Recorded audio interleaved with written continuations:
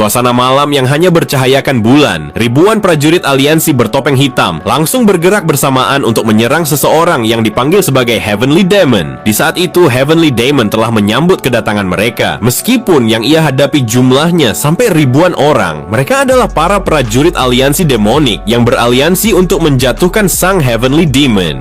Melihat kedatangan mereka, dengan santainya Heavenly Demon berkata, "Darah dan juga rasa takut yang bergejolak. Apakah semua itu yang benar-benar kalian inginkan? Kalau kalian memang benar-benar menginginkan semua itu, maka aku akan mengabulkannya sekarang juga." Kemudian ia pun langsung membentangkan salah satu dari tangannya dan bersiap untuk memberikan sebuah serangan kepada mereka semua. Seketika itu juga, terlihat ribuan prajurit yang datang menyerangnya langsung mati dengan cara yang sangat mengenaskan. Di saat itu, tubuh mereka telah hancur dan melebur menjadi darah, sehingga tidak ada satupun yang tersisa dari tubuh mereka. Bahkan, saking ganasnya serangan yang dilancarkan oleh Heavenly Demon, tempat itu telah dihujani oleh darah dan daging segar yang berasal dari ribuan prajurit itu. Di bawah guyuran hujan darah, sang Heavenly Demon berkata, "Apakah hanya ini kemampuan yang kalian miliki? Asal kau tahu kalau ini sangatlah lemah dan tidak akan bisa mengalahkanku." Terlihat para kandidat Heavenly Demon yang ada di sana langsung terdiam. Mereka sama sekali tidak menyangka kalau ribuan pasukan yang mereka bawa telah dikalahkan hanya dengan satu kali serangan saja. Kemudian sang Heavenly Demon langsung menggunakan sebuah kekuatan yang berpusat pada telapak tangannya sembari mengatakan bahwa mereka sangatlah lemah. Di saat itu mereka mencoba untuk menyerangnya secara bersamaan dan berharap kalau mereka akan bisa mengalahkannya. Akan tetapi, belum sempat mereka berhasil melancarkan serangan, tanpa mereka sadari tubuh mereka langsung tercabik-cabik setelah terkena sebuah badai yang dilancarkan oleh sang Heavenly Demon. Terlihat mereka semua langsung berteriak kesakitan. Setelah tubuh mereka tercabik-cabik menjadi bagian kecil, mereka pun langsung mati dengan cara yang sangat mengenaskan. Kemudian sambil tertawa, Heavenly Demon berkata, "Lihatlah sendiri dengan menggunakan kedua mata kalian bagaimana kekuatan sebenarnya dari Soul Augmenting Demonic Art." Ia menggunakan teknik demonik itu. Terlihat mereka semua langsung terdiam ketika tempat itu berguncang dengan sangat hebat. Benar saja, seketika itu juga dua buah tangan raksasa telah muncul dari dalam tanah. Melihat itu, mereka semua langsung berlari untuk menyelamatkan diri mereka masing-masing ketika menyadari bahwa tangan raksasa itu telah bergerak menyerang mereka. Namun usaha mereka untuk melarikan diri hanyalah sia-sia karena tangan raksasa itu telah berada tepat di atas kepala mereka. Dalam hitungan detik, tangan raksasa itu langsung menghantam mereka semua sehingga tidak ada satupun dari mereka yang bisa melarikan diri dari cengkeraman tangan raksasa itu. Kemudian tangan raksasa itu langsung menggenggam mereka semua bersamaan dengan bebatuan yang ada di sana. Dengan lirihnya, salah satu dari mereka berkata, "Apakah ini benar-benar mustahil bagi kami untuk bisa mengalahkan sang Heavenly Demon?" Di saat itu, secara bersamaan, jiwa-jiwa mereka telah menyebar ke udara sehingga membuat mereka langsung mati seketika. Lalu jiwa-jiwa mereka langsung bergerak secara perlahan dan terserap ke dalam tubuh sang Heavenly Demon. Terlihat sang Heavenly Demon hanya menghela napas panjang setelah tubuhnya diguyur oleh hujan darah yang membasahi tempat itu. Lalu ia pun langsung menyeringai karena ia begitu puas setelah membantai semua orang yang mencoba untuk melawannya. Sambil tertawa terbahak-bahak, ia berkata, "Apakah mereka adalah yang terakhir dari para kandidat Heavenly Demon? Namun yang aku lihat, tidak ada satupun dari mereka yang pantas untuk menjadi Heavenly Demon selanjutnya." Kemudian dengan santainya, ia pun mengamati bekas amukan kekuatannya. Di saat itu, yang ia lihat hanyalah sebuah tempat peperangan yang dipenuhi oleh ribuan mayat yang bergelimpangan di mana-mana. Ia pun bergumam, tempat ini telah menjadi begitu sunyi. Mungkin aku sama sekali tidak bisa menikmati yang namanya kedamaian pada dunia yang hanya dipenuhi oleh peperangan dan juga lautan darah. Namun tiba-tiba saja ia merasakan rasa sakit yang sangat luar biasa pada bagian dadanya. Setelah ia menggunakan seni bela diri terlarang, di saat itu juga ia telah memuntahkan banyak darah akibat efek samping yang diberikan oleh teknik itu. Sambil menahan rasa sakitnya, ia bergumam, "Apakah sudah dimulai recoil dari Soul Augmenting Demonic Art? Kekuatan besar yang aku dapatkan setelah aku menyerap ribuan jiwa." Walaupun ada harga yang harus kubayar, aku yakin aku bisa membayar. Walaupun Heavenly Demon yang lain tidak bisa, teknik yang telah diwariskan kepada para pemimpin kultus demonik, yaitu sebuah kekuatan yang sama sekali tidak bisa ditandingi. Namun pada akhirnya tubuh sang pengguna akan gagal karena ia tidak mampu untuk menahan sebuah kekuatan yang sangat luar biasa itu, sehingga membuat mereka akan meledak.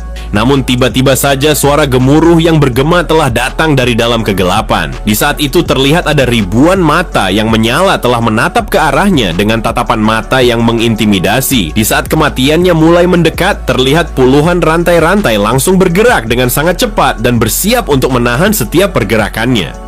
Rantai-rantai itu langsung mengikat erat pada sekujur tubuhnya, sehingga ia sama sekali tidak mampu untuk bergerak lagi. Akan tetapi, bukannya merasa takut dengan sebuah kutukan yang berasal dari teknik yang telah ia kuasai itu, namun yang ia lakukan hanyalah tertawa sembari berkata, "Apakah kau mencoba untuk menjerumuskanku ke dalam neraka?" Dengan kekuatan yang meledak-ledak yang mengalir di tubuhnya, ia pun langsung menghancurkan semua rantai-rantai itu dengan begitu mudahnya. Sambil berteriak, ia berkata, "Dasar bajingan, siapa yang berani memaksaku untuk masuk ke dalam neraka? Jika itu adalah neraka, maka aku akan berjalan ke tempat itu dengan sendirinya. Entah itu belerang ataupun kobaran api, namun aku akan menapaki jalan itu dengan menggunakan caraku sendiri." Akan tetapi, saya langsung terdiam ketika melihat sesuatu yang bercahaya dengan begitu terang telah nampak di hadapannya. Di saat itu, secara perlahan tubuhnya telah tercabik-cabik, berserakan, dan juga menghilang. Ketika tubuhnya hampir menghilang seutuhnya, seketika itu juga sebuah kesadaran telah muncul di benaknya. Ia menyadari kalau teknik Soul Augmenting Demonic Art bukanlah hanya sekadar untuk memakan jiwa orang lain.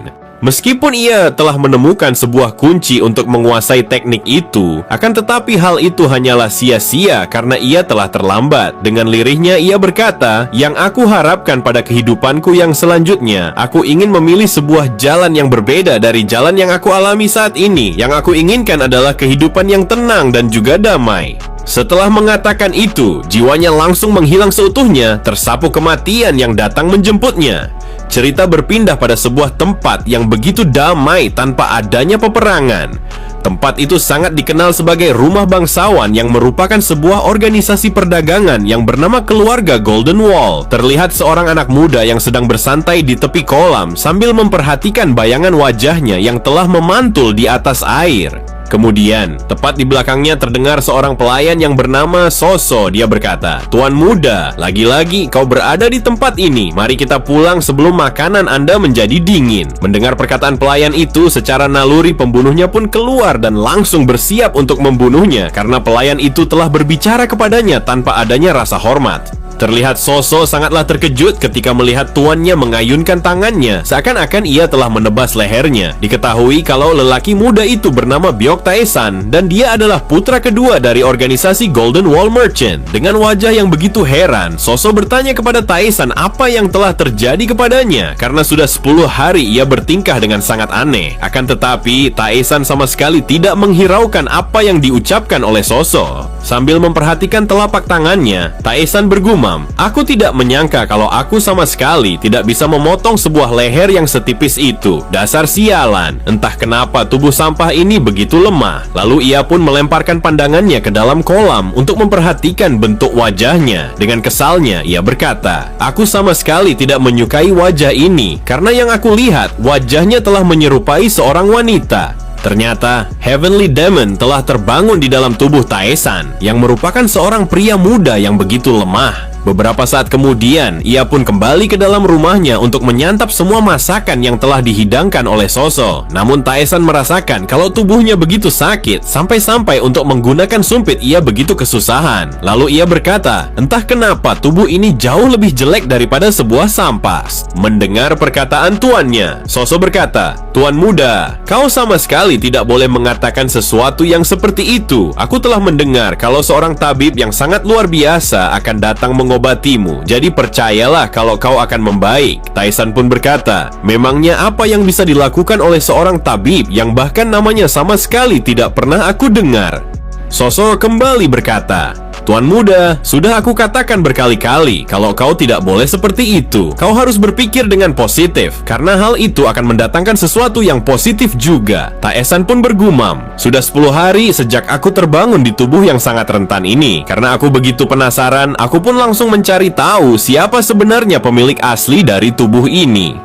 Namanya adalah Byok Taesan, dan dia adalah putra kedua dari keluarga Golden Wall Merchant yang merupakan salah satu keluarga yang paling terkemuka pada wilayah Wuhan. Dia tidak memiliki orang tua, akan tetapi dia memiliki seorang kakak laki-laki yang berperan sebagai kepala perusahaan keluarganya. Ketika aku terbangun, aku pun menyadari kalau tubuh lelaki ini dalam kondisi yang sangat mengerikan. Dia telah menderita sebuah penyakit yang begitu unik, yang bahkan tidak ada satu orang pun tabib yang mampu untuk menyembuhkannya. Bocah ini sama sekali tidak berguna karena dia tidak bisa memakai pakaiannya sendiri ataupun menyuap makanannya sendiri. Bahkan yang aku benci dari lelaki ini adalah karena dia telah memiliki bentuk wajah yang begitu tampan, sampai-sampai aku begitu muak untuk melihatnya. Akan tetapi, masalah terbesarnya adalah semua titik meridiannya telah terputus, yang bisa membuatnya mati kapan saja. Dasar sialan, aku sama sekali tidak percaya kalau aku telah diberikan sebuah tubuh yang sekarat pada kehidupan keduaku. Jadi saat ini yang harus aku lakukan adalah berusaha untuk bertahan hidup. Untuk sementara waktu, aku akan menggunakan kekuatan jiwa untuk menghubungkan semua meridian yang telah terputus. Lalu secara perlahan, aku akan memperkuatnya sampai ia sembuh dan juga menyatu dengan begitu kuat. Namun satu-satunya cara untuk bisa melakukan hal itu adalah dengan menggunakan kekuatan Soul Augmenting Demonic Art. Tetapi yang menjadi masalahnya adalah bagaimana caranya aku bisa mendapatkan jiwa itu. Sebelum kematianku, aku bisa membunuh siapa saja dan mengambil jiwa mereka. Akan tetapi, kalau aku melakukannya pada kehidupan keduaku ini, maka efek sampingnya akan terasa sama seperti yang sebelumnya. Aku tidak bisa membiarkan hal itu terjadi lagi, karena aku telah mendapatkan sebuah kesempatan yang sangat langka pada kehidupan yang kedua ini. Sebuah rahasia sebenarnya tentang Soul Augmenting Demonic Art yang aku dapatkan sebelum kematianku. Jika aku menggunakan itu, mungkin saja aku akan bisa mencapai sebuah level baru di dalam kehidupan keduaku ini. Dan itu adalah sebuah level dari Soul Augmenting Demonic Art yang sama sekali belum pernah dilihat oleh Heavenly Demon manapun. Kemudian Soso begitu heran saat mendengar Taesan mengatakan kalau dia akan berjalan-jalan di hari itu. Soso berkata, "Jika kau ingin pergi, maka aku akan menemanimu kemanapun kau mau, karena aku telah mengenali kota ini lebih baik daripada siapapun." Dengan santainya, Taesan mengatakan kalau dia akan pergi ke rumah bordil untuk melakukan sesuatu. Terlihat Soso sangatlah terkejut. Wajahnya menjadi merah saat mendengar Taesan mengatakan kalau dia akan pergi ke tempat itu. Soso berkata, "Tuan muda, sepertinya akan lebih baik kalau yang menemanimu adalah seorang penjaga." Saat melihat Taesan menatapnya dengan tatapan mata yang datar, Soso kembali berkata, "Tuan muda, aku minta maaf kalau aku telah bersikap dengan cara yang seperti ini. Namun aku begitu terkejut karena ini adalah pertama kalinya kau akan pergi ke tempat itu." Taesan berkata, "Jika kau ingin ikut, maka pergilah bersamaku karena kita akan bersenang-senang di tempat itu." Dengan kesalnya, Soso mengatakan kalau dia sama sekali tidak ingin ikut bersamanya karena itu adalah sebuah tempat yang tidak pantas untuk dikunjungi. Beberapa saat kemudian, ketika hari sudah sore, terlihat Taesan telah bersiap untuk pergi ke rumah bordil yang berada di kota itu. Sambil merapikan baju tuannya, Soso bergumam, "Entah kenapa yang aku rasakan, tuan muda telah bersikap seperti orang lain. Dan sekarang, tiba-tiba saja dia ingin pergi ke rumah bordil. Aku begitu penasaran apa yang telah terjadi kepada tuan muda." Karena hari sudah semakin sore, Taesan pun bertanya, "Di mana seseorang yang akan pergi bersamaku ke rumah bordil itu?" Soso berkata, "Tuan muda, bersabarlah sebentar lagi. Aku yakin kalau dia akan datang tepat waktu. Dia adalah seseorang yang sama sekali tidak melakukan apapun selain berlatih dan juga melindungimu." Kemudian, Soso memandang Taesan dengan tatapan mata yang dipenuhi oleh kekhawatiran. Dia kembali berkata, "Tuan muda, aku berharap kalau kau tidak usah terlalu keras terhadap dirimu sendiri."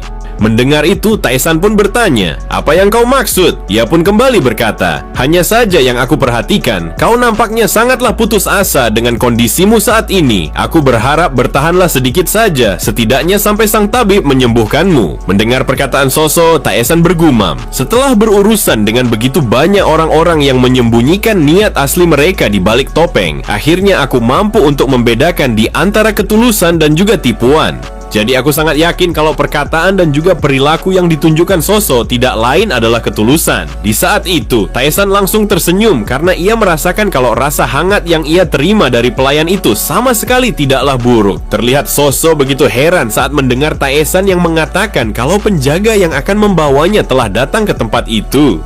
Benar saja, Soso sangatlah terkejut ketika mendengar seseorang yang telah mengetuk pintu gerbang kediaman mereka. Saat mendengar Soso yang bertanya, "Bagaimana mungkin kau bisa mengetahui sedangkan kau sama sekali tidak bisa menggunakan seni bela diri?" Taesan pun bergumam, "Bagaimana mungkin aku tidak bisa menyadarinya sedangkan ia memiliki sebuah energi yang begitu besar?" Sesampainya di hadapan Taesan, ia pun langsung memberi hormat sembari berkata, "Tuan muda, sudah sangat lama kita tidak bertemu. Jadi bagaimana kondisi Anda saat ini?" Diketahui kalau penjaga itu bernama Cheon Kyung-wan dan dia merupakan salah satu pasukan elit Sword Dragon Corps. Melihat kehadirannya, Taesan bergumam, "Yang aku perhatikan, pria ini bagaikan sebuah pedang.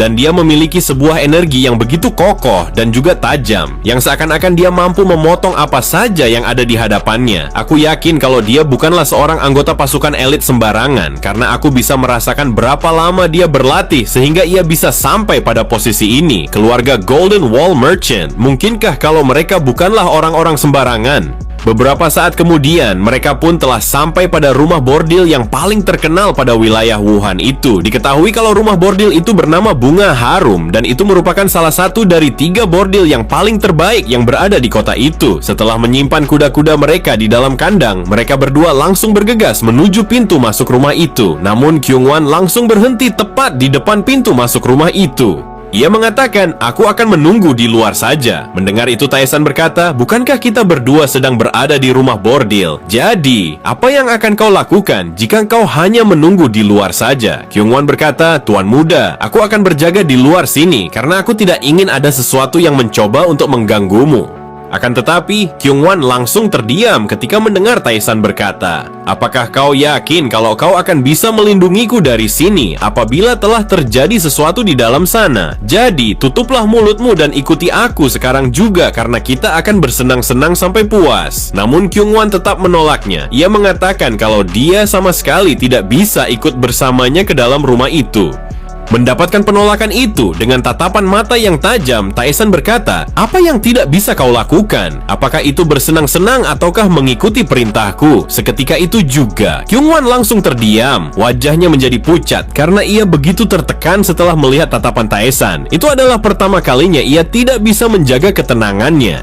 Kemudian sambil menepuk pundaknya, Taesan kembali berkata, "Jika kau bisa melindungiku sambil bersenang-senang, maka hal itu akan bagus. Akan tetapi, jika kau tidak bisa melakukannya, setidaknya tetaplah di dekatku." Karena Kyung-wan begitu gugup setelah terintimidasi oleh tatapan Taesan yang begitu berat, mau tidak mau ia pun langsung mengikuti perintah tuannya. Melihat itu, Taesan hanya tersenyum karena ia begitu puas kalau Kyung-wan sama sekali tidak melawannya. Lalu ia pun langsung mengajaknya untuk masuk ke dalam rumah bordil itu. Taesan mengatakan kalau Kyung-wan bisa bersenang-senang di tempat itu sepuas yang ia mau. Ketika mereka memasuki ruangan itu, mereka pun langsung disambut oleh para wanita cantik yang merupakan gadis penghibur di tempat itu. Kemudian, dengan penuh percaya diri, Taesan langsung berjalan memasuki ruangan itu. Di saat itu, Taesan sama sekali tidak ingin membuang kesempatan untuk bersenang-senang bersama mereka. Beberapa saat kemudian, mereka pun langsung memasuki sebuah ruangan untuk menikmati hidangan yang telah disediakan oleh para wanita itu. Namun karena Taesan tidak melihat penjaganya, ia pun bertanya kepada para wanita itu apakah mereka tahu di mana penjaganya berada. Mereka mengatakan kalau penjaganya hanya berjaga di pintu masuk karena ia sama sekali tidak ingin memasuki ruangan perjamuan itu. Di sampingnya, salah satu dari wanita itu langsung menuangkan segelas minuman kepada Taesan. Mereka bersikap baik kepada Taesan karena mereka menyadari kalau Taesan adalah putra kedua dari keluarga yang sangat berpengaruh di wilayah Wuhan.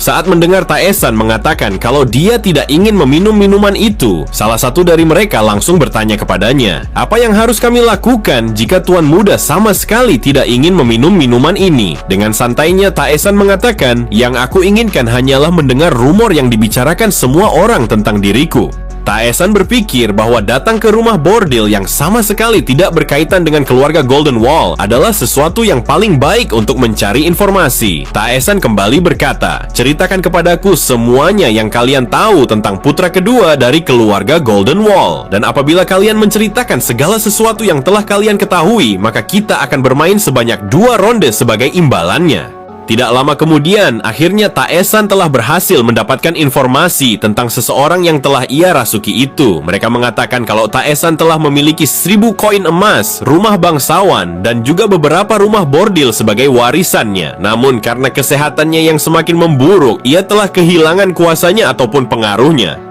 Oleh sebab itu, semua warisan yang tersisa telah diberikan kepada putra pertama yang bernama Byok Taeso. Taesan pun bergumam, ini adalah sebuah rumor yang telah diketahui oleh semua orang yang berada di wilayah Wuhan. Namun, aku sama sekali tidak akan pernah tahu tentang informasi ini apabila aku hanya berdiam diri di dalam rumah.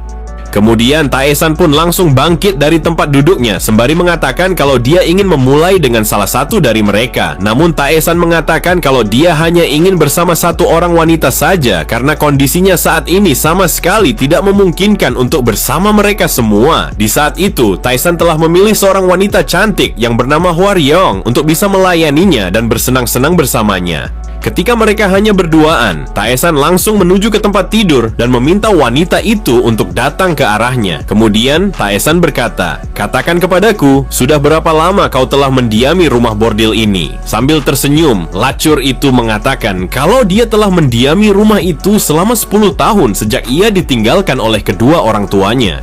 Mendengar itu, Taesan hanya tersenyum. Lalu ia pun langsung mengajak Hwaryong untuk mulai menikmati malam itu. Pada sisi yang lain, para wanita yang lainnya langsung berbisik satu sama lain. Mereka bertanya-tanya mengapa Taesan hanya memilih satu orang wanita saja untuk memuaskannya di malam itu. Di saat itu mereka bertanya-tanya apakah Taesan akan mampu berbuat banyak, sedangkan yang mereka tahu kalau Taesan begitu rapuh dan juga lemah. Akan tetapi, tiba-tiba saja mereka semua sangatlah terkejut ketika mendengar suara Hwaryong yang berteriak dengan sangat keras. Itu adalah sebuah suara yang sama sekali tidak bisa dibedakan antara jeritan kesakitan dan juga jeritan kenikmatan. Bahkan suara jeritannya telah bergema di dalam rumah itu sampai-sampai suaranya telah mencapai lantai dasar. Terlihat semua orang yang ada di sana begitu heran setelah mendengar suara jeritan itu. Mereka begitu penasaran entah kenapa suara jeritan itu telah bergema dengan sangat keras. Sedangkan yang mereka tahu, ruangannya telah menggunakan kedap suara. Sambil tertawa, salah satu dari mereka berkata, "Aku tidak menyangka kalau putra kedua memiliki sebuah kemampuan yang sejago itu. Jujur saja, dia telah membuatku menjadi iri."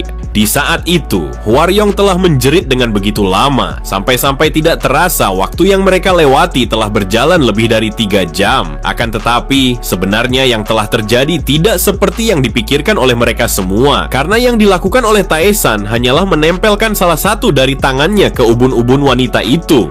Dengan tatapan mata yang datar, Taesan telah menyaring saripati jiwa kotor wanita itu dengan menggunakan sebuah teknik yang disebut sebagai Soul Augmenting Demonic Art. Setelah semalaman jeritan Hwaryong bergema di dalam rumah itu, akhirnya suaranya menghilang secara perlahan. Tidak lama kemudian, pintu ruangan itu terbuka. Taesan langsung keluar meninggalkan ruangan. Melihat kedatangan tuannya, Kyungwon bertanya, "Tuan muda, apakah Anda baik-baik saja? Anda sama sekali tidak keluar dari ruangan itu selama semalam penuh." Mendengar itu, Taesan hanya menyeringai sembari melirik ke dalam ruangan. Di dalam ruangan itu sangat jelas terlihat bahwa Hwaryong terbaring di atas ranjang dalam kondisi yang sama sekali tidak berdaya. Taesan berkata, "Di malam ini, aku merasakan kalau aku kembali hidup. Ini sangatlah menyegarkan." Setelah mengatakan itu, ia pun langsung mengajak Kyungwon untuk kembali ke rumah mereka dan beristirahat karena ia begitu lelah setelah melakukan sesuatu yang sangat hebat seperti itu. Beberapa saat kemudian, setelah kepergian Taesan, para wanita lainnya langsung bergegas mendatangi Hwaryong yang masih berada di kamar itu.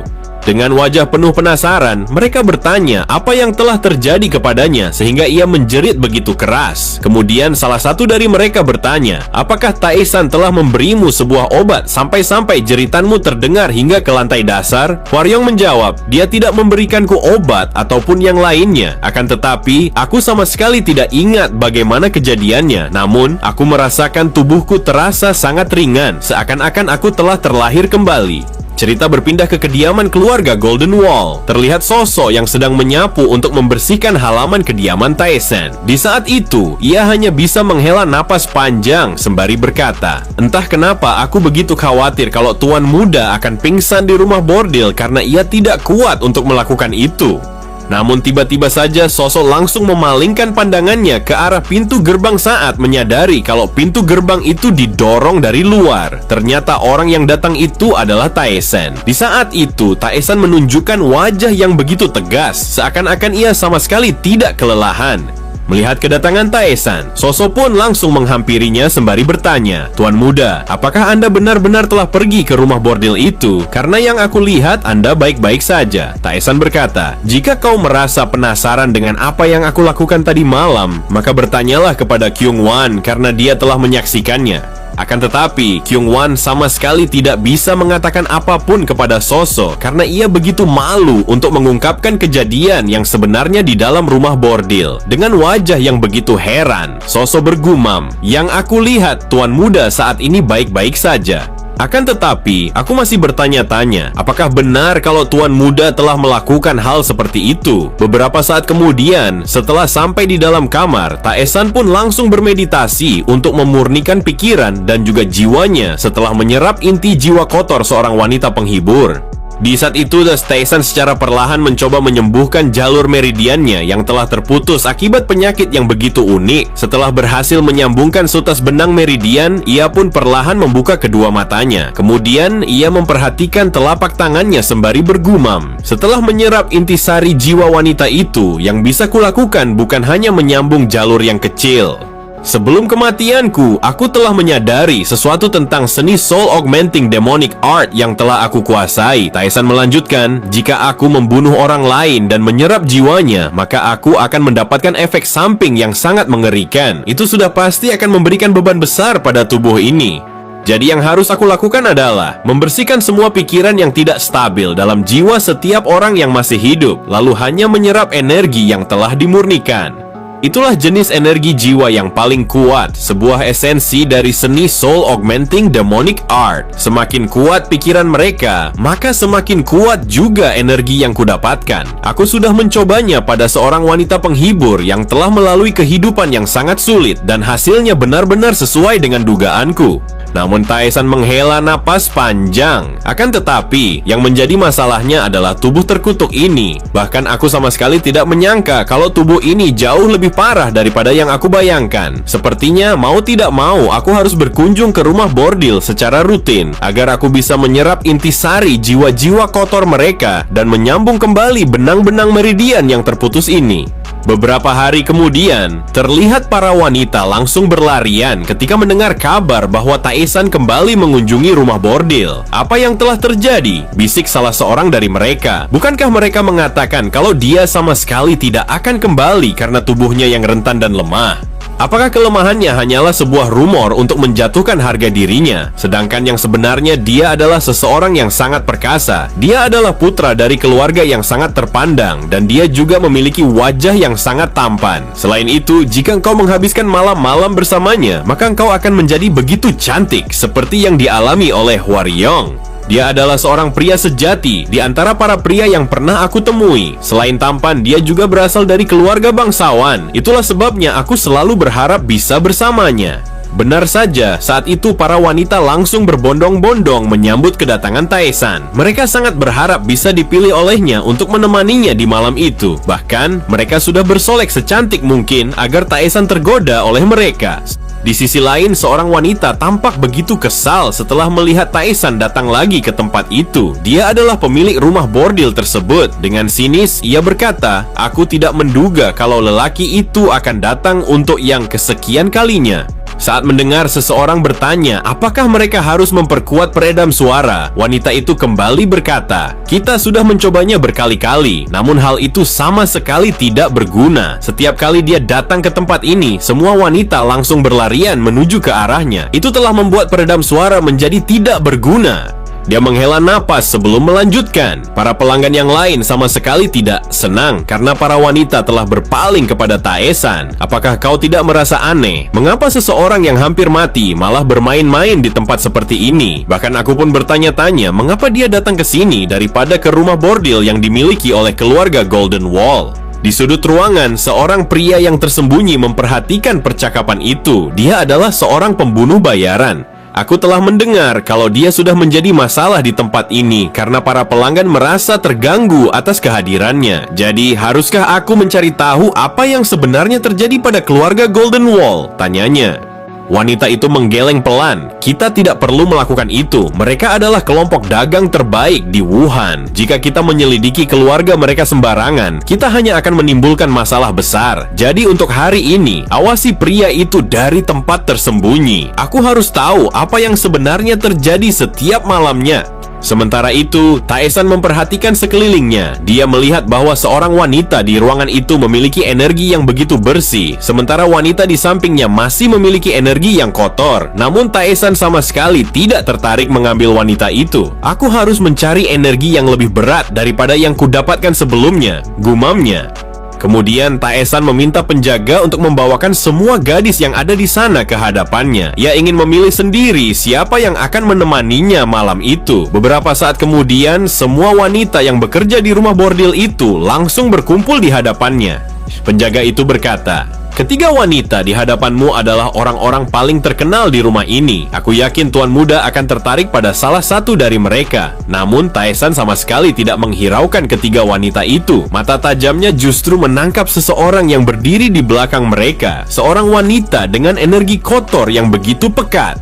Dengan langkah santai, Taesan berjalan melewati ketiga wanita yang direkomendasikan penjaga itu. Tanpa ragu, ia berkata dengan suara tegas, "Dengarkan aku baik-baik. Aku sama sekali tidak ingin mendengarkan pendapat kalian. Aku sendiri yang akan memutuskan apakah aku tertarik atau tidak."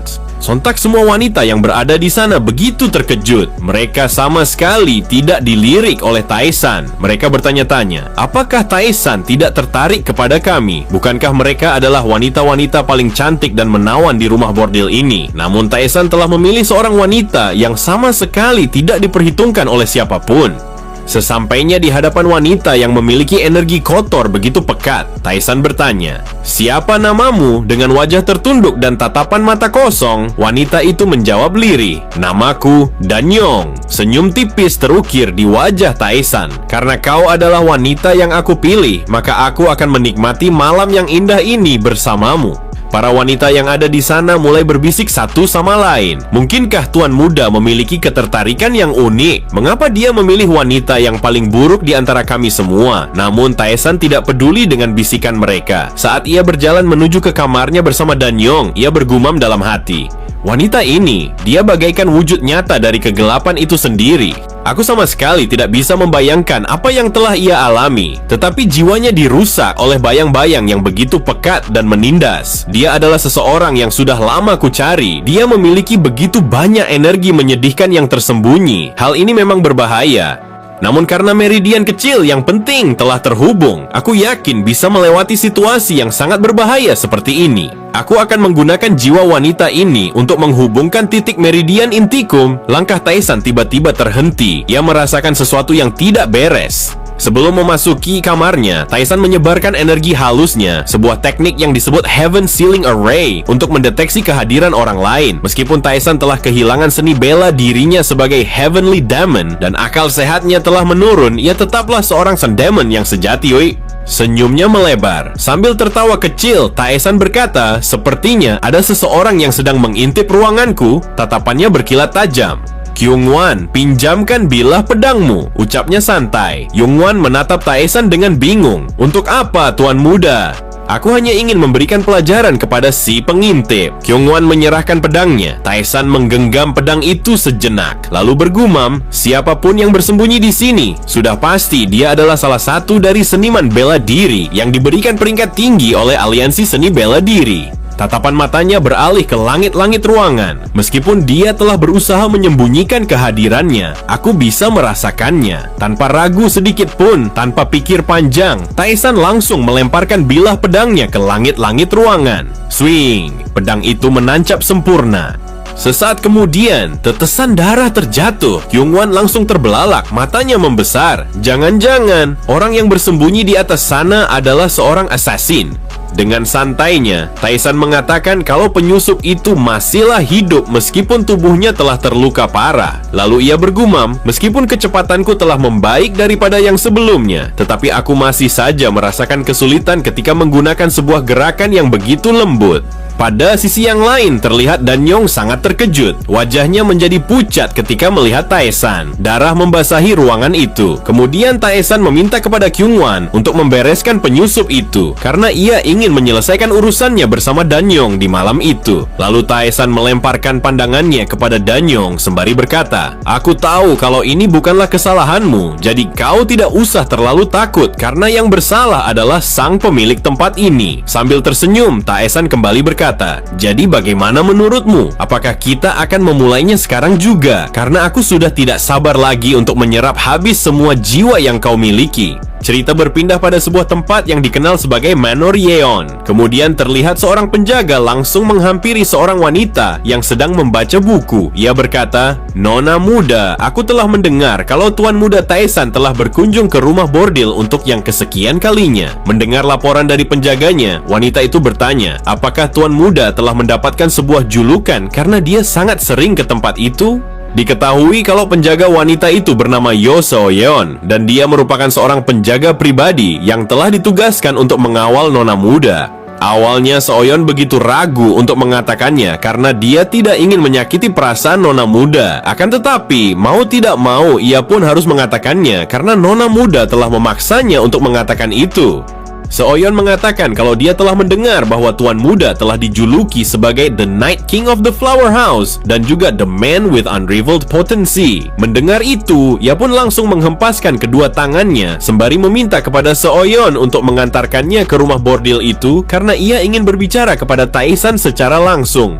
Ternyata wanita cantik itu bernama Yeon Harin dan dia merupakan putri satu-satunya dari keluarga Manor Yeon. Harin adalah seorang wanita yang telah dijodohkan oleh keluarganya untuk menjadi tunangan Biok Taesan. Ketika hari sudah siang, Taesan pun berencana untuk pergi meninggalkan rumah bordil itu dan kembali ke rumahnya. Di saat itu, ia telah ditunggu oleh Kyungwon yang mengatakan kalau dia datang ke tempat itu untuk mengantarkan Taesan kembali ke rumahnya. Akan tetapi, Kyungwon sangatlah terkejut setelah melihat sebuah energi yang begitu kuat telah dipancarkan oleh Taesan. Kemudian, dengan nada yang dingin, Taesan menanyakan kepada Kyungwon apa yang telah ia lakukan terhadap assassin yang telah mereka tangkap di malam itu. Kyungwon pun mengatakan kalau dia telah memenjarakannya. Mendengar itu, Taesan pun langsung berpaling sembari mengatakan, apa yang dilakukan oleh Kyungwon adalah sesuatu yang bagus, karena aku ingin berbicara secara langsung kepada assassin itu. Kyungwon bergumam, energi yang dipancarkan oleh Tuan Muda sangatlah hebat. Apakah dia memang benar-benar Tuan Muda yang aku kenal? Bukan hanya energinya saja yang telah berubah, akan tetapi sikap dan juga perilakunya sangatlah berbeda daripada yang biasanya. Bahkan ia juga memiliki sebuah skill yang sangat mumpuni untuk menyerang seorang assassin yang telah bersembunyi di langit-langit secara akurat.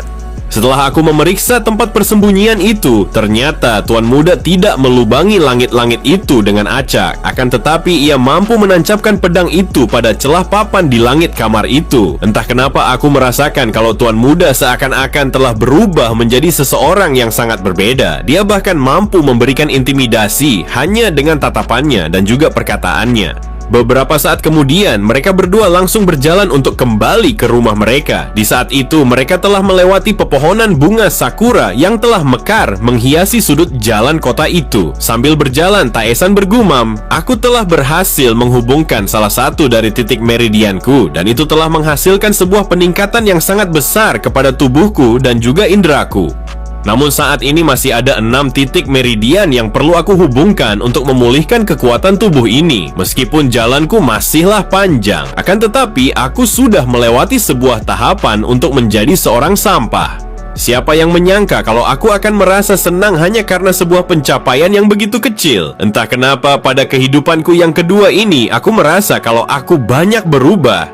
Namun, tiba-tiba saja di tengah perjalanan, Taesan bertemu dengan seorang wanita cantik yang berjalan diiringi oleh penjaganya. Ternyata wanita itu adalah Harin yang merupakan tunangan Taesan. Melihat wanita itu, Taesan bergumam, siapa wanita itu sebenarnya? Dan kenapa dia menatapku dengan cara seperti itu? Jujur saja, wanita ini begitu indah dan juga sangatlah sempurna.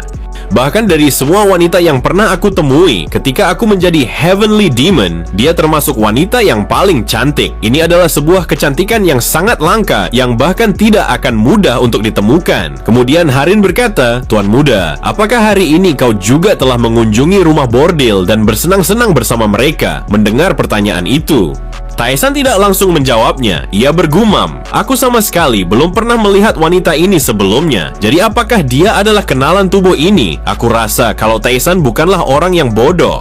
Dengan wajah yang memerah, Harin kembali berkata, "Apakah kau bersikap seperti ini karena kau merasa tidak puas dengan pertunangan kita? Jadi kau dengan sengaja melakukan itu agar aku menjadi benci dan pergi menjauhimu?" Sontak, Taesan sangatlah terkejut. Ia sama sekali tidak menyangka kalau wanita cantik itu adalah tunangan dari pemilik tubuh yang telah ia rasuki. Kemudian Harin langsung mendekat kepada Taesan sembari berkata, "Bahkan jika engkau dengan sengaja melakukan itu, aku sama sekali tidak akan menyerah kepadamu. Jadi aku mohon jangan pernah menyerah juga kepada diriku." Melihat wajahnya yang begitu cantik, Taesan kembali bergumam, "Awalnya aku mengira dari jauh kalau dia adalah wanita tercantik. Akan tetapi setelah aku melihatnya dari dekat, ternyata ini bidadari tercantik." Akan tetapi, apa yang dia bicarakan sejak tadi, dia sama sekali tidak pernah ada dalam pikiranku. Ini adalah pertama kalinya aku bertemu dengan wanita ini. Akan sangat mustahil kalau aku menyerah terhadap wanita yang secantik ini. Kemudian Taesan berkata, "Bukan itu yang aku lakukan. Aku sama sekali tidak akan pernah menyerah kepadamu." Mendengar perkataan Taesan yang tidak akan pernah menyerah kepadanya, seketika itu juga Harin langsung tersenyum. Wajahnya memancarkan aura kecantikan yang sangat luar biasa. Lalu Harin berkata, "Akhirnya kau telah mengakui perasaanku yang selama ini telah kusimpan hanya untukmu." Di saat itu, matanya telah berkaca-kaca dan hatinya dipenuhi oleh emosi karena sebuah perasaan yang begitu hangat telah memuncak di dalam dirinya. Karena Taesan sama sekali belum pernah merasakan pertukaran emosi seperti itu, ia pun merasa begitu canggung berada di dekat Harin. Jadi ia memilih untuk pergi meninggalkan mereka berdua. Sambil berjalan, Taesan bergumam, "Tidak bisa kupercaya kalau seorang wanita telah membuatku menjadi resah, sedangkan aku adalah seorang Heavenly Demon. Dasar sialan, ternyata wanita adalah musuh yang begitu kuat." Di saat itu, Harin hanya bisa memperhatikan Taesan yang pergi meninggalkan tempat itu. Senyuman lembut menghiasi bibir merahnya. Bahkan, saking indahnya, sampai-sampai siapapun yang melihatnya akan terpesona kepadanya. Namun, tiba-tiba saja Taesan merasa heran saat melihat Kyungwon yang telah berjalan cukup jauh di hadapannya. Ia pun bertanya-tanya, mengapa Kyungwon pergi meninggalkannya lebih dulu? Tanpa disadari oleh siapapun, sangat jelas terlihat kalau wajah Kyungwon telah menjadi merah, menandakan kalau dia begitu malu saat bertemu dengan salah satu dari kedua wanita itu. Beberapa saat kemudian, sesampainya di dalam rumah, ia pun meminta kepada Soso untuk menyiapkan air hangat karena ia ingin mandi. Sambil menuangkan air hangat, Soso berkata, "Tuan muda, aku telah mendengar kalau kau telah bertemu dengan Nona Harin ketika kau berjalan pulang." Mendengar Taesan bertanya dari mana ia mengetahui hal itu, terlihat Soso hanya tertawa sembari berkata, "Bukankah kau sudah tahu kalau aku adalah seseorang yang memiliki banyak mata dan juga banyak telinga di penjuru Wuhan ini? Jadi jika hanya masalah itu, maka tidak sulit bagiku untuk mengetahuinya." Taesan bergumam, "Aku yakin kalau kau adalah orang yang telah memberikan informasi tentang diriku kepada wanita itu." Kemudian Soso bertanya, "Apakah Kyungwon baik-baik saja setelah pertemuannya bersama Nona muda?" Mendengar itu, Taesan bertanya, "Apa yang kau maksud?" Soso kembali berkata, "Tuan muda, Apakah Anda tidak tahu? Ataukah Anda hanya berpura-pura tidak tahu kalau Kyungwon sangat menyukai seorang penjaga yang selalu bersama Nona Harin? Yang aku tahu, sudah sangat lama Kyungwon menyukai Nona Seoyeon. Terlihat Taesan hanya tersenyum. Ia bergumam, apakah itu alasannya dia langsung berjalan tanpa menungguku? Karena ia sama sekali tidak sanggup untuk bertatap mata dengan wanita itu. Rasa takut dan rasa hormat ini adalah sesuatu yang tidak terbayangkan. Saat dimana hanya ada rasa takut dan juga rasa hormat ketika aku menjadi seorang Heavenly Demon pada kehidupanku yang sebelumnya, semua orang akan tunduk dan takut kepadaku ketika mereka berbicara di hadapanku. Namun sekarang entah kenapa aku sama sekali tidak merasa marah ketika semua orang berbicara kepadaku dengan begitu santai. Apakah mungkin hal ini terjadi karena jiwaku telah tercampur bersama jiwa Taesan? Aku merasakan ada begitu banyak hal menarik yang terjadi di sekitarku. Beberapa saat kemudian, ketika hari sudah malam, Taesan langsung berjalan menuju sebuah rumah yang terletak di dalam hutan. Rumah itu adalah sebuah penjara di dalam kediaman Golden Wall Merchants. Kemudian Kyungwon menyalakan sebuah obor untuk menerangi jalan mereka. Saat itu mereka berencana untuk menuju ke ruang bawah tanah yang mengurung seorang assassin yang telah mereka tangkap. Ketika mereka telah sampai di hadapan kurungan itu, Kyungwon berkata, "Tuan muda, untuk saat ini aku sudah memblokir semua titik tekanan darahnya agar ia tidak bisa menyerangmu." Namun tetap saja, dia adalah seseorang yang begitu buas yang bisa melakukan apa saja meskipun tekanan darahnya telah terkunci.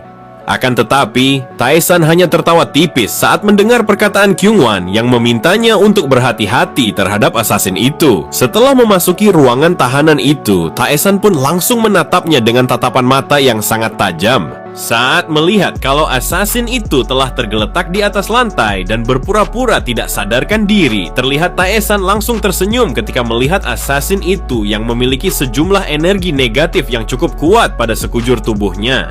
Taesan bergumam, pikiran yang paling berbahaya adalah pikiran yang dimiliki oleh para assassin. Tetapi mereka juga memiliki kekuatan jiwa yang sangat kuat. Maka sudah pas kalau aku bisa mendapatkan banyak sesuatu dari assassin ini. Dan sekarang aku memiliki satu buah meridian yang telah terhubung. Jadi aku akan langsung mencobanya. Kemudian Taesan meminta kepada Kyungwon untuk pergi meninggalkannya karena ia akan mengurus assassin itu dengan kedua tangannya. Mendengar itu, Kyungwon sangatlah terkejut. Ia berkata, "Tuan muda, apa yang akan kau lakukan? Dia adalah seorang assassin yang sangat kejam dan juga berbahaya bagi dirimu." Dengan santai, Taesan berkata, "Apa yang bisa kau lakukan? Meskipun kau mengetahuinya, kau bahkan tidak bisa merasakan kehadirannya ketika ia bersembunyi di langit-langit ruangan itu." Kyungwon pun mencoba membujuk Taesan agar ia tidak berhadapan dengan assassin itu seorang diri, apalagi dia adalah seorang seniman bela diri yang sangat terlatih. Dengan tatapan mata yang mengintimidasi, Taesan berkata, "Kyungwon, dengarkan aku baik-baik. Aku sama sekali tidak suka mengulangi ucapanku untuk yang kedua kalinya. Jadi pergilah, sekarang juga." Kyungwon langsung terdiam. Ia sama sekali tidak bisa melawan apa yang diucapkan oleh Taesan karena di saat itu mentalnya telah tertekan.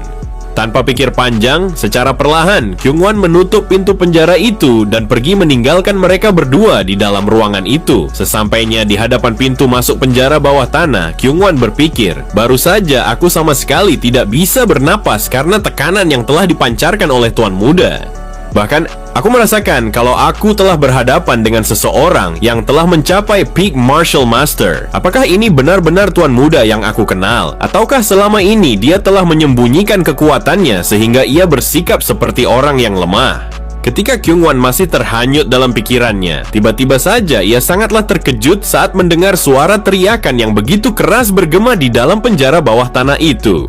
Kyungwon menyadari kalau itu bukanlah suara jeritan dari Tuan Muda, melainkan dari assassin itu. Kyungwon bertanya-tanya, apa yang telah terjadi di dalam sana sampai-sampai assassin itu menjerit dengan suara keputusasaan. Bahkan, ia menyadari kalau itu bukan hanya jeritan kesakitan, melainkan sebuah jeritan yang sedang menahan kematian. Sebuah pemikiran terlintas di benaknya. Jika dia sedang sekarat, apakah dia akan berteriak seperti itu? Bahkan di saat itu, Kyungwon merasakan kalau kakinya bergetar dengan sangat hebat. Ia bertanya-tanya, apa yang sedang dilakukan oleh Taesan terhadap assassin itu? Pada sisi yang lain, terlihat Taesan telah menggunakan seni Soul Augmenting Demonic Art untuk menarik energi negatif yang dimiliki oleh assassin itu. Namun sangat jelas terlihat kalau Taesan begitu kesulitan untuk menarik jiwanya karena jiwa yang dimiliki oleh assassin itu begitu kotor. Taesan bergumam, bajingan ini jauh lebih berbahaya daripada yang aku duga. Selama ini, yang aku lihat jiwanya telah terselimuti oleh energi kotor yang begitu pekat karena kehidupannya yang dipenuhi oleh kejahatan. Skill Soul Augmenting Demonic Art udah dirancang untuk menghancurkan dan juga membakar jiwa, kemudian mengekstrak kekuatan dari jiwa yang telah dimurnikan. Wajar saja jika energi kotor itu telah bercampur dengan jiwanya, sehingga untuk memisahkannya kita harus menggunakan tenaga yang sangat luar biasa. Namun tiba-tiba saja Taesan merasakan sesuatu ketika jiwa assassin itu telah menyentuh telapak tangannya. Seketika itu juga, ia langsung menghentikan teknik itu karena ia sama sekali tidak ingin menanggung risiko yang begitu berat dalam kehidupan keduanya ini. Sambil memperhatikan tangannya, Taesan bertanya-tanya, apakah assassin itu terlalu berlebihan untuk kuatasi? Setelah memurnikan pikiran yang tidak murni dari sebuah jiwa, maka yang tersisa hanyalah kekuatan jiwa yang begitu murni. Akan tetapi, dalam kasus ini, jiwanya telah rusak karena ia telah melakukan berbagai macam kejahatan sepanjang hidupnya, sehingga energi yang tidak murni telah bercampur satu sama lain. Meskipun tidak banyak, tetapi energinya telah tercampur, sehingga aku tidak bisa memurnikannya pada level yang seperti ini. Sepertinya aku harus mengunjungi rumah bordil untuk sementara waktu. Tampaknya dalam kehidupan ini, nasibku tidak berbau seperti darah, melainkan akan berbau dengan kotoran, gumam Taesan. Cerita pun berpindah ke rumah bordil, Fragrant Flower. Di dalam rumah itu terlihat sang pemilik begitu kesal karena seorang assassin yang telah ia pekerjakan untuk memantau Taesan telah tertangkap. Dengan kesalnya ia berkata, "Dasar sialan, sudah 2 hari sejak assassin itu tertangkap, ia sama sekali tidak kembali kepada kita. Bahkan ia juga tidak memberikan kabar, sedangkan dia adalah yang terbaik di antara kalian semua."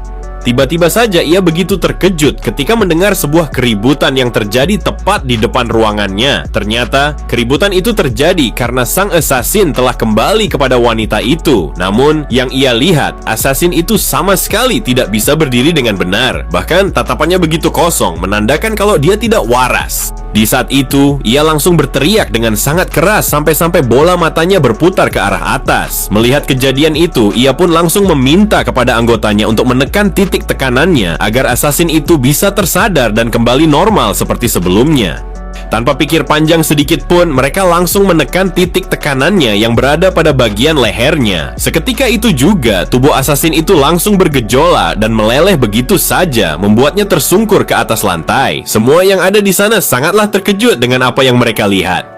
Benar saja, saat itu yang tersisa dari assassin itu hanyalah tulangnya saja, karena otot, daging, dan juga kulitnya telah meleleh menjadi sebuah cairan yang berbau busuk. Dengan kesalnya, wanita itu berkata, "Dasar bajingan, tuan muda dari Golden Wall Merchant, rupanya begini caramu bermain dengan cara yang seperti ini. Aku bersumpah kalau aku akan membalasmu ribuan kali lebih kejam." Masih dengan amarahnya, ia pun meminta kepada penjaganya untuk memanggil Danyong, seorang wanita yang sebelumnya telah bersama Taesan. Dengan wajah yang begitu gugup, penjaga itu berkata, "Kami telah bersiap untuk mengirimkan wanita itu kepada sang pemimpin sekte Crimson Dragon." Namun wanita itu sama sekali tidak menghiraukan apa yang diucapkan oleh penjaganya. Ia berkata, "Kita akan mengirimkan Danyong kepada Taesan karena ini yang aku inginkan." Penjaga itu tampak ragu dan berkata, "Jika kita membatalkan dan mengirimkan wanita itu kepada Taesan, maka ketua sekte mereka akan mengejar kita. Sang pemimpin sekte itu adalah pelanggan tetap di tempat ini.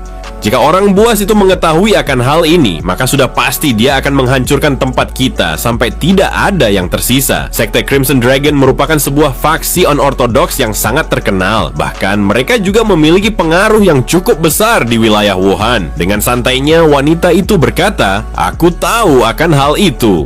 Batalkan kunjungan Danyong kepada sekte Crimson Dragon dan biarkan mereka mengamuk sesuka hati mereka." Sambil tertawa, wanita itu melanjutkan kata-katanya, "Kita akan mengirimkan sebuah hadiah yang begitu menarik kepada tuan muda Taesan agar ia mengerti kalau dia telah berhadapan dengan siapa."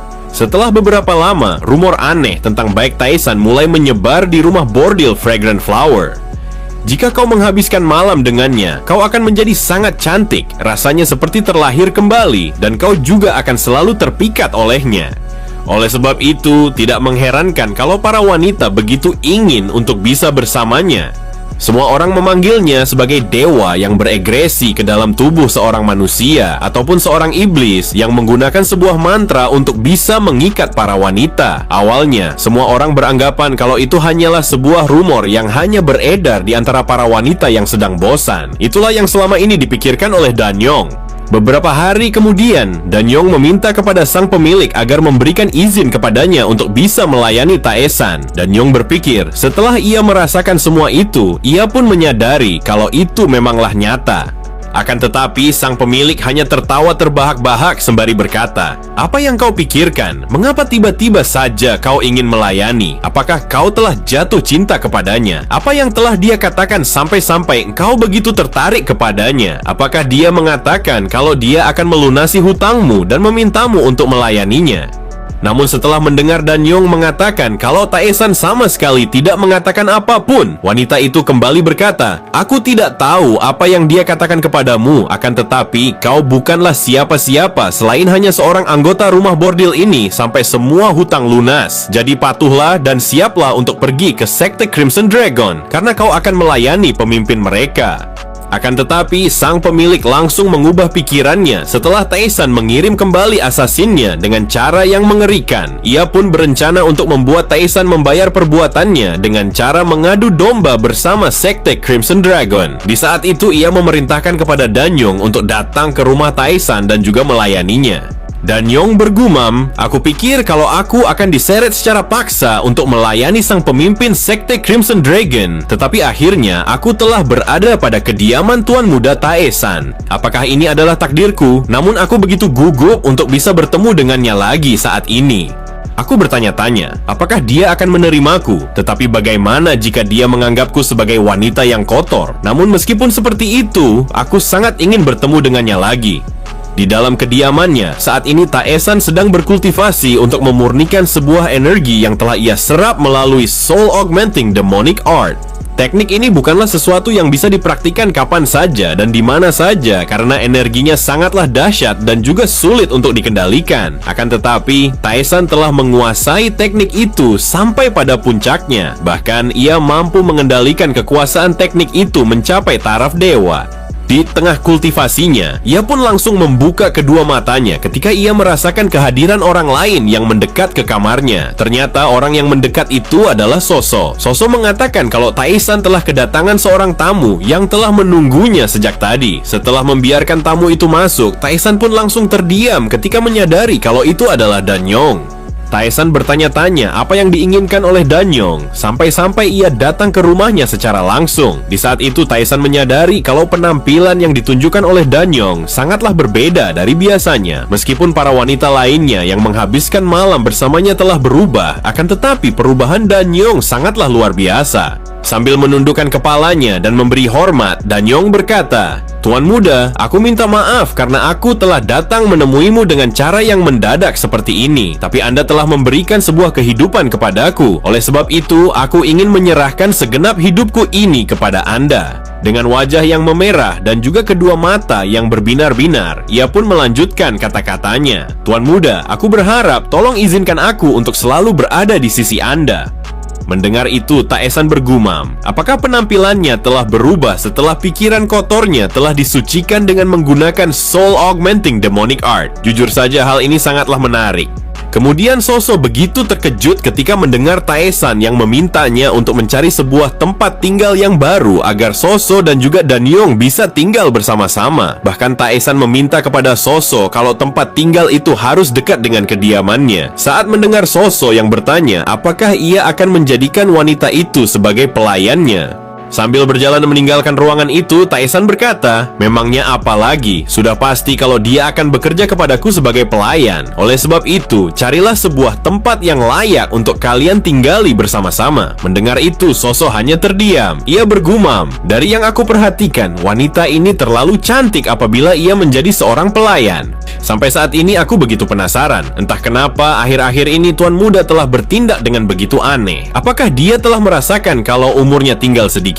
Beberapa saat kemudian, Taesan dan juga Kyungwon telah sampai pada sebuah tempat yang dikenal sebagai rumah bordil Fallen Flower. Itu adalah salah satu dari 3 rumah bordil terbaik yang berada di Wuhan. Terlihat Taesan langsung tersenyum setelah mereka berada di hadapan bangunan itu. Ia mengatakan, "Aku sangat menyukai sebuah nama yang telah diberikan oleh sang pemilik kepada rumah bordil itu. Aku sangat menantikan bagaimana energi jiwa kotor yang tersembunyi di dalam tempat ini." Sambil berjalan memasuki rumah bordil itu, Taesan berkata, "Untuk sekarang aku hanya akan pergi ke rumah bordil ini karena aku ingin merasakan suasana yang berbeda dari tempat yang sebelumnya." Akan tetapi, Kyungwon langsung memalingkan pandangannya ketika mendengar seseorang yang memanggil Taesan dengan nada yang begitu sombong.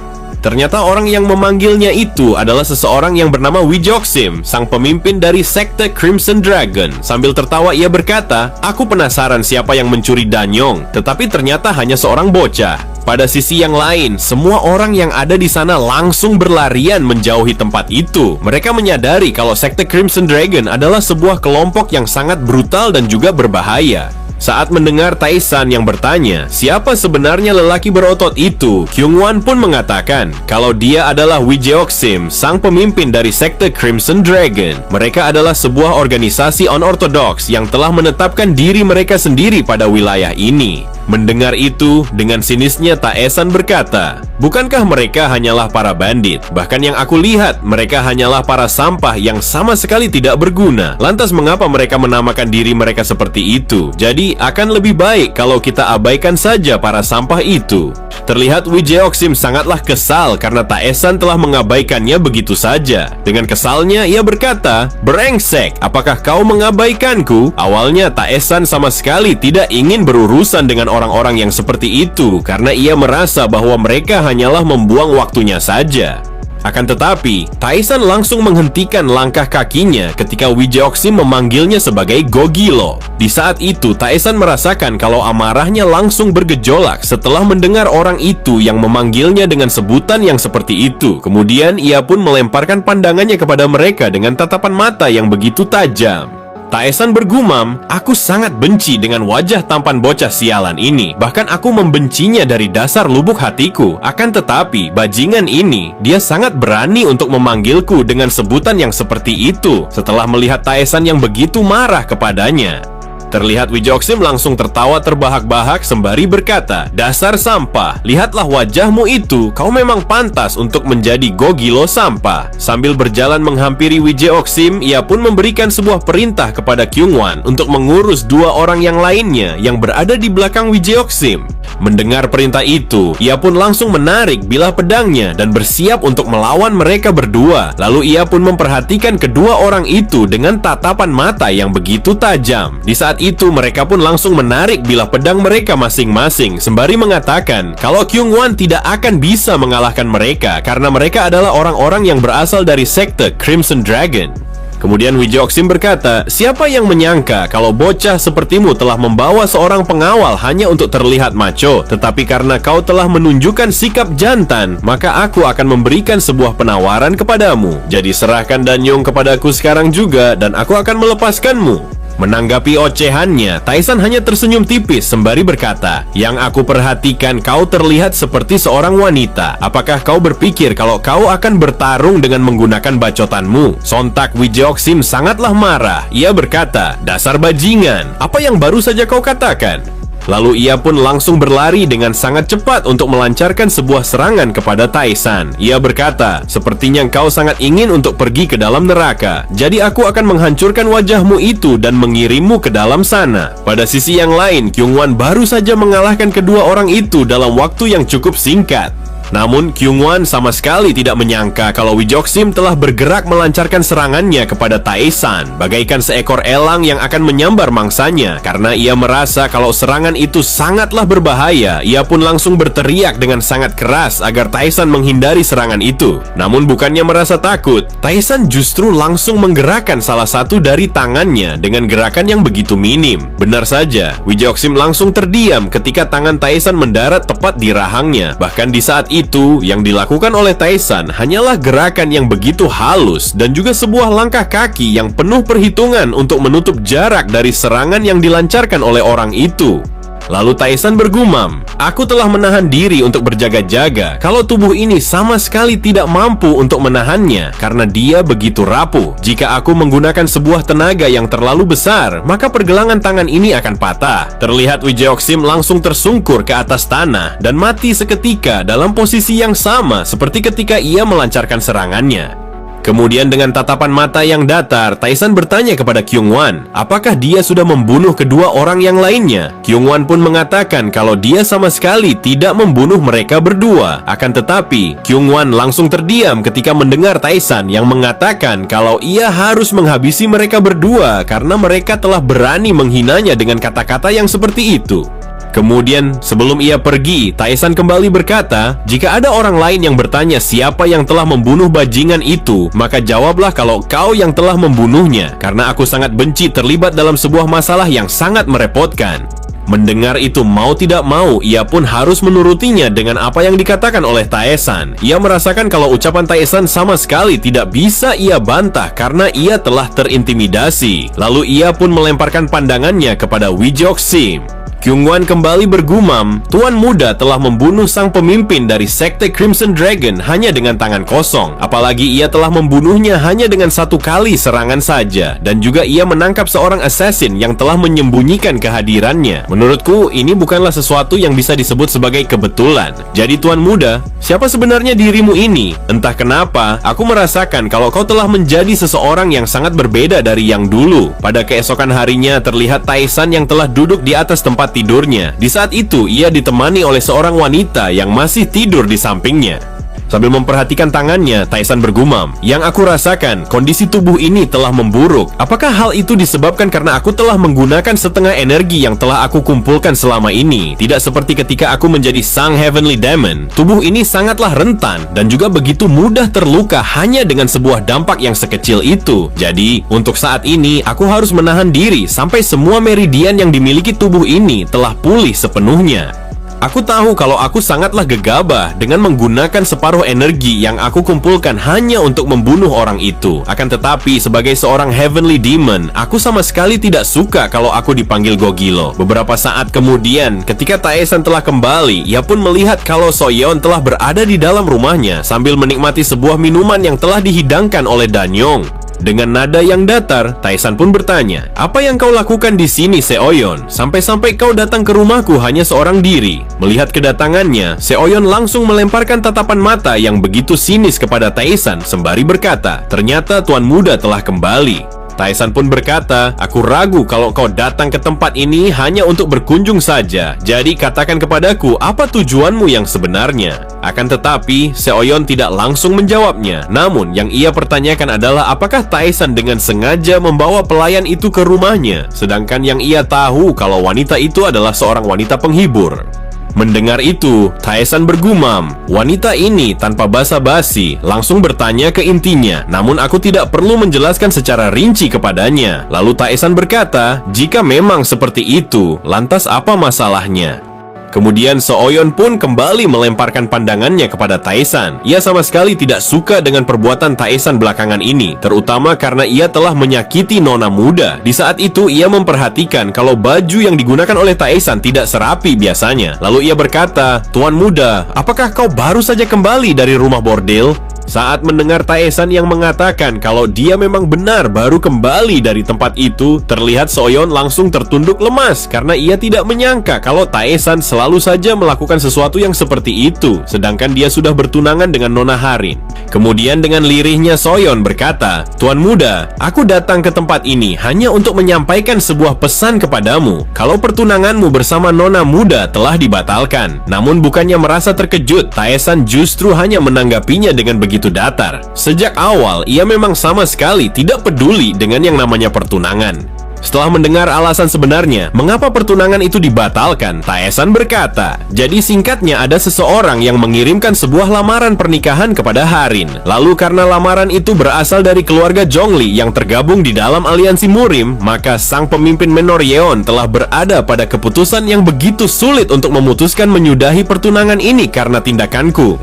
So-yeon berkata, Tetapi hal itu masihlah belum diputuskan, karena nona muda masih menentang akan keputusan itu. Melihat ekspresinya yang begitu sulit untuk melanjutkan kata-katanya, Taesan bergumam, "Aku rasa kalau ini begitu berat baginya apabila terus menentang pada situasi yang seperti ini." Lalu Taesan berkata, "Aku yakin kalau kau datang ke tempat ini tidak hanya untuk mengatakan itu saja. Jadi, apakah Menor Yeon mengirimmu karena mereka begitu takut kalau keluarga Zhongli akan macam-macam kepadaku?" Setelah menarik napas panjangnya, Soyeon berkata, "Apa yang kau katakan memanglah benar. Aku telah diperintahkan oleh Nona Harin untuk melindungimu." Dengan santainya Taesan berkata, "Aku tahu yang kau maksud. Kau ingin mengatakan kalau keluarga Zhongli itu adalah sekumpulan orang-orang yang begitu jahat. Tetapi asal kau tahu kalau mereka adalah para pengecut." Seketika itu juga Taesan langsung tersenyum. Ia begitu ingat tentang keluarga itu. Taesan bergumam, "Dulu, ketika aku menyapu aliansi Murim, Zhongli adalah salah satu dari keluarga yang aku hancurkan. Ketika 5 pasukan utama aliansi Murim dan juga para prajurit elit terkemuka melakukan penyerangan kepada kultus demonik, maka terjadilah sebuah peperangan yang begitu mengerikan.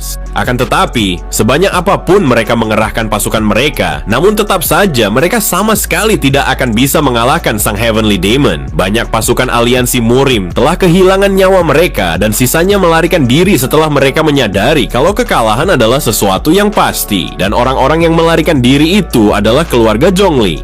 Kemudian Taesan pun langsung bangkit dari tempat duduknya. Lalu ia berkata, "Kau mengatakan kalau kau akan melindungiku. Asal kau tahu, semakin aku memikirkannya, maka hal ini akan menjadi semakin menarik. Jadi mari kita lihat apa yang bisa kau lakukan. Apakah kau akan bisa menghentikan mereka ataukah tidak?" Beberapa saat kemudian, ketika hari sudah malam, seperti biasanya Taesan langsung berjalan untuk menuju ke rumah bordil. Akan tetapi, di saat itu Sonyun telah mengikutinya dari arah belakang karena ia telah diperintahkan oleh Nona Harin untuk menjaga Taesan kemanapun ia pergi. Sambil tertawa tipis, Taesan bergumam, "Akhirnya aku telah menemukan seseorang yang layak untuk ditantang. Dan hari ini aku telah berhasil membuka titik meridianku yang kedua." Namun, Taesan merasakan kalau Soyeon telah menatapnya dengan tatapan mata yang dipenuhi oleh kebencian. Bahkan di saat itu, ia sama sekali tidak melepaskan pandangannya dari Taesan. Dengan kesalnya, Taesan berkata, "Jika kau tidak suka dengan hal ini, maka kau tidak usah mengikutiku. Jadi, akan lebih baik kalau kau pulang saja." Soyeon pun berkata, "Aku sama sekali tidak akan kembali, karena ini adalah sesuatu yang paling dasar yang bisa aku lakukan saat ini." Setelah menarik napas panjangnya, Taesan bergumam, "Mungkin semua orang akan berpikir kalau aku yang telah menyeret mereka ke dalam masalah ini." Namun, tiba-tiba saja Taesan langsung menghentikan langkah kakinya karena ia telah merasakan kehadiran orang lain yang memancarkan niat membunuh yang begitu kuat. Terlihat mereka berdua begitu heran.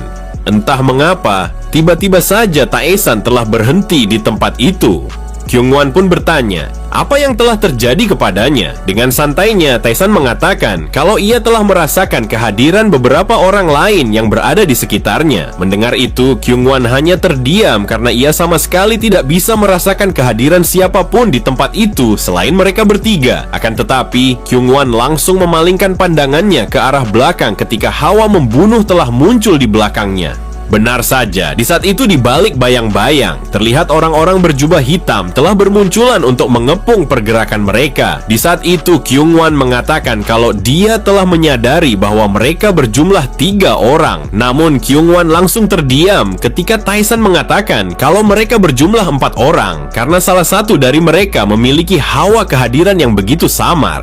Karena dirinya telah diketahui, maka orang keempat itu langsung menampakkan kehadirannya di hadapan mereka semua. Dia adalah sang pemimpin dari para asasin yang telah mengepung pergerakan mereka. Kemudian ia pun memerintahkan kepada ketiga anggotanya untuk turun dari pepohonan. Lalu ia berkata, "Sepertinya sudah tidak ada gunanya lagi untuk melakukan sebuah penyerangan secara tiba-tiba, karena kalian sudah mengetahui akan kehadiran kami." Di saat itu Kyungwon langsung bersiap untuk menarik bilah pedangnya karena ia merasakan kalau sang pemimpin dari pasukan asasin itu bukanlah seseorang yang mudah untuk dikalahkan. Lalu orang itu langsung melompat dari pepohonan dan berdiri tepat di belakang pasukannya. Dengan angkuhnya ia berkata, "Kalian semua dengarkan aku baik-baik. Jika kalian ingin selamat dari kematian, maka kalian semua harus ikut bersama kami." Di saat itu, ia mencoba untuk memberikan intimidasi kepada Taesan dan juga penjaganya agar Taesan langsung nurut kepadanya. Mendengar itu, Taesan bergumam, entah kenapa para bajingan unortodoks ini telah bersikap begitu sopan. Ini tidak seperti yang biasanya dilakukan oleh orang-orang unortodoks. Lalu Taesan pun meminta kepada Kyungwon untuk menebak sehebat apa seseorang yang berada di belakang sana, yang merupakan sang pemimpin dari kelompok asasin itu. Mendapatkan perintah itu, ia pun langsung melemparkan pandangannya kepada asasin itu untuk menganalisa sehebat apa kemampuannya. Kyungwon bergumam, yang aku perhatikan, berdasarkan sebuah energi yang telah ia pancarkan dan juga aroma darah yang tercium samar-samar dari tubuhnya, itu artinya dia bukanlah orang sembarangan dari faksi unortodoks. Dengan nada yang penuh percaya diri, Kyungwon mengatakan kalau orang itu memiliki sebuah kemampuan seni bela diri yang levelnya 3 tingkat lebih rendah daripada dirinya. Mendengar penilaian Kyungwon, terlihat Taesan langsung tertawa. Ia berkata, ini adalah waktunya untuk melihat apakah kemampuanmu telah berkembang ataukah tidak. Jadi tunggu apa lagi? Lakukanlah sekarang juga. Tanpa pikir panjang sedikit pun, Kyungwon langsung melangkahkan kakinya untuk menghampiri mereka semua. Ketiga orang itu langsung terdiam. Wajahnya menjadi pucat karena mereka telah tertekan dengan energi yang dipancarkan oleh Kyungwon. Bahkan di saat itu mereka sama sekali tidak bisa menggerakkan tubuh mereka.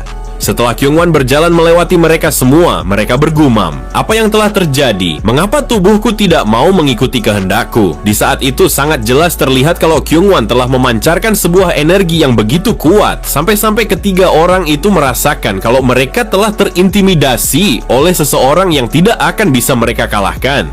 Ketika melihat Kyungwon yang datang menghampirinya, dengan angkuhnya orang itu berkata, dasar bodoh, apakah kau berpikir untuk mengalahkanku hanya seorang diri? Aku tahu kalau kau telah memancarkan sebuah energi yang sangatlah luar biasa. Tetapi dengarkan aku baik-baik, berhentilah untuk bertingkah seperti seseorang yang kuat, karena kau tidak akan mungkin bisa mengalahkanku. Jadi ikutlah bersama kami dengan tenang. Namun setelah mengatakan itu, ia pun langsung menebaskan bilah pedangnya dengan serangan yang begitu cepat dan juga senyap. Akan tetapi dengan sangat cepat, Kyungwon langsung memiringkan tubuhnya ke arah belakang untuk menghindari serangan itu. Ketika Kyungwon sedang lengah, orang itu langsung bersiap untuk memberikan serangan yang kedua dengan cara menebaskan bilah pedangnya untuk memotong leher Kyungwon. Dengan begitu cepat, Kyungwon langsung menarik bilah pedangnya untuk menghalau serangan itu. Ia berpikir, kalau saja aku terlambat untuk memblokir serangan ini, sudah pasti aku akan mati. Kemudian, setelah berhasil menghindari serangan itu, Kyungwon langsung mengayunkan bilah pedangnya dan bersiap untuk melakukan serangan balik. Di saat itu, sebuah pertarungan yang begitu sengit telah terjadi di antara Kyungwon melawan assassin itu. Bahkan terdengar dengan begitu jelas kalau benturan pedang mereka telah mengirimkan gelombang kejut yang beriak di udara.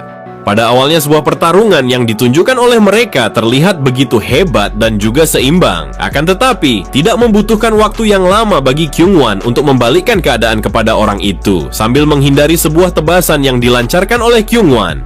Dalam hati dia bergumam, apa yang telah terjadi? Aku sama sekali tidak menyangka kalau dia jauh lebih hebat daripada yang aku perkirakan. Sepertinya aku terlalu meremehkannya karena dia hanyalah seorang penjaga tuan muda kedua. Lalu karena ia telah melihat sebuah celah yang dibuat oleh Kyungwon, ia pun langsung melompat untuk menebaskan bilah pedangnya dengan menggunakan segala kemampuannya.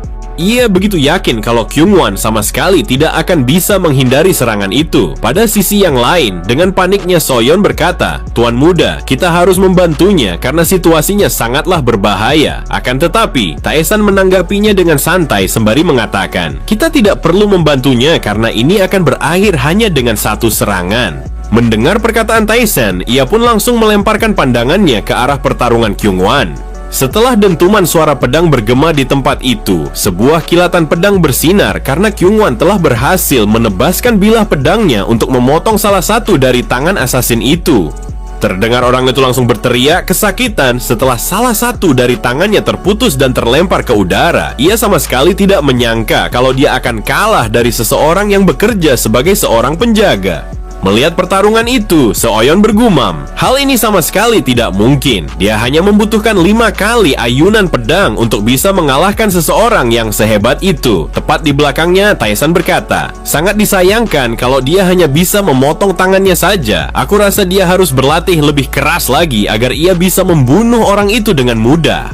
Di saat Soyeon mendengar kalau Taesan telah mengatakannya dengan nada yang begitu kecewa, sambil melemparkan pandangannya ke arah Taesan, ia kembali bergumam. Sebelumnya Kyungwon sama sekali belum sampai pada tingkatan yang seperti ini. Jadi sejak kapan ia bisa menjadi sekuat itu dalam waktu yang begitu singkat? Apakah mungkin kalau tuan muda telah memberikannya sebuah eliksir ataupun semacam obat-obatan? Kemudian Taesan berkata, "Apa yang kau lakukan dengan berdiam diri seperti itu? Uruslah ketiga bajingan itu sekarang juga. Akan tetapi kau tidak perlu membunuh mereka karena aku ingin menanyakan beberapa pertanyaan kepada mereka. Jadi yang perlu kau lakukan hanyalah menekan titik tekanan mereka agar mereka tidak bergerak lagi." Mendapatkan perintah itu, ia pun langsung bergerak dengan sangat cepat untuk melawan orang-orang yang tersisa.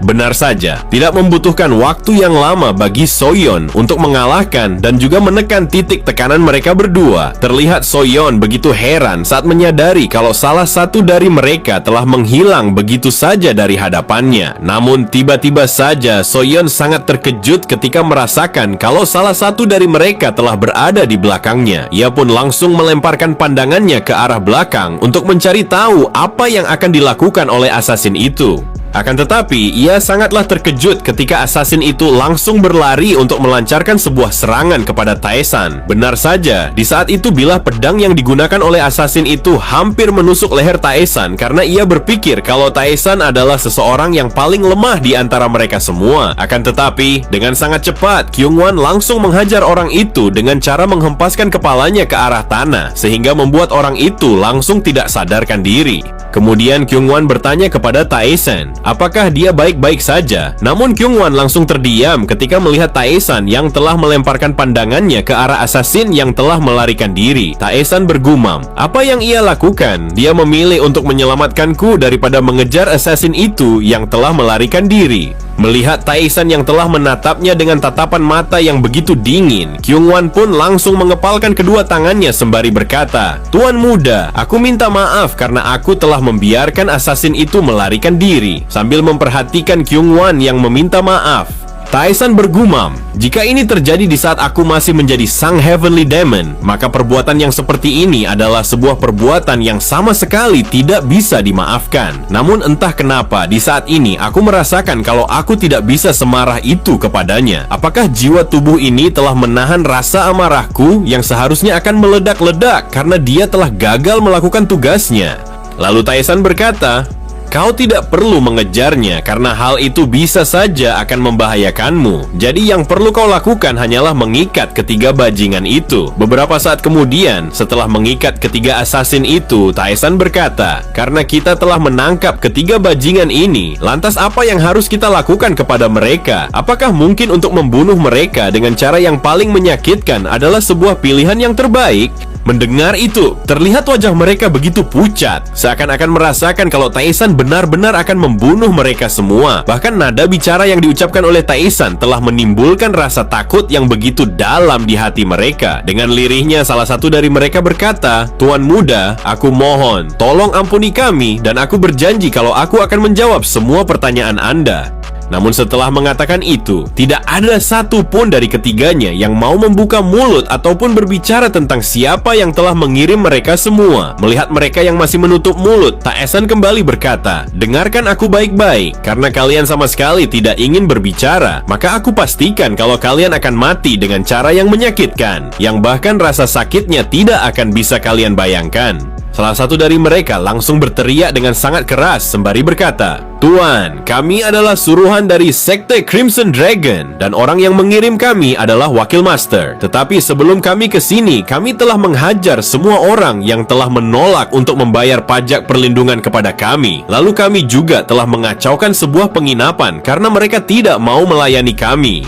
Di saat itu, ia begitu panik sampai-sampai ia telah mengatakan sesuatu yang sama sekali tidak pantas untuk disampaikan. Tiba-tiba saja ia langsung terdiam ketika Taesan berpaling meninggalkannya. Kemudian Taesan memerintahkan kepada Kyungwon untuk membawa ketiga assassin itu. Lalu ia berkata, selama mereka masih berbicara, maka mereka semua akan tetap hidup.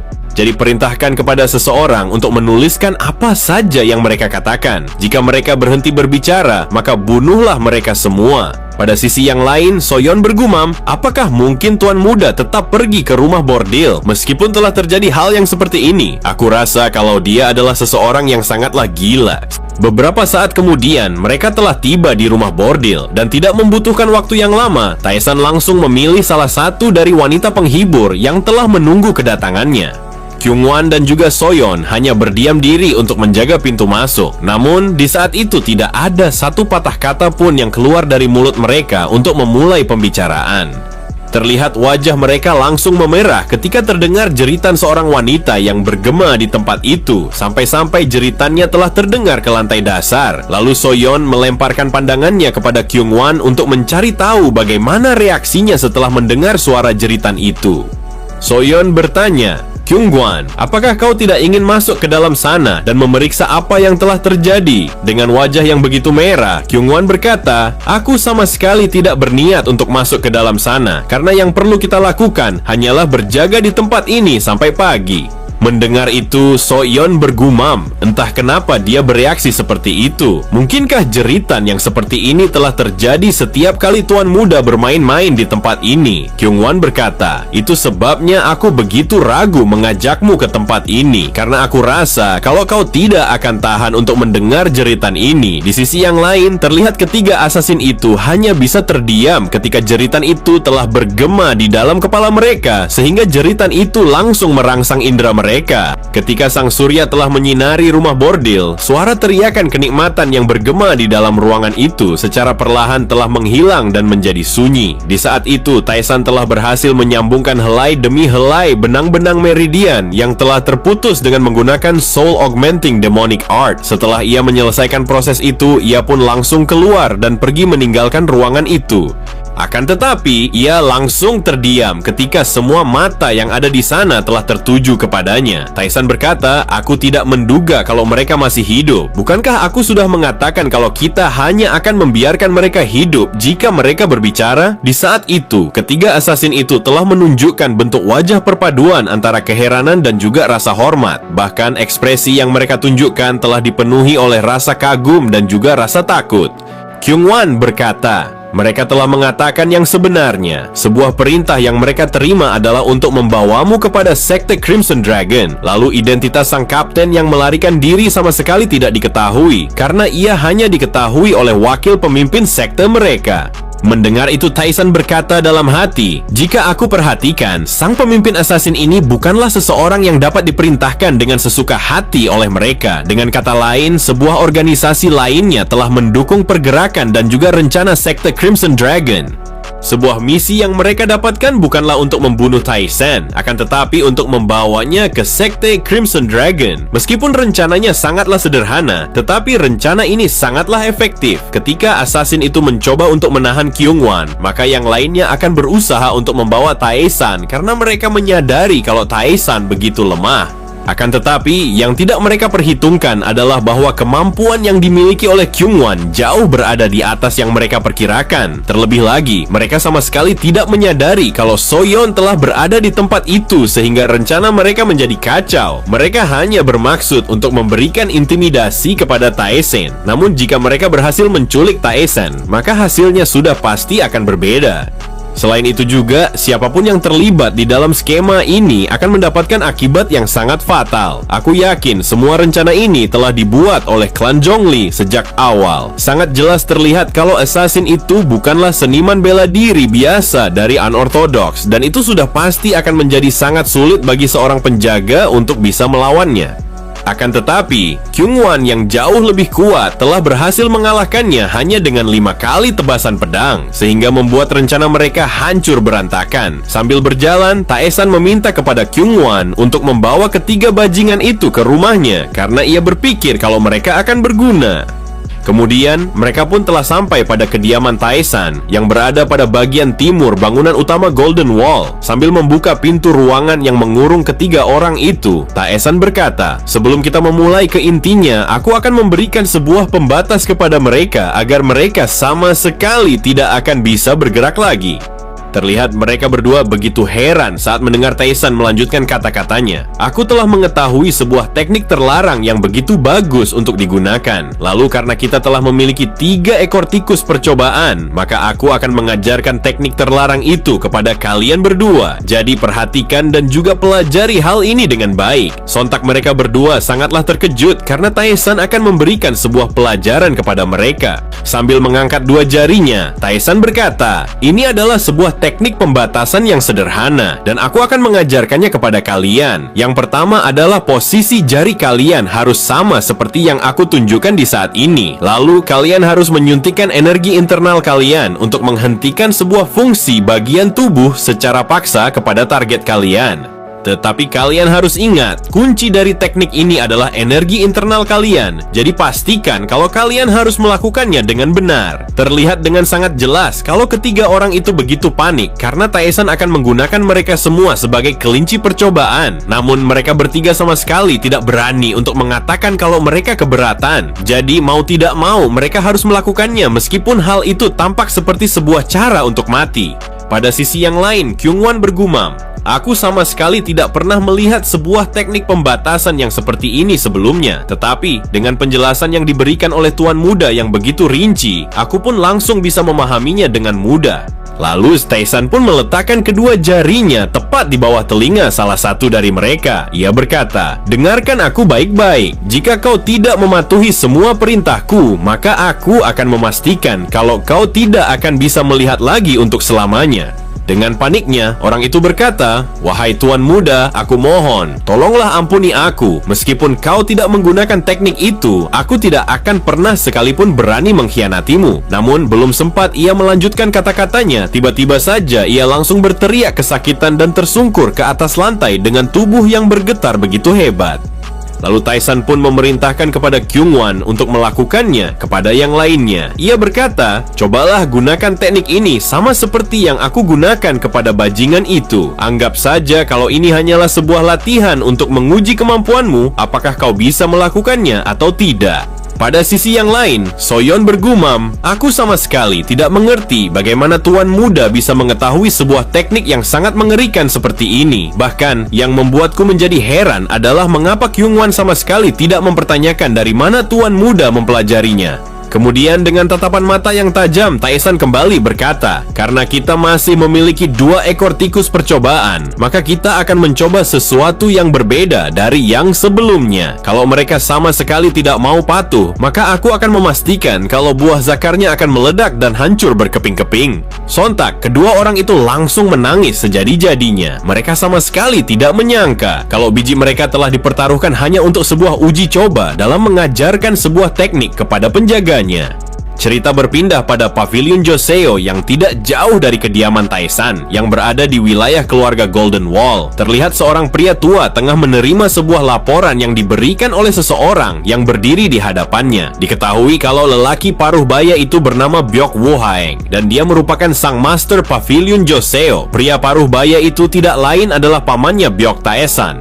Sambil membaca laporan itu, ia berkata, "Apakah rumah bordil Fragrant Flower masih belum mengakuinya?" Dan lelaki yang berdiri di hadapannya itu bernama Byok Sang-il dan dia adalah penerus sang master Pavilion Joseo. Selain itu, dia merupakan putra tertua Byok Woo-haeng. Sang-il berkata, "Meskipun mereka sama sekali tidak mengakuinya, namun jika kita mengguncang mereka sedikit lagi, maka aku yakin mereka akan menunjukkan celah mereka." Woo-haeng berucap, "Meskipun seperti itu, tidak peduli apakah mereka mengakuinya atau tidak, kita hanya perlu menggunakan kesempatan ini dengan baik dan mendapatkan sebanyak mungkin apapun yang kita bisa untuk para pedagang Golden Wall." Rumah bordil Fragrant Flower adalah sebuah organisasi intelijen yang menyamar sebagai tempat hiburan, dan kita harus menggunakan kesempatan ini untuk membuat mereka berada di pihak kita.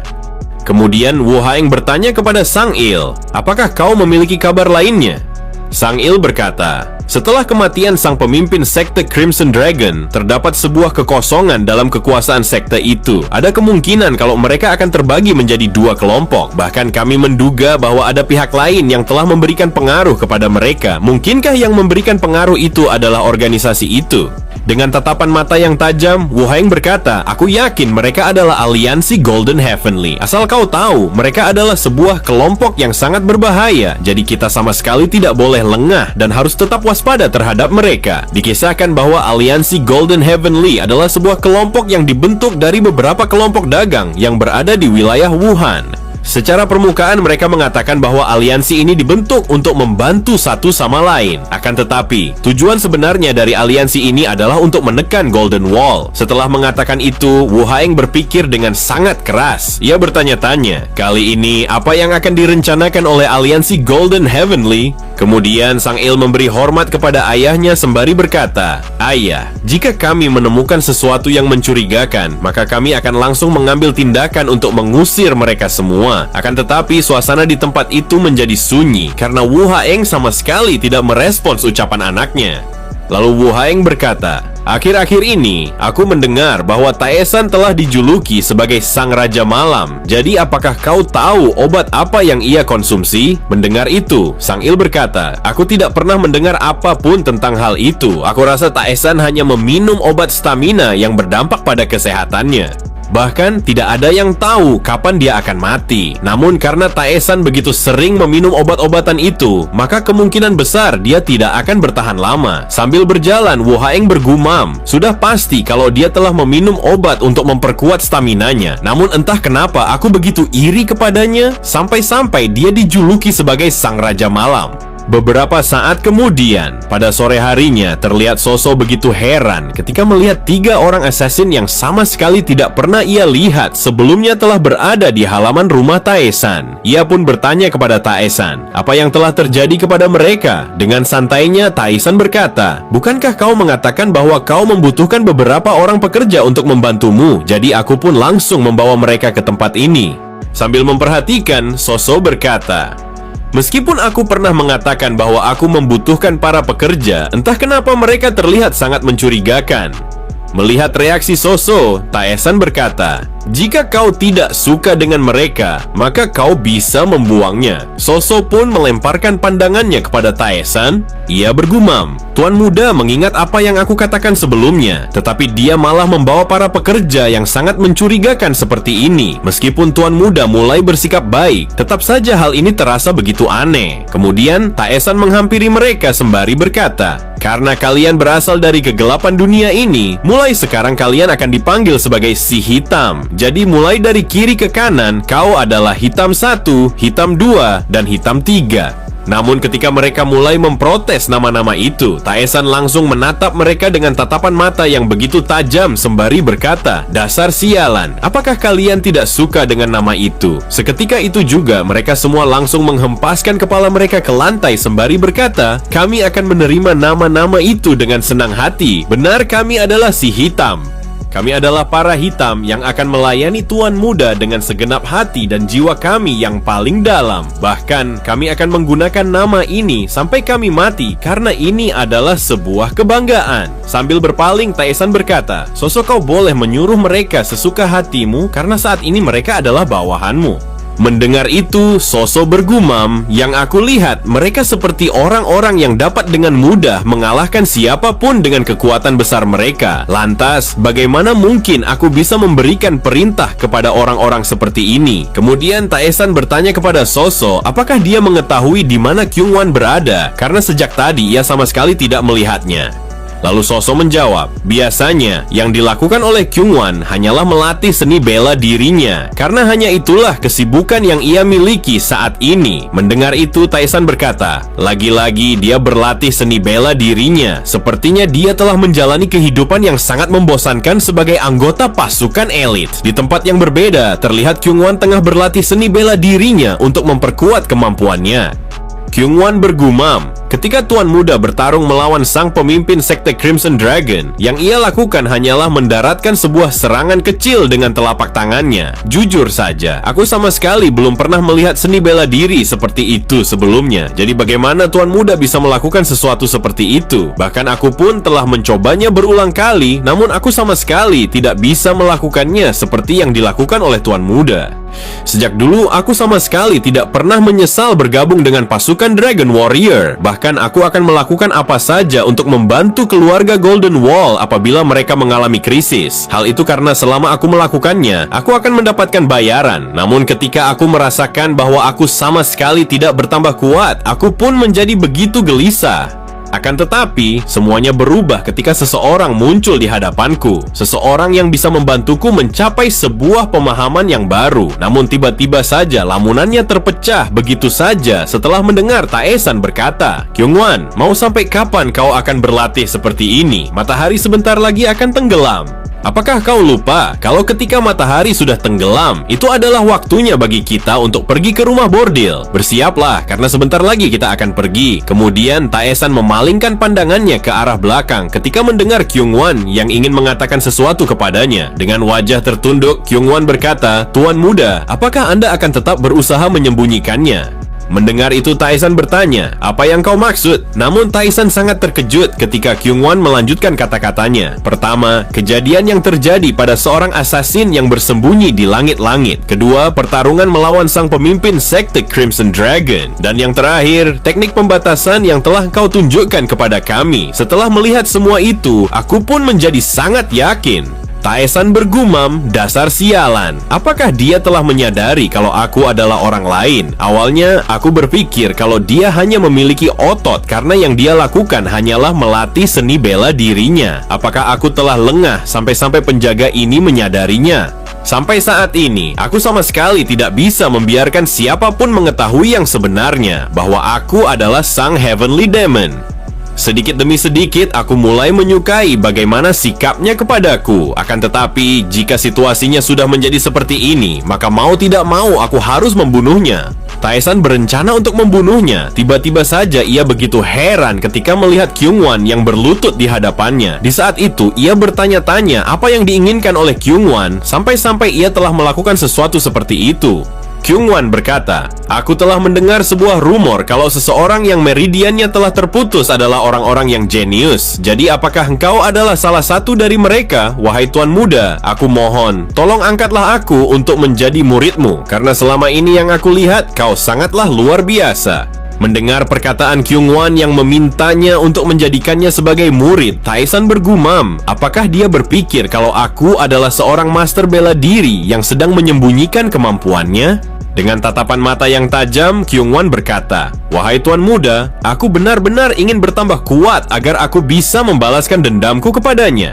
Saat mendengar itu, Taesan bertanya, "Dendam apa yang telah tersimpan di dalam hatimu?" Kyungwon kembali berkata, "Aku ingin membalaskan dendamku kepadanya yang telah menghancurkan sekte dan juga keluargaku." Akan tetapi, Kyungwon langsung terdiam ketika mendengar Taesan berkata, "Kyungwon, dengarkan aku baik-baik. Jangan pernah sekalipun kau menggunakan rasa dendammu itu sebagai motivasi pada setiap tindakanmu. Asal kau tahu, ada begitu banyak orang-orang yang telah kehilangan sektenya dan juga keluarga mereka. Jadi kau hanyalah salah satu dari sekian banyak orang yang merasakan hal itu." Mendengar perkataan Taesan, terlihat Kyungwon langsung tertunduk karena apa yang dikatakan oleh Taesan memang benar. Ia tidak merasakan kesedihan itu seorang diri. Kemudian Taesan kembali berkata, mereka yang telah menggunakan emosi sebagai motivasi untuk bertambah kuat dan berkembang sama sekali tidak akan bisa bertahan lama di dunia ini. Orang-orang seperti itu pada akhirnya hanya akan jatuh dan menghilang seiring perasaan mereka yang memudar. Jadi carilah keinginan sejatimu sendiri untuk berlatih dan bertambah kuat. Dengan cara seperti itu, kapanpun kau mau, kau akan bisa membalaskan dendammu. Setelah mengatakan itu, ia pun langsung berpaling meninggalkannya dan bersiap untuk pergi ke rumah bordil. Di saat itu, Kyungwon hanya terdiam. Ia sama sekali tidak menyangka kalau dia telah mendapatkan sebuah pelajaran yang sangat berharga dari kata-kata yang diberikan oleh Taesan. Sambil memberi hormat, Kyungwon mengatakan kalau ia akan mengingat semua kata-kata berharga yang telah diberikan kepadanya. Beberapa saat kemudian, mereka pun berjalan melewati sebuah jembatan untuk menuju ke rumah bordil. Sama seperti yang mereka lakukan biasanya, di saat itu, Taesan menyadari kalau Soyeon sejak tadi hanya berdiam diri sembari mengikuti mereka dari arah belakang. Kemudian Taesan berkata, "Kyungwon, kau jangan pernah bersikap acuh dan tidak peduli kepada wanita itu. Jadi ajaklah dia berbicara agar ia sama sekali tidak merasa bosan."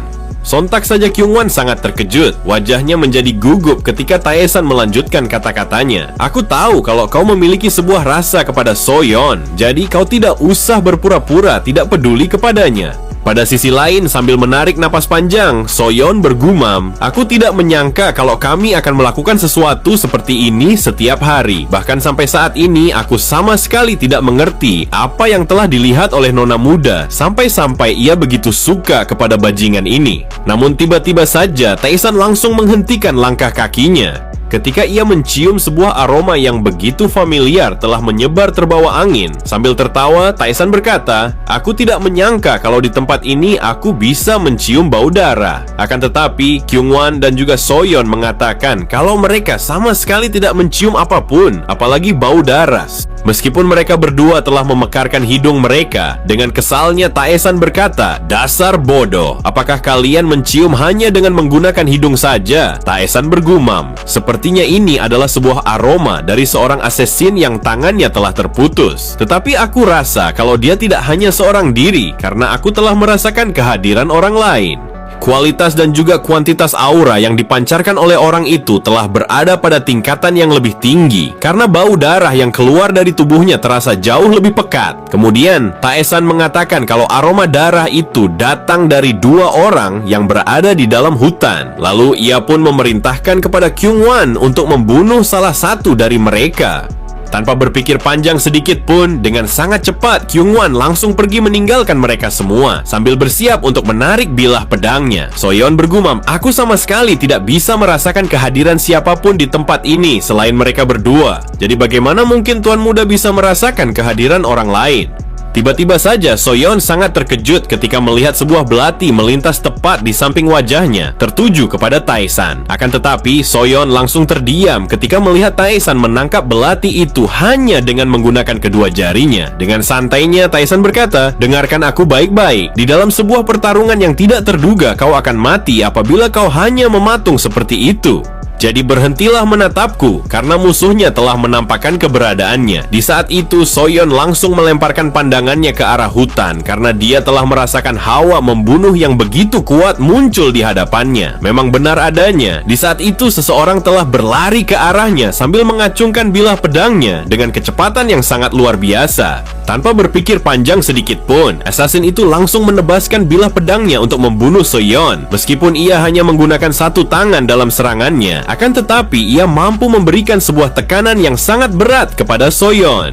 Di saat itu, Soyeon menyadari kalau lelaki itu adalah seorang assassin yang sebelumnya telah melarikan diri karena tangannya telah terputus. Sambil tertawa, assassin itu berkata, dari yang aku lihat, kau jauh lebih lemah daripada seseorang yang aku lawan sebelumnya. Jadi aku akan bisa melawanmu meskipun aku hanya menggunakan satu tangan. Mendengar perkataan assassin itu yang telah menghinanya, terlihat Soyeon sangat kesal. Lalu ia pun langsung menebaskan bilah pedangnya untuk melakukan serangan balik kepada assassin itu. Akan tetapi, serangannya hanyalah sia-sia karena assassin itu telah melompat ke arah belakang untuk mengambil jarak di antara mereka berdua.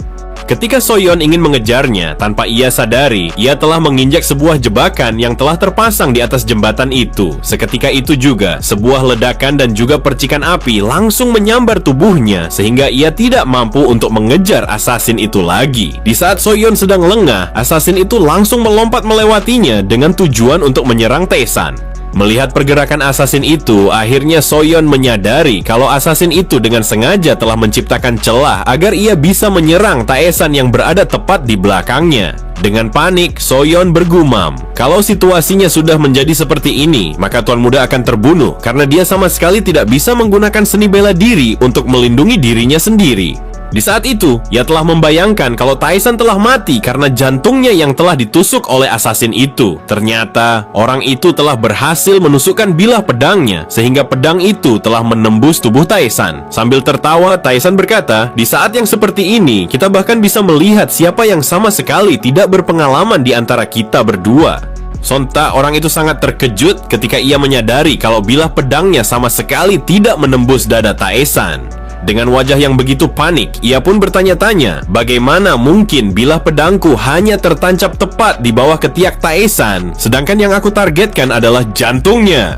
Kemudian ketika assassin itu terpaku dengan rasa terkejutnya, terlihat Taesan langsung mengayunkan salah satu tangannya untuk mematahkan batang leher assassin itu. Seketika itu juga, ia pun langsung memuntahkan banyak darah, meskipun yang dilakukan oleh Taesan hanyalah memberikan sebuah pukulan kecil pada batang lehernya.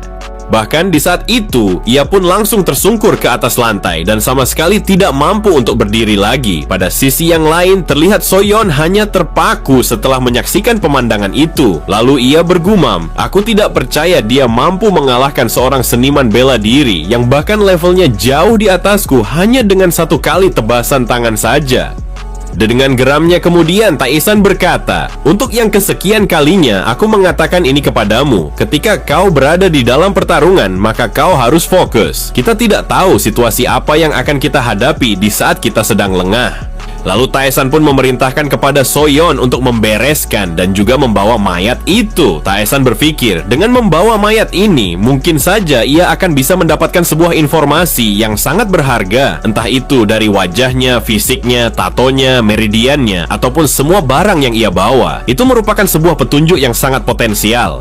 Sambil membereskan mayat itu dengan wajah yang begitu gugup, Soyeon bergumam, "Orang ini telah mati dengan cara yang sangat menggenaskan. Padahal, yang aku lihat, Tuan Muda hanya memukulnya dengan sebuah pukulan yang begitu halus." Lalu ia pun melemparkan pandangannya kepada Taesan. Di saat itu, yang ia lihat Taesan sangat berbeda daripada sebelumnya.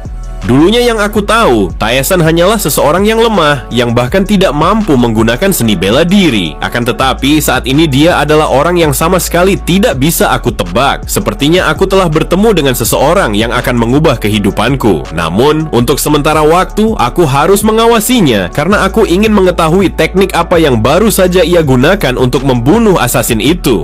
Beberapa saat kemudian, sambil berjalan, Taesan berkata, "Soyeon, apakah kau tahu kalau kau adalah seseorang yang begitu lemah untuk bisa melindungiku? Jadi mulai dari sekarang, kau harus berlatih bersama Kyungwon agar kau bisa memperkuat kemampuanmu."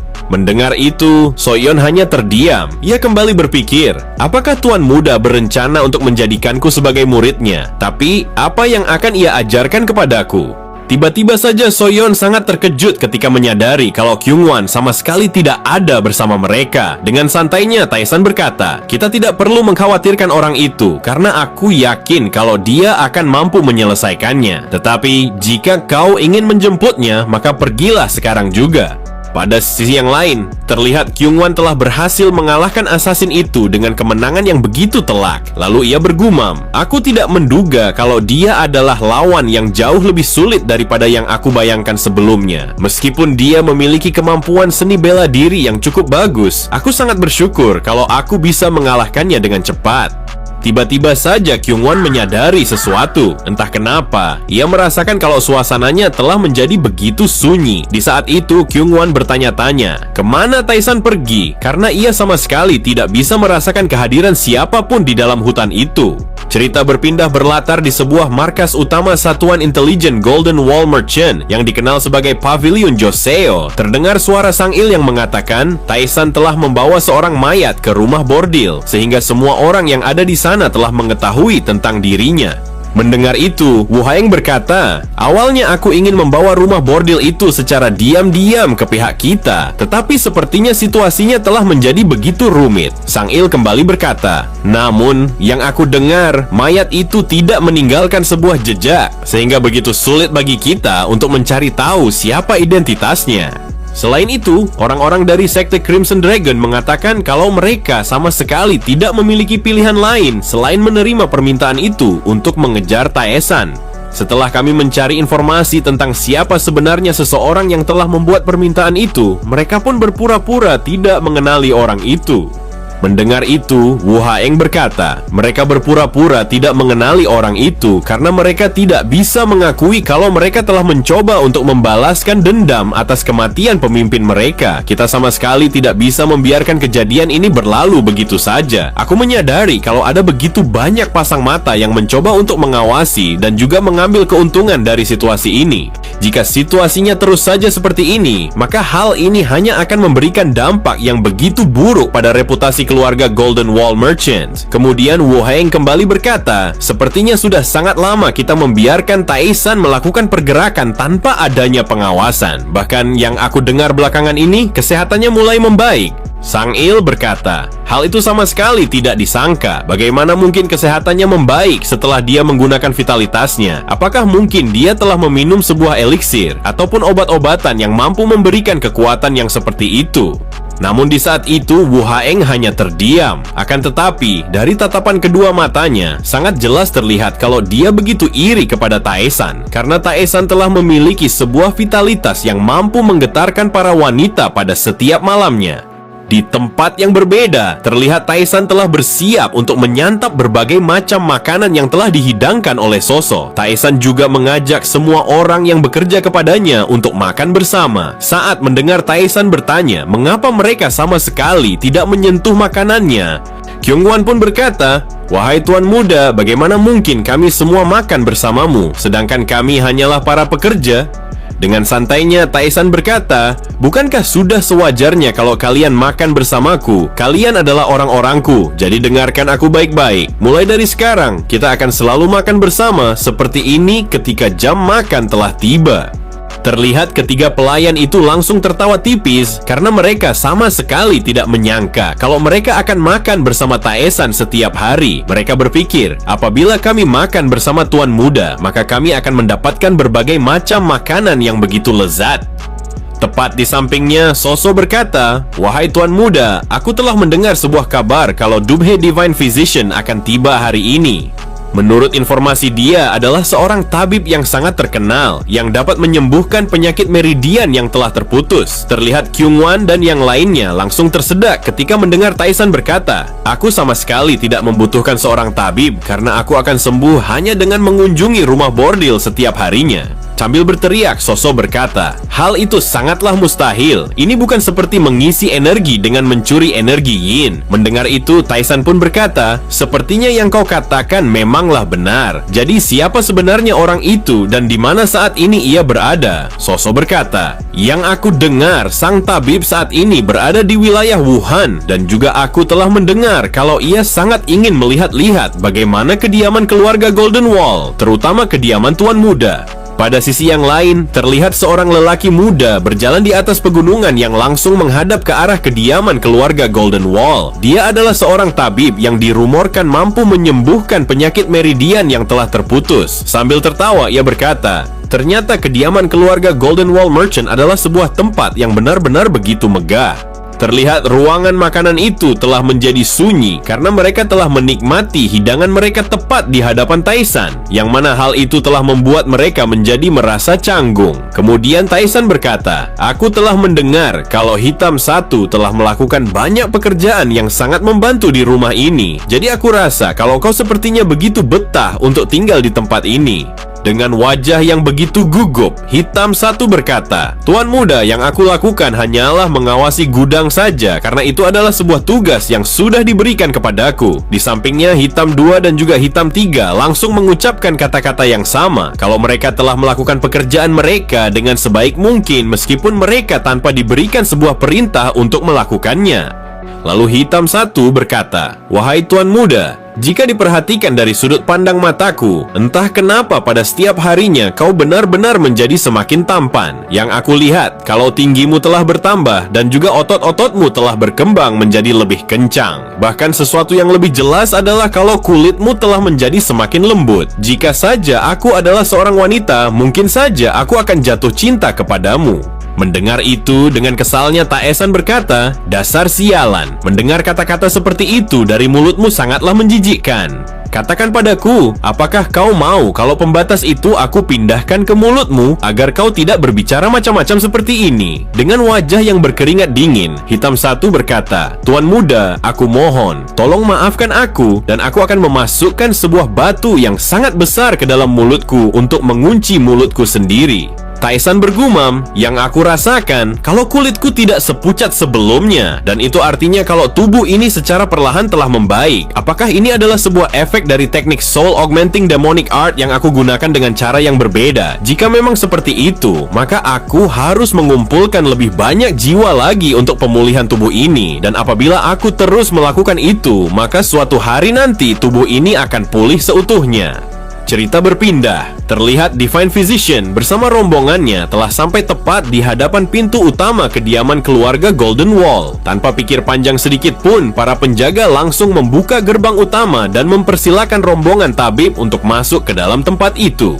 Pada saat itu ia telah disambut oleh kepala pelayan yang bernama Ga Mujin. Sambil memberi hormat ia berkata, kami sudah menunggu kedatangan Anda, Divine Physician, dan ini adalah sebuah kehormatan untuk bisa bertemu dengan Anda secara langsung. Mendapatkan sambutan yang begitu hangat dari kepala pelayan, Divine Physician hanya tersenyum sembari berkata, ini adalah takdir yang telah membawaku ke tempat ini, tetapi aku ingin melihat pasiennya terlebih dahulu. Jadi, apakah kau bisa mengantarku kepadanya sekarang juga?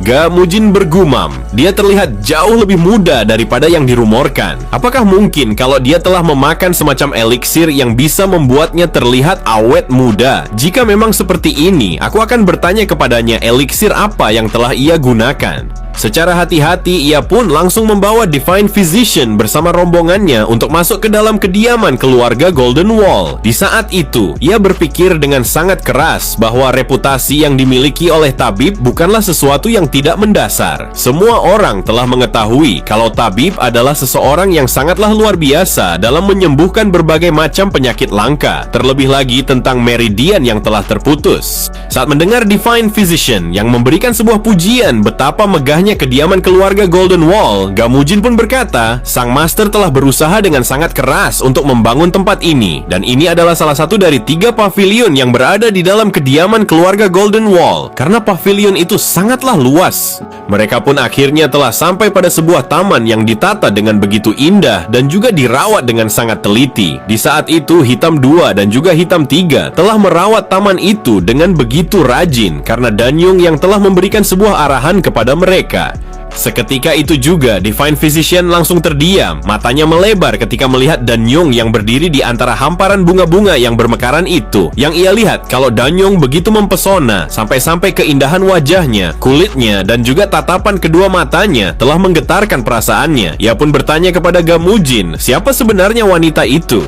Ga Mujin pun berkata, dia adalah salah satu dari para pelayan Tuan Muda kedua. Seperti yang kita lihat, dia memiliki sebuah kecantikan yang sangatlah luar biasa. Akan tetapi, sebelum dia datang ke tempat ini, dia adalah seorang wanita penghibur, dan dia juga adalah salah satu dari para wanita yang datang ke tempat ini dan meminta untuk menjadi pelayannya Tuan Muda kedua. Kemudian Divine Physician melemparkan pandangannya ke arah lain karena ia menyadari ada begitu banyak wanita cantik lainnya yang telah bekerja pada wilayah kediaman Taesan. Ia pun bertanya kepada Ga Mujin, apakah para pelayan itu sama seperti Danyong?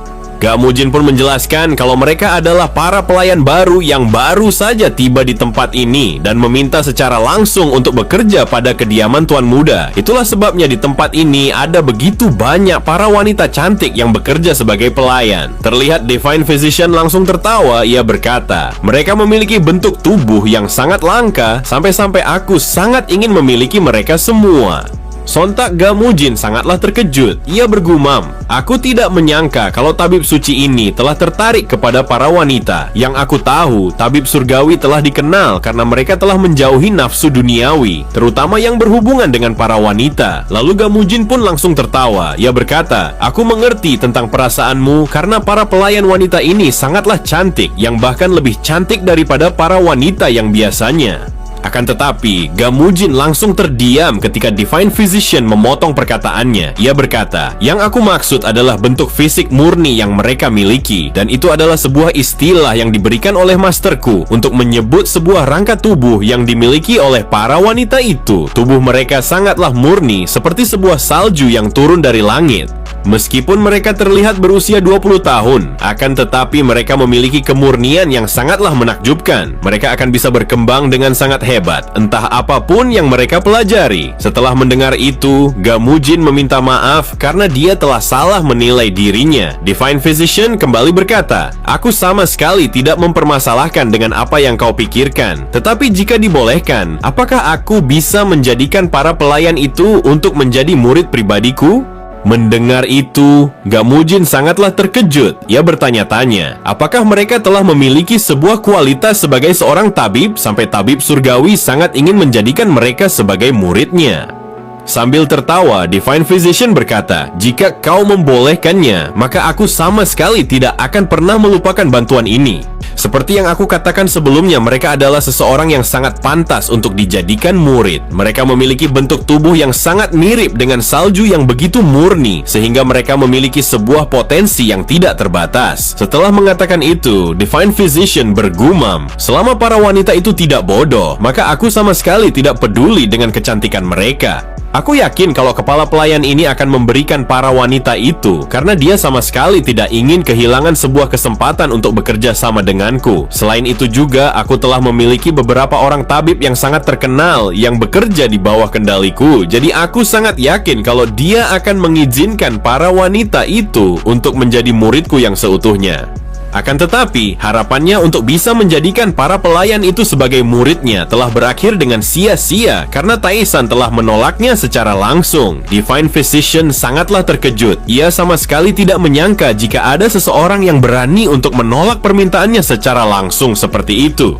Divine Physician berkata, "Tuan muda, apakah kau tidak mau memikirkan hal ini terlebih dahulu? Apakah kau tahu kalau ini akan menjadi sebuah kesempatan yang sangat bagus bagi para wanita itu?" Dengan santainya Tae-san berkata, "Bukankah kau sudah memiliki 10 orang murid yang telah mengabdi kepadamu dan sekarang kau ingin menambah 4 orang lagi? Apakah kau sadar kalau kau adalah seseorang yang begitu serakah?" Divine Physician berkata, "Para tabib yang datang bersamaku itu bukanlah murid pribadiku. Mereka hanya membantu dengan apa yang sedang aku kerjakan saat ini." Terlihat Tae-san hanya tersenyum tipis. Ia kembali berkata, "Meskipun kau mengatakan itu, akan tetapi yang aku lihat tidak seperti yang kau katakan. Karena para orang tua itu selalu saja mengikutimu kemanapun kau pergi. Dari sikap mereka yang selalu tunduk kepadamu, sangat jelas terlihat kalau hierarki di antara kalian telah terbentuk dengan sangat kuat. Dan itu sudah menunjukkan kalau mereka adalah muridmu atau mungkin para bawahanmu. Apakah mungkin kalau kau sebenarnya jauh lebih tua daripada yang terlihat saat ini?" Mendengar itu, Divine Physician langsung terdiam. Ia bergumam, entah kenapa sikapnya tidak seperti yang aku dengar selama ini. Mereka mengatakan kalau Tae-san hanyalah orang biasa yang tidak bisa berbicara dengan santai seperti ini. Sambil bersiap untuk menuangkan minuman ke dalam gelas, Divine Physician berkata, "Apakah kau tahu kalau kesempatan untuk mempelajari tentang medis tidak akan datang dengan begitu saja? Asal kau tahu, kalau ini adalah sebuah penawaran yang sangat langka." Tae-san berkata, "Untuk apa mereka semua harus belajar tentang medis kepadamu? Selain itu juga, aku menyadari inti dari masalah ini adalah karena kau sangat ingin mengambil sesuatu yang aku miliki. Sebenarnya, kau tidak membawa mereka hanya untuk mengajari mereka tentang medis, akan tetapi kau ingin menjadikan mereka sebagai bahan penelitian yang sangat bagus." Mendengar itu, Divine Physician langsung terdiam. Ia sama sekali tidak bisa menyembunyikan rasa cemasnya karena Tae-san sejak dari awal telah membuatnya menjadi tersudut. Kemudian Divine Physician berkata, "Apa yang kau katakan? Mana mungkin seorang manusia akan menggunakan manusia lainnya untuk dijadikan sebagai bahan penelitian?" Akan tetapi, Divine Physician kembali terdiam untuk yang kedua kalinya. Ketika mendengar Tae-san yang berkata, "Sejak aku mengatakan kalau kau akan menggunakan manusia sebagai bahan penelitian, tetapi aku hanya mengatakan kalau mereka adalah sebuah bahan yang sangat bagus." Dengan kesalnya, Divine Physician bergumam, "Dasar sialan, dia dengan sengaja telah menghinaku. Apakah aku harus membunuhnya? Karena dia telah memiliki penyakit unik, yaitu meridian yang terputus. Aku yakin kalau semua orang yang ada di sini akan percaya kepadaku jika aku mengatakan kalau bajingan ini telah mati ketika kami melakukan pengobatan." Akan tetapi, tiba-tiba saja Divine Physician langsung terdiam ketika garis merah telah terbentang tepat di hadapannya. Dan itu adalah sebuah tetesan air yang telah dilemparkan Tae-san kepadanya. Seketika itu juga, ia pun merasakan hawa membunuh yang begitu mengerikan yang dipancarkan oleh Tae-san, sampai-sampai ia sama sekali tidak sanggup untuk bergerak lagi. Lalu dengan nada yang begitu berat, Tae-san berkata, "Apakah aku terlihat seperti sebuah target yang akan mudah untuk kau atasi? Yang aku lihat, kalau seni bela dirimu hanya berada di bawah rata-rata. Kau hanya bisa menggunakannya untuk kepentingan medismu saja. Sepertinya dengan membunuhmu di tempat ini adalah sebuah solusi yang sangat baik, karena kau sangat berani berencana untuk membunuhku ketika aku sedang lengah. Jadi apakah kau sudah siap untuk bertemu dengan sang pencabut nyawa?" Divine Physician sangatlah terkejut. Matanya terbelalak karena ia merasakan kalau Tae-san adalah seseorang yang sangat berbahaya, yang bahkan jauh lebih berbahaya daripada seorang iblis. Divine Physician bergumam, bagaimana mungkin dia bisa memancarkan hawa membunuh yang begitu besar seperti ini? Aku yakin dia telah menyembunyikan sesuatu yang begitu dalam dan juga sangatlah mengerikan. Entah kenapa naluriku mengatakan kalau aku bertindak dengan gegabah, maka hal itu akan membawa sebuah bencana yang begitu besar yang mungkin saja akan membunuhku. Karena Divine Physician begitu ketakutan, sampai-sampai tanpa ia sadari, ia pun langsung berteriak dengan sangat keras. Kemudian Tae-san kembali berkata, "Menurutku untuk membunuhmu bersama para penjaga yang datang bersamamu bukanlah masalah yang besar. Terkecuali orang yang aku hadapi itu adalah para tetua yang berasal dari aliansi Murim. Asal kau tahu, masalah ini sangatlah menggangguku. Para wanita itu adalah orang-orang yang mencari perlindungan di bawah sayapku. Jadi, bukankah sudah sewajarnya jika aku bersikap seperti ini ketika ada seseorang yang mencoba untuk mengambilnya dari genggamanku sambil meletakkan telunjuknya di atas bibir?" Tae-san kembali berkata, "Divine Physician, dengarkan aku baik-baik. Yang aku inginkan hanyalah sebuah kehidupan yang begitu tenang tanpa adanya sebuah masalah yang mencoba untuk mengusikku." Di saat itu, Divine Physician tiba-tiba saja merasakan kalau seluruh tubuhnya telah menegang, yang seakan-akan dilumpuhkan oleh rasa takut yang begitu luar biasa. Aku merasa kalau aku seolah-olah telah berubah menjadi seekor anak anjing yang sama sekali tidak berdaya di hadapan seekor harimau yang sedang kelaparan. Kemudian, sambil tertawa, Tae-san kembali berkata, "Sebenarnya aku sama sekali tidak pernah membiarkan satu orang pun yang berencana mengambil sesuatu yang aku miliki bisa pergi hidup-hidup dari hadapanku. Tetapi untuk saat ini, aku sedang membutuhkan seseorang yang bisa mengurus beberapa masalah di tempat ini." Mendengar itu, Divine Physician bergumam, "Dasar sialan, sepertinya aku telah datang ke tempat yang salah. Aku telah merasakan sesuatu yang sangat mengerikan seperti ini di masa lalu. Namun orang itu telah menemui kematian yang brutal dan juga sangatlah mengerikan, sehingga begitu sulit bagiku untuk melupakan tentang peristiwa itu." Beberapa saat kemudian, terlihat Ga Mujin sangatlah terkejut ketika mendengar Divine Physician yang mengatakan kalau dia ingin bekerja kepada Tae-san. Sambil memberi hormat, Ga Mujin berkata, "Ini adalah sebuah keputusan yang sangat bagus. Aku berjanji kalau kau tidak akan pernah merasa kecewa dengan apa yang telah kami sediakan untuk dirimu dan juga yang lainnya." Dengan santainya, Divine Physician berkata, "Hal ini tidak akan menjadi masalah karena aku yakin kalau Tuan Muda pastinya mengetahui apa yang harus dilakukan." Setelah mengatakan itu, ia pun bergumam, "Aku sudah menjalani sebuah kehidupan yang begitu bebas untuk waktu yang cukup lama. Akan tetapi, siapa yang menyangka kalau kehidupanku telah kacau dengan cara yang seperti ini? Perawatan bajingan itu tidak hanya memakan waktu selama 1 bulan ataupun 2 bulan saja. Yang aku butuhkan untuk kesembuhannya hanyalah waktu, karena butuh waktu lebih dari 1 tahun dengan cara mengerahkan segala usahaku." Namun, dari tatapan kedua matanya, kurasakan kalau itu tidak hanya hawa membunuh yang biasa saja. Itu adalah tatapan seorang iblis yang seakan-akan telah menguasai dunia ini. Hanya keberuntungan yang aku dapatkan di hari ini adalah aku bersyukur kalau aku tidak kencing di celana, karena aku telah merasakan rasa takut yang sangatlah luar biasa. Beberapa saat kemudian, ketika hari sudah semakin malam, mereka pun berencana untuk pergi ke rumah bordil seperti yang biasanya. Namun di saat itu, Kyung-wan begitu gelisah. Ia pun bertanya kepada Tae-san, apakah situasinya tidak akan menjadi masalah.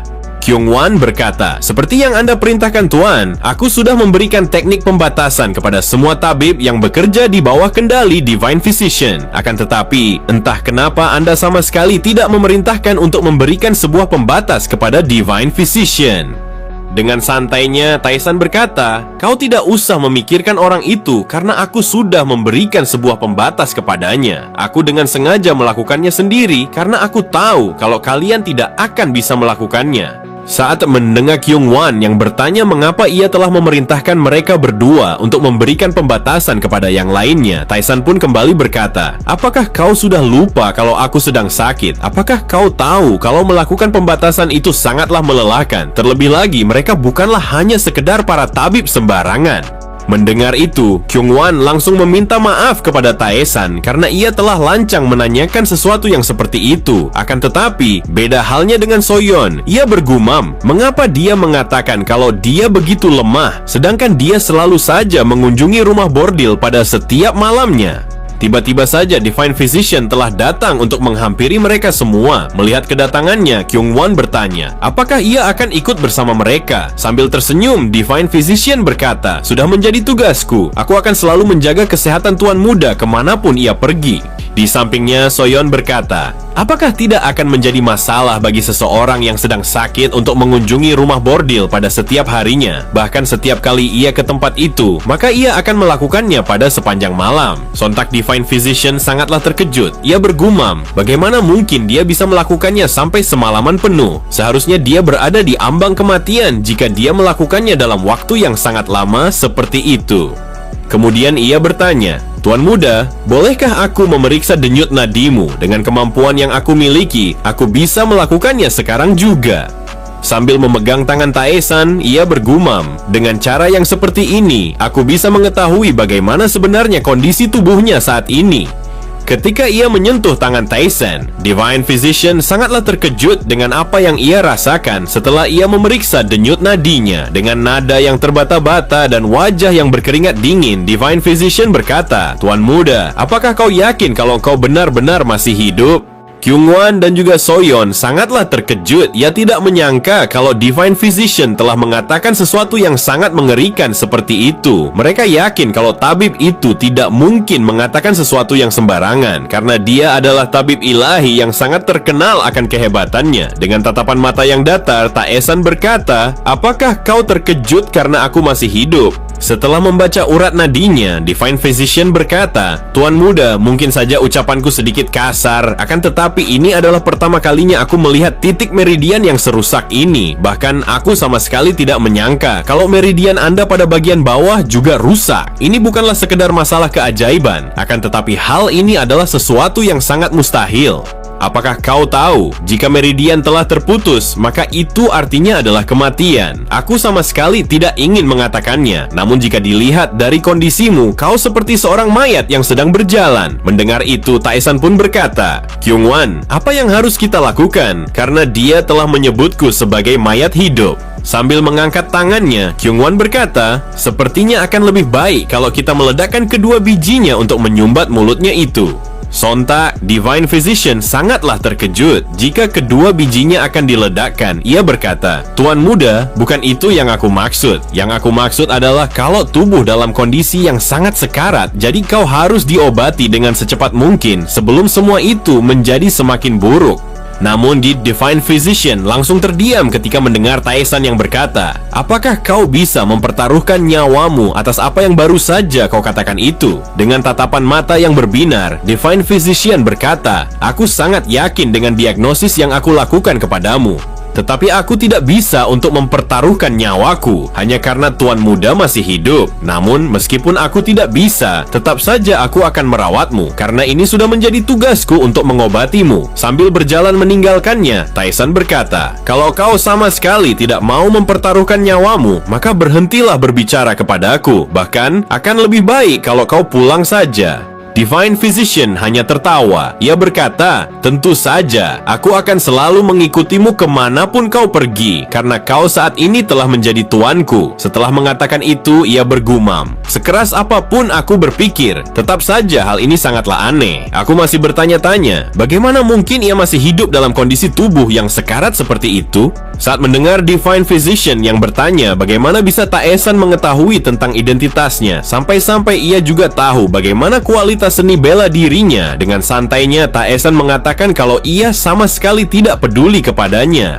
Divine Physician kembali berkata, "Tuan Muda, berhentilah bercanda dengan cara seperti ini. Jadi katakan kepadaku, apakah kau adalah salah satu dari anggota kultus itu? Ataukah mungkin keluarga Golden Wall adalah salah satu cabang rahasia yang dimiliki oleh kultus itu?" Terlihat Kyungwon dan juga Soyeon langsung menghentikan langkah kaki mereka. Ia sama sekali tidak menyangka kalau Divine Physician sangat berani menanyakan sesuatu seperti itu kepada Tuan Muda. Mereka menyadari kalau itu adalah sebuah pertanyaan yang sangat berlebihan. Kemudian Taesan pun melemparkan pandangannya kepada Divine Physician dengan tatapan mata yang tajam. Ia berkata, "Aku sama sekali tidak tahu kultus apa yang kau bicarakan ini. Tetapi aku bertanya-tanya, apakah mereka tahu bahwa kau telah menyebut kultus mereka dengan begitu mudah?" Sambil berpaling, Taesan kembali berkata, "Tetaplah berbicara seperti itu jika itu yang kau inginkan. Tetapi aku begitu penasaran, berapa lama seseorang dengan mulut kotor sepertimu itu akan bertahan hidup di dalam dunia ini?" Dengan wajah yang begitu gugup, Divine Physician bergumam, "Dasar sialan, aku terbawa suasana dan melupakan bloodlust itu." Di saat itu, ia pun memegang kedua bijinya sembari berkata, "Dia bisa saja membunuhku jika aku terus saja mengatakan sesuatu yang salah. Jadi demi keselamatan bijiku dan juga nyawaku, maka akan lebih baik kalau aku menutup mulut."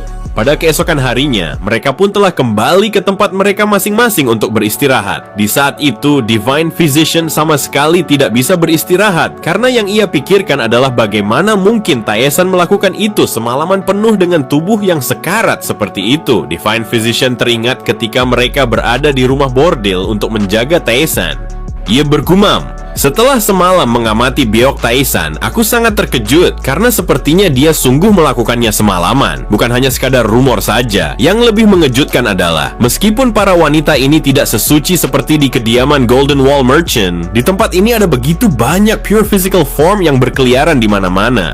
Bahkan yang membuatku semakin tidak percaya adalah para wanita yang memiliki tubuh suci ini adalah orang-orang yang telah bermalam bersama Tuan Muda. Aku yakin kalau dia pastinya mengetahui sebuah teknik yang dapat mengubah tubuh seseorang ke pure physical form. Aku berpikir kalau dia menggunakan teknik itu selama 6 jam untuk membuat mereka menjadi suci dan murni. Sejujurnya ada begitu banyak pertanyaan yang ingin aku tanyakan kepadanya. Namun meskipun aku begitu haus dengan rasa penasaranku, saat ini aku harus berusaha untuk membuatnya menjadi suka kepadaku sembari menggali informasi tentang teknik itu. Namun, tiba-tiba saja ia begitu terkejut ketika melihat sosok yang membuka pintu ruangannya sembari mengatakan, "Dubhe Divine Physician, Anda dipanggil oleh Tuan Muda."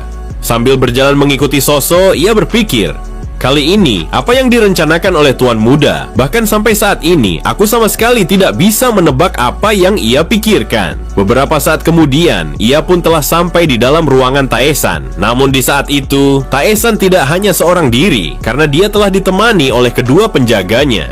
Lalu Taesan pun menatapnya dengan tatapan mata yang begitu datar sembari berkata, "Divine Physician, bukankah engkau mengatakan kalau kau begitu ahli dalam pengobatan?" Sambil tersenyum, Divine Physician berkata, "Mungkin saja aku terlihat seperti ini, namun aku begitu bangga dengan kemampuan yang aku miliki. Bahkan di dalam dunia ini hanya ada 5 tabib yang bisa dikatakan kalau kemampuan mereka telah berada di atasku. Tidak peduli sehebat apa kemampuanku dalam pengobatan, aku sama sekali tidak bisa melampaui tokoh-tokoh yang sangat hebat seperti Poison Demon, Healing Immortal, dan Needle Eccentric. Mereka telah dibentuk oleh ribuan pengalaman dan juga waktu. Jika saja aku memiliki sebuah kesempatan yang sama, maka mungkin saja aku akan bisa dengan mudah menjadi yang terbaik di bawah langit." Pada sisi yang lain, Soyeon bertanya kepada Divine Physician, apakah kelima tabib itu adalah orang-orang yang berasal dari kultus demonik? Dengan tatapan mata yang tajam, Divine Physician berkata, "Yang aku tahu, mereka tidak hanya memiliki demonic physician, tetapi mereka juga memiliki seorang tabib yang sangat pandai yang dikenal sebagai Blood Physician." Namun, tidak ada satu orang pun yang tahu di mana saat ini ia berada, karena dia telah menjalani sebuah kehidupan seperti para petapa. Bahkan, saat ini telah menjadi semakin sulit untuk menemukannya setelah kultus demonik bersembunyi dari permukaan. Taesan sangatlah terkejut setelah mengetahui kalau kultus demonik telah menyembunyikan keberadaan mereka. Lalu, ia pun bertanya kepada Divine Physician, mengapa mereka bersembunyi? Mendengar itu, Soyeon berkata, "Tuan Muda, bagaimana mungkin kau tidak mengetahuinya, sedangkan rumor itu telah diketahui oleh kebanyakan orang di Persatuan Murim?"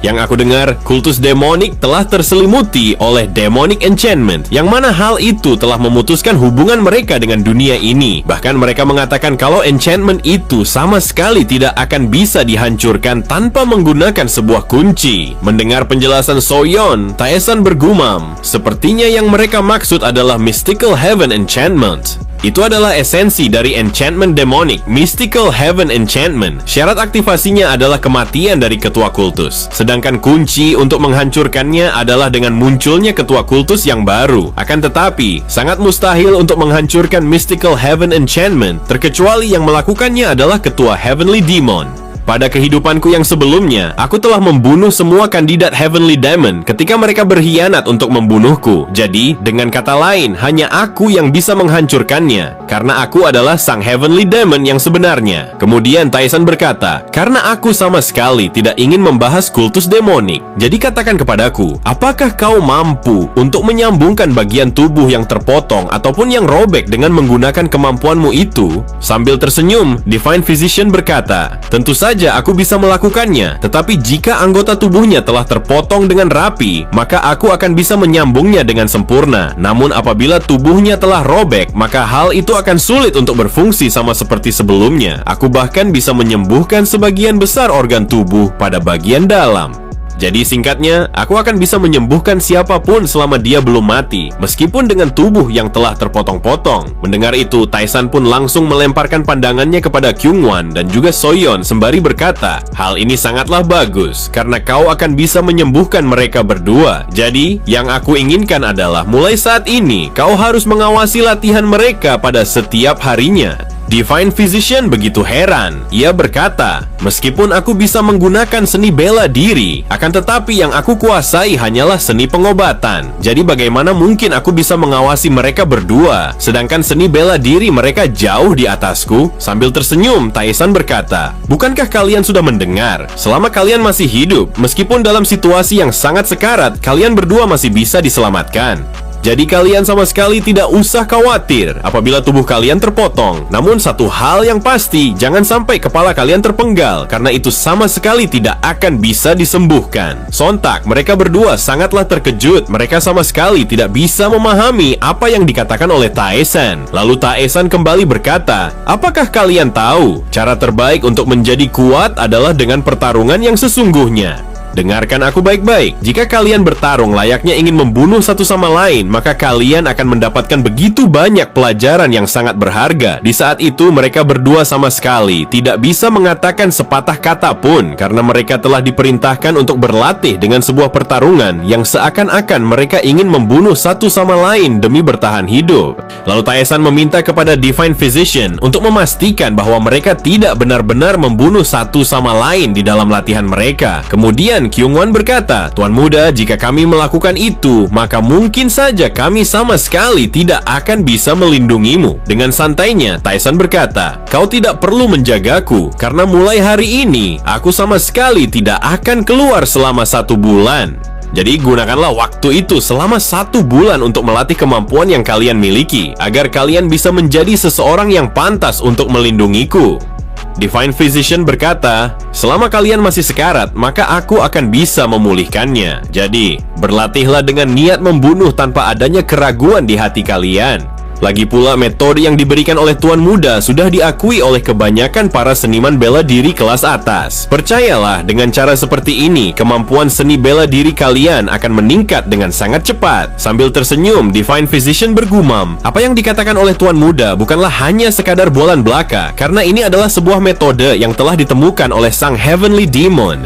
Waktu pun terus berjalan. Tidak terasa, 1 bulan telah terlewati. Di saat itu terlihat Kyungwon telah bertarung melawan Soyeon dengan menggunakan pedang mereka masing-masing. Ketika Kyungwon melihat sebuah celah dalam pergerakan, Kyungwon pun langsung mengambil kesempatan itu untuk mengalahkannya. Benar saja, tanpa keraguan sedikit pun, ia langsung menebaskan bilah pedangnya untuk memotong kepala Soyeon, seakan-akan benar-benar ingin membunuhnya.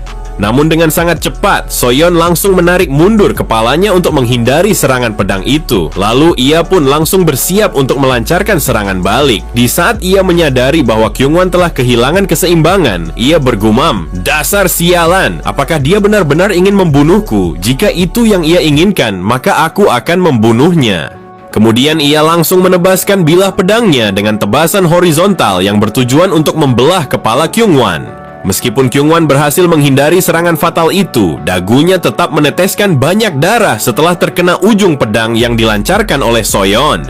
Tiba-tiba saja, mereka berdua sangatlah terkejut setelah mendengar Divine Physician yang menepukkan kedua tangannya sembari mengatakan bahwa mereka harus menghentikan latihan.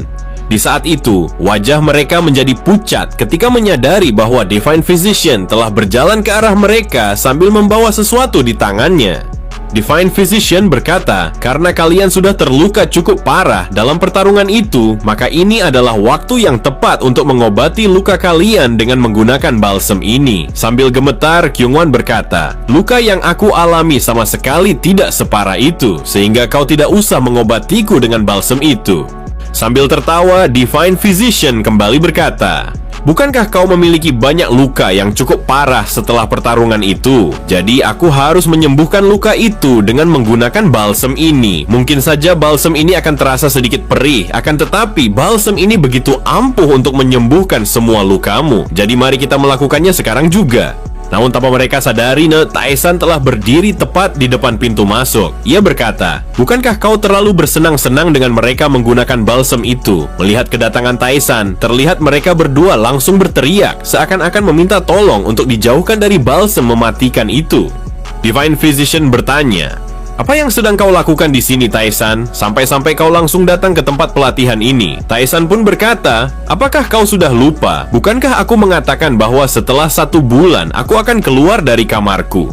Tiba-tiba saja, Divine Physician langsung melindungi kepalanya ketika melihat Taesan mengulurkan salah satu tangannya tepat di hadapannya. Di saat itu, ia berpikir bahwa Taesan akan memukulnya karena telah membuat kesalahan. Akan tetapi, ia langsung terdiam ketika mendengar Taesan memintanya untuk memeriksa nadinya.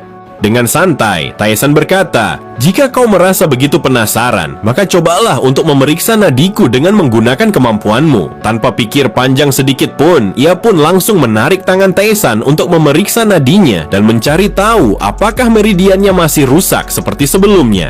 Namun Divine Physician langsung terdiam. Wajahnya berkeringat dingin setelah menyadari sesuatu. Lalu ia berkata, "Tuan muda, bagaimana mungkin kau bisa menyembuhkan semua titik meridianmu hanya dalam waktu 1 bulan saja?" Terlihat Taesan hanya tersenyum karena ia telah berhasil menyembuhkan meridiannya yang selama ini terputus. Taesan bergumam, "Sejauh ini yang aku rasakan adalah tubuh ini telah berubah dengan sangat drastis. Aku telah menggunakan waktu selama 1 bulan itu untuk memperkuat titik meridianku yang sebelumnya aku sambungkan secara terburu-buru. Akan tetapi, saat ini yang aku rasakan adalah sifat energi dari jiwaku telah berbeda daripada sebelumnya.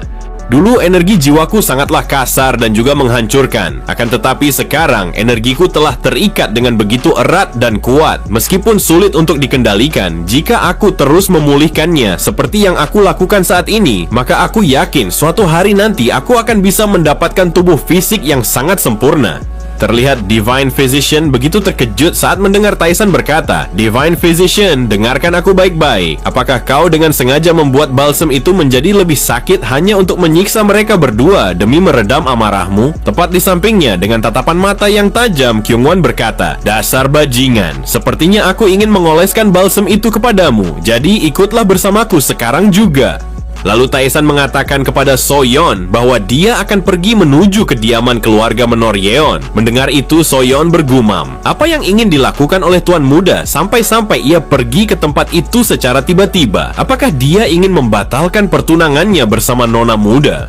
Kemudian, sambil tertawa tipis, Taesan kembali berkata, "Apakah kau tahu kalau keluarga Zhongli telah memberikan sebuah pesan kepadaku dan memintaku untuk datang ke sana?" Setelah kembali dari ruangan pelatihan, Taesan pun menanyakan kepada Divine Physician, "Apa ini semua yang kau dapatkan dari klan Zhongli?" Mendengar itu, Divine Physician berkata, Tuan muda, semua bawahanku telah bersusah payah untuk mendapatkan informasi itu. Jadi aku yakin kalau mereka telah mendapatkan informasi ini tanpa ada satupun yang terlewat, meskipun untuk mendapatkannya sangatlah sulit. Dengan tatapan mata yang mengintimidasi, Taisan berkata, "Entah kenapa, yang aku rasakan, kau sepertinya telah hidup terlalu nyaman selama 1 bulan ini, sampai-sampai kau tidak becus untuk mengumpulkan informasi itu." Divine Physician berkata, "Tuan muda, mana mungkin aku hidup dengan nyaman? Sedangkan yang aku lakukan setiap hari adalah mengurus kedua penjagamu dan juga membuat balsem. Bahkan, saking sibuknya, aku pun harus mengerjakan sebuah pekerjaan yang seharusnya dilakukan oleh 2 orang. Saat mendengar Taisan mengatakan kalau dia akan membelah tubuhnya menjadi 2 bagian, Divine Physician berkata, "Entah kenapa, setiap kali kau menunjukkan wajah itu, aku pun selalu saja teringat akan masa lalu yang sangat mengerikan." Mendengar perkataannya, Taisan bergumam, dia telah mengatakan masa lalu. Apakah yang dia maksud adalah ketika dia menjadi anggota kultus demonik? Kultus Sacred Heavenly Demon selalu mengirimkan grup ke berbagai tempat untuk mengumpulkan informasi. Kemudian, setiap grup menyamarkan dirinya sebagai orang-orang dengan berbagai pekerjaan seperti penjaga, pedagang, atau tabib. Aku yakin kalau dia dulunya adalah seorang tabib yang ditugaskan oleh kultus demonik. Tetapi apakah mungkin kalau dia dulunya telah bertemu denganku? Kemudian Divine Physician mengumpulkan semua informasi yang ia berikan kepada Taisan. Lalu ia berkata, "Aku sama sekali tidak menyangka kalau kau sangat tertarik terhadap keluarga Zhongli karena dia ingin merebut tunanganmu. Namun jika kupikir lagi, Nona Harin sangatlah cantik sampai-sampai ada begitu banyak orang-orang yang tertarik kepadanya." Seketika itu juga, Taisan teringat ketika ia pertama kali bertemu dengan Harin. Selain harum baunya, indah sekali wajahnya. Aku juga menyadari kalau wanita itu sangatlah cantik. Bahkan, ia adalah wanita tercantik yang pernah aku temui. Sampai-sampai dia telah mengingatkanku akan seseorang di masa lalu.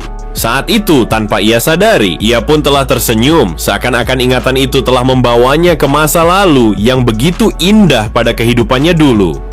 Namun, ingatannya tentang masa lalu itu hilang begitu saja setelah mendengar Divine Physician mengatakan, "Apakah aku harus menambahkan para penjaga agar mereka bisa menjamin keselamatanmu?"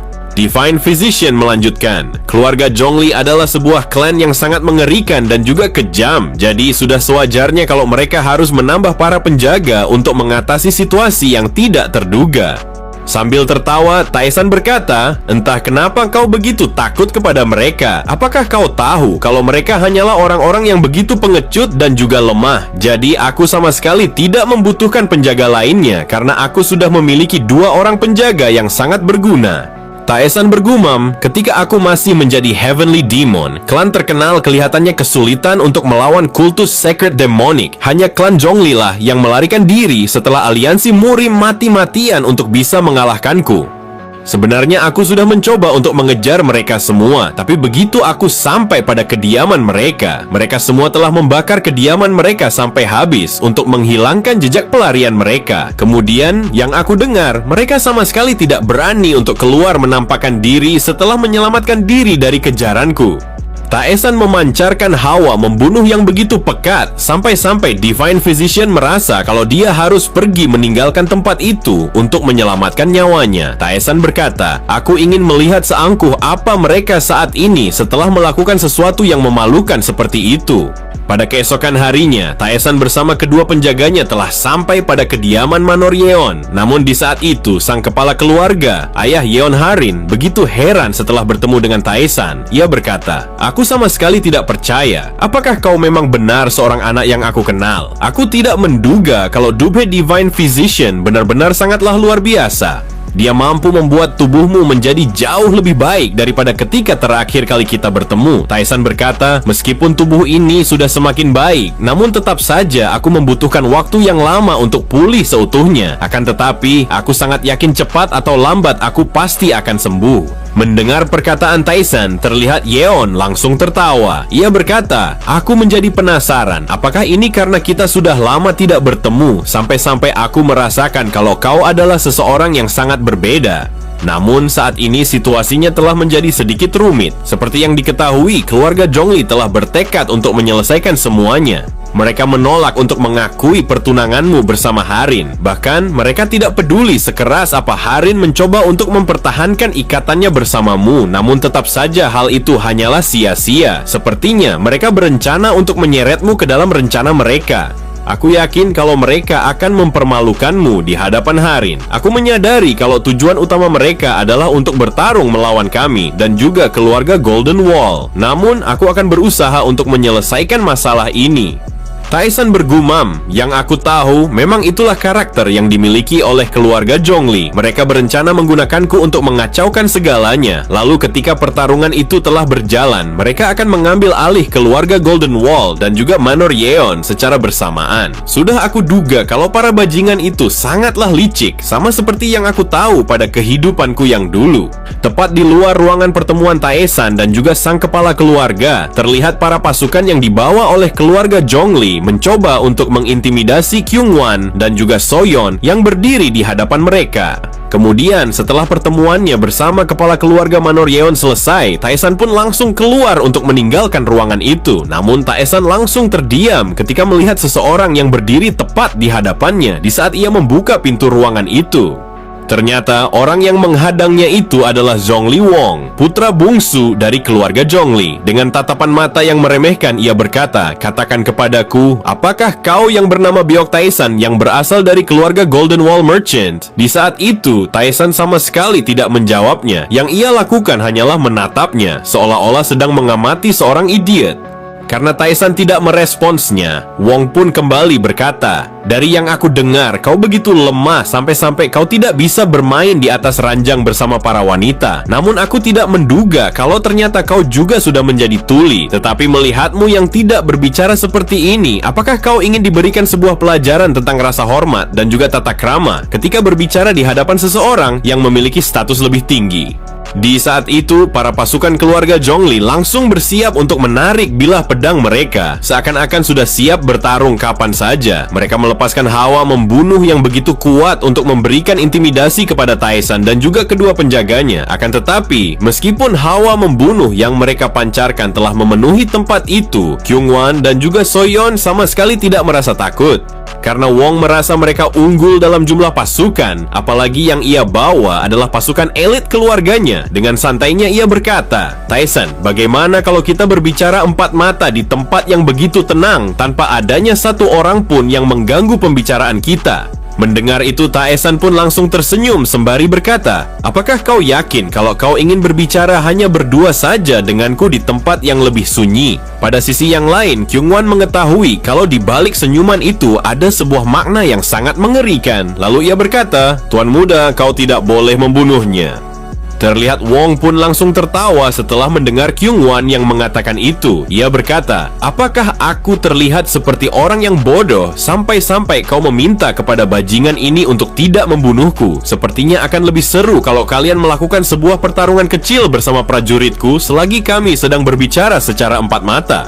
Taesan berkata, "Jujur saja, aku sangat suka dengan idemu itu untuk melakukan sebuah pertarungan kecil. Aku ingin tahu bagaimana perkembangan kedua penjagaku setelah mereka menyelesaikan latihannya." Lalu Taesan pun melemparkan pandangannya kepada Kyungwon dan juga Soyeon. Ia kembali berkata, "Jika mereka telah membuat masalah, maka jangan pernah ragu untuk menghancurkan mereka sepenuhnya." Sambil berpaling, Do Wong pun berkata kepada para prajuritnya, "Bajingan ini akan ikut bersamaku dan aku akan menyerahkan kedua tikus itu kepada kalian. Jadi bersenang-senanglah bersama mereka sampai kalian puas." Tanpa pikir panjang sedikit pun, mereka pun langsung menarik bilah pedang. Mereka sembari berkata, "Meskipun Tuan Muda mengatakan kalau ini hanyalah pertarungan kecil, akan tetapi aku sama sekali tidak berencana untuk menahan diri. Jadi salahkan diri kalian sendiri mengapa kalian memiliki sebuah nasib yang begitu buruk."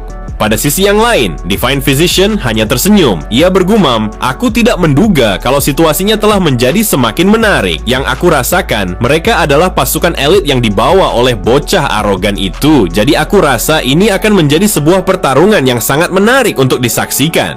Karena aku begitu penasaran bagaimana kemampuan mereka di dalam sebuah pertarungan yang sesungguhnya. Namun akan lebih baik kalau aku menontonnya dari kejauhan karena ini mungkin saja akan berbahaya bagi keselamatanku." Beberapa saat kemudian, mereka pun telah sampai pada sebuah tempat yang begitu sunyi yang berada di wilayah kediaman keluarga Yeon. Lalu Wong berkata, "Awalnya aku berpikir untuk pergi lebih jauh dari tempat ini, namun menyadari akan kondisi tubuhmu yang begitu lemah, maka aku pun memutuskan untuk membawamu ke tempat ini." Taesan pun hanya tertawa. Ia berkata, "Sepertinya kau telah berusaha dengan sangat keras untuk bisa membawaku ke tempat yang sunyi seperti ini tanpa adanya satu orang pun yang tahu apa yang akan kita lakukan." Wong pun berkata, "Sudah sewajarnya kalau aku berusaha dengan sangat keras, karena aku sudah begitu lama menantikan saat seperti ini."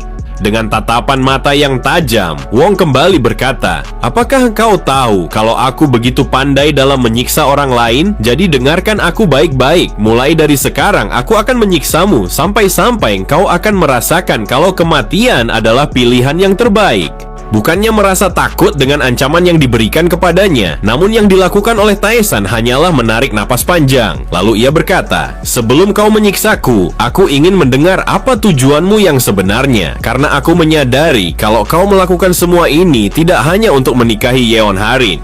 Di saat itu, Wong pun meletakkan tangan kanannya tepat di samping belatinya. Ia berkata, "Wanita itu memanglah cantik, bahkan saking cantiknya aku pun tidak keberatan untuk meliriknya berkali-kali. Namun sayangnya, bukan berarti dia pantas menjadi pasanganku. Apakah kau tahu kalau ambisiku sangatlah besar bagi keluarga rendahan seperti mereka, sehingga aku merasa kalau wanita itu sama sekali tidak pantas berada di sampingku, apalagi memuaskanku." Setelah mengatakan itu, Wong langsung melemparkan belatinya yang bertujuan untuk melumpuhkan pergerakan Taesan. Akan tetapi, belati itu sama sekali tidak mengenai tubuh Taesan dan hanya tertancap pada sebatang pohon yang ada di hadapannya.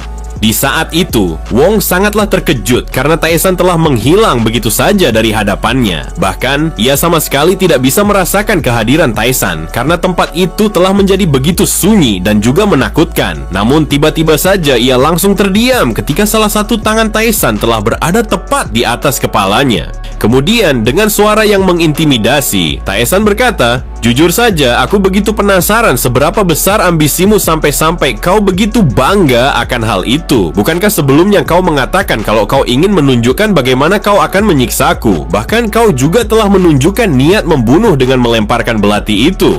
Dengan panik, Wong bergumam, "Apa yang telah terjadi? Bukankah dia mempunyai titik meridian yang telah rusak? Jadi bagaimana mungkin ia bisa melakukan itu?" Akan tetapi, tiba-tiba saja ia pun merasakan rasa sakit yang sangat luar biasa, bahkan lebih sakit daripada kematian. Seketika itu juga, ia pun langsung berteriak dengan sangat keras, sampai-sampai siapapun pastinya menyadari kalau itu adalah sebuah penyiksaan yang paling menyakitkan. Pada sisi yang lain, terlihat Kyungwon langsung terdiam setelah mendengar jeritan ketakutan dan juga keputusasaan yang bergema di tempat itu. Ia bergumam, "Apakah Tuan Muda mencoba membunuhnya? Karena jeritan ini sama seperti yang dialami oleh assassin itu." Kemudian, salah satu dari pasukan Zhongli berkata, "Sepertinya Tuan Muda kalian telah menjerit kesakitan. Jadi apakah kalian tidak mau untuk menyusulnya?" Dengan santainya, Soyeon berkata, "Kami sama sekali tidak perlu mengkhawatirkan Tuan Muda, karena ia akan mampu menangani bajingan itu. Jadi, akan lebih baik kalau kalian langsung saja menyerang kami secara bersamaan." Mendengar perkataan Soyeon, mereka pun langsung mengacungkan bilah pedang mereka dan bersiap untuk memulai pertarungan. Mereka memancarkan hawa membunuh agar Kyungwon dan juga Soyeon merasa takut kepada mereka. Lalu mereka pun langsung bergerak dengan sangat cepat untuk mengepung pergerakan Kyungwon dan Soyeon. Sambil tertawa, mereka berkata, "Karena kalian telah memaksa untuk bertarung melawan kami, maka jangan pernah merasa menyesal kalau kalian akan mati di tempat ini." Akan tetapi, mereka sangat terkejut karena serangan mereka sama sekali tidak mampu menebas kepala Kyungwon. Namun ketika salah satu dari mereka lengah, Kyungwon langsung melancarkan sebuah tendangan yang mendarat tepat di dagunya, sehingga membuatnya langsung tidak sadarkan diri. Mereka semua mencoba untuk mengunci pergerakan Kyungwon dari kedua sisi, sehingga membuatnya tidak bisa menghindari tebasan pedang mereka. Kemudian, Kyungwon mendengar Soyeon mengatakan bahwa ia harus fokus terhadap musuh yang ada di hadapannya. Di saat salah satu dari pasukan musuh yang ada di belakangnya langsung tersungkur ke tanah setelah Soyeon melemparkan sarung pedangnya yang mendarat tepat di wajah orang itu. Dengan tatapan mata yang tajam, Soyeon berkata, "Apakah kalian pikir aku terlihat lemah hanya karena aku seorang perempuan? Jadi apakah kalian penasaran bagaimana rasanya bilah pedangku?" Setelah itu Soyeon langsung berdekatan bersama Kyungwon dan bersiap untuk menghadapi mereka semua. Kyungwon bergumam, "Aku bersumpah kalau aku sama sekali tidak akan pernah mengecewakan Tuan Muda. Jadi aku akan menunjukkan kepadanya bagaimana latihan kami selama 1 bulan ini." Di saat semua pasukan musuh telah mengepung pergerakan mereka dari segala arah, sehingga sangat mustahil bagi mereka untuk bisa melarikan diri. Pada sisi yang lain, Wong terlihat lemah setelah energinya diserap secara paksa oleh Taesan. Lalu Taesan berkata, "Kemana perginya rasa angkuhmu itu? Bukankah kau mengatakan kalau kau begitu hebat dalam menyiksa orang lain? Lantas, mengapa kau berteriak kesakitan seperti ini?"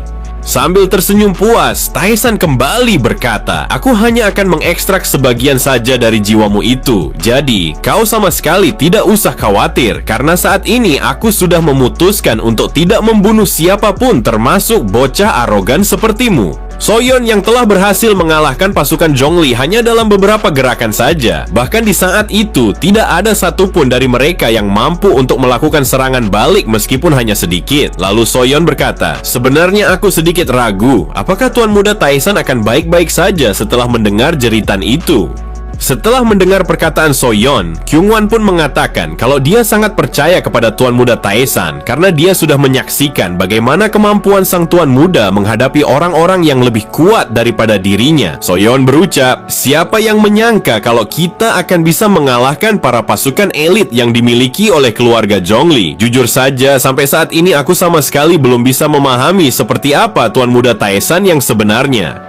Kyungwon kembali menjelaskan, "Aku tidak tahu bagaimana ia bisa melakukannya, akan tetapi satu hal yang pasti, jika bukan karena kemampuan Tuan Muda, maka bisa dipastikan kalau kita yang akan kalah." Kemudian Kyungwon bergumam, "Sebelum kami pergi menuju Manor Yeon, kami telah dipanggil oleh Tuan Muda untuk datang ke ruangannya. Di saat itu, ia memberitahu kami tentang titik lemah dari seni bela diri yang dimiliki oleh keluarga Zhongli. Dia telah memberitahu kami yang seolah-olah kalau dia sangat mengenal keluarga Zhongli luar dan dalam. Sejujurnya, aku sama sekali tidak yakin dengan apa yang ia katakan. Akan tetapi, ketika aku bertarung melawan mereka, aku baru menyadari jika aku bisa melihat semua gerakan mereka dengan mudah, yang seolah-olah kalau mereka telah menari di tanganku. Aku yakin kalau ini adalah berkat arahan yang diberikan oleh Tuan Muda kepada kami, dan aku sangat percaya kalau Tuan Muda adalah seorang jenius yang sesungguhnya." Pada sisi yang lain, terlihat Soyeon begitu heran ketika melihat Kyungwon yang tertawa dengan sendirinya. Lalu dia bergumam, "Apakah dia sudah gila?" Di tempat yang berbeda, ketika hari sudah semakin sore, terlihat Divine Physician yang bersantai di atas jembatan sembari bersiul dan menyilangkan tangan di dadanya. Tiba-tiba saja Divine Physician sangatlah terkejut ketika melihat Taesan yang berjalan menuju ke arahnya. Namun di saat itu, ia begitu heran ketika menyadari kalau Wong telah tertunduk tepat di belakang Taesan. Saat mendengar Taesan yang bertanya, mengapa ia hanya seorang diri di tempat itu, sambil menundukkan kepala Divine Physician berkata, "Tuan Muda, aku adalah orang yang begitu lemah di dalam seni bela diri, jadi aku berpikir untuk mundur dari pertarungan mereka." Taesan pun berkata, "Bukan itu yang aku maksud, namun yang aku pertanyakan adalah, mengapa Kyungwon dan juga Soyeon sampai saat ini sama sekali tidak kembali, sedangkan yang mereka lawan hanyalah pasukan kecil?"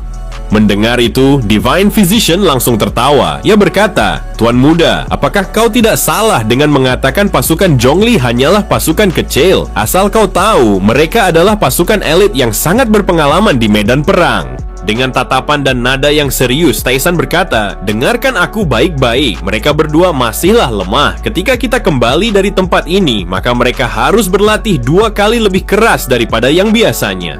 Divine Physician sangatlah terkejut dengan apa yang dikatakan oleh Taesan. Ia sama sekali tidak menyangka kalau Taesan begitu marah karena mereka tidak bisa mengalahkan pasukan Zhongli dalam waktu yang singkat. Kemudian Taesan berjalan meninggalkannya. Taesan kembali berkata, "Aku tidak tahan jika orang-orangku lemah." Mendengar itu, Divine Physician langsung tersenyum. Ia menyadari kalau itu adalah sebuah sikap yang biasanya telah ditunjukkan oleh Heavenly Demon kepada bawahannya.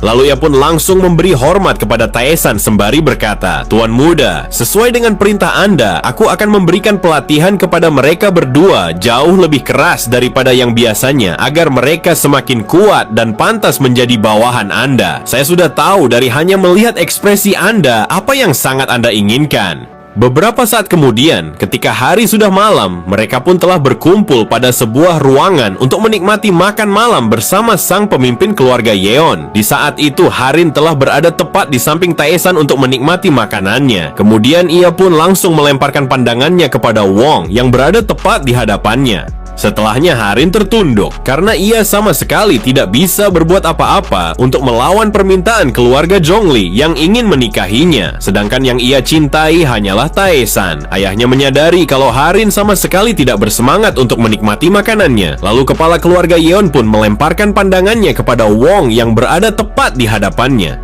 Ia sadar jika Wong di saat itu tidak bertingkah seperti yang biasanya. Kemudian kepala keluarga Yeon berkata, "Yang aku dengar kau telah mengajak Taesan untuk berbicara secara empat mata di tempat yang tidak diketahui oleh siapapun." Harin sangatlah terkejut sampai-sampai ia telah berdiri dari tempat duduknya. Lalu dengan wajah yang begitu panik, ia pun bertanya kepada Taesan apakah dia baik-baik saja. Harin langsung terdiam saat mendengar Taesan yang bertanya apa yang akan dilakukan oleh Harin apabila tubuhnya terluka. Dengan santainya, Taesan berucap, "Yang kami lakukan hanyalah berbicara sesuatu yang menarik. Jika kami telah berbicara dari hati ke hati dengan percakapan yang begitu baik tanpa adanya satupun dari kami yang terluka." Terlihat Wong hanya tertunduk. Ia sama sekali tidak berani untuk mengangkat kepalanya ketika ia berhadapan dengan Taesan. Akan tetapi, Wong sangatlah terkejut ketika mendengar Taesan yang memanggilnya dengan suara yang begitu dingin. Di saat itu, Wong merasakan kalau Taesan telah memancarkan hawa membunuh yang begitu kuat yang ditunjukkan kepadanya, sampai-sampai dia tidak dapat melakukan apapun. Taesan kembali berkata, "Bukankah seharusnya kau harus menatap mata lawan bicaramu ketika dia berbicara kepadamu?" Dengan tubuh yang bergetar, ia pun mencoba secara perlahan mengangkat pandangannya untuk menatap Taesan. Akan tetapi, wajahnya menjadi pucat, tubuhnya berkeringat dingin ketika ia melihat Taesan yang menatapnya dengan tatapan mata yang sangat tajam. Perasaan campur aduk dalam dirinya. Wong merasakan kalau Taesan bukanlah seorang manusia, melainkan dia adalah seorang iblis yang sesungguhnya. Bahkan di saat itu, Wong merasakan kalau jiwanya telah dilahap oleh Taesan meskipun hanya dengan tatapannya. Ia pun merasakan kalau tubuhnya telah menjadi begitu kaku, bahkan saking takutnya, sampai-sampai tanpa disadari Wong telah kencing dan berak di celana. Mereka semua sangatlah terkejut ketika bau busuk telah memenuhi ruangan itu yang berasal dari tubuh Wong. Meskipun Wong merasakan kalau dia telah mempermalukan dirinya sendiri di hadapan semua orang, namun tetap saja ia sama sekali tidak sanggup untuk menahan sebuah tekanan yang diberikan oleh Taesan. Semua orang yang ada di sana langsung melemparkan pandangan mereka kepada Wong karena mereka tidak percaya kalau Wong telah melakukan sesuatu yang sangat memalukan seperti itu. Tanpa pikir panjang sedikit pun, mereka semua langsung berlarian meninggalkan ruangan itu karena mereka sama sekali tidak sanggup untuk mencium bau pesing dan bau kotoran. Taesan hanya tersenyum karena ia telah berhasil membuat Wong menjadi malu di hadapan semua orang, sehingga hal itu akan menghancurkan harga dirinya dan juga keluarganya. Terlihat para penjaga dari keluarga Zhongli langsung berlarian mencari seorang tabib untuk menyembuhkan tuan mereka yang tiba-tiba saja telah menjadi seperti itu.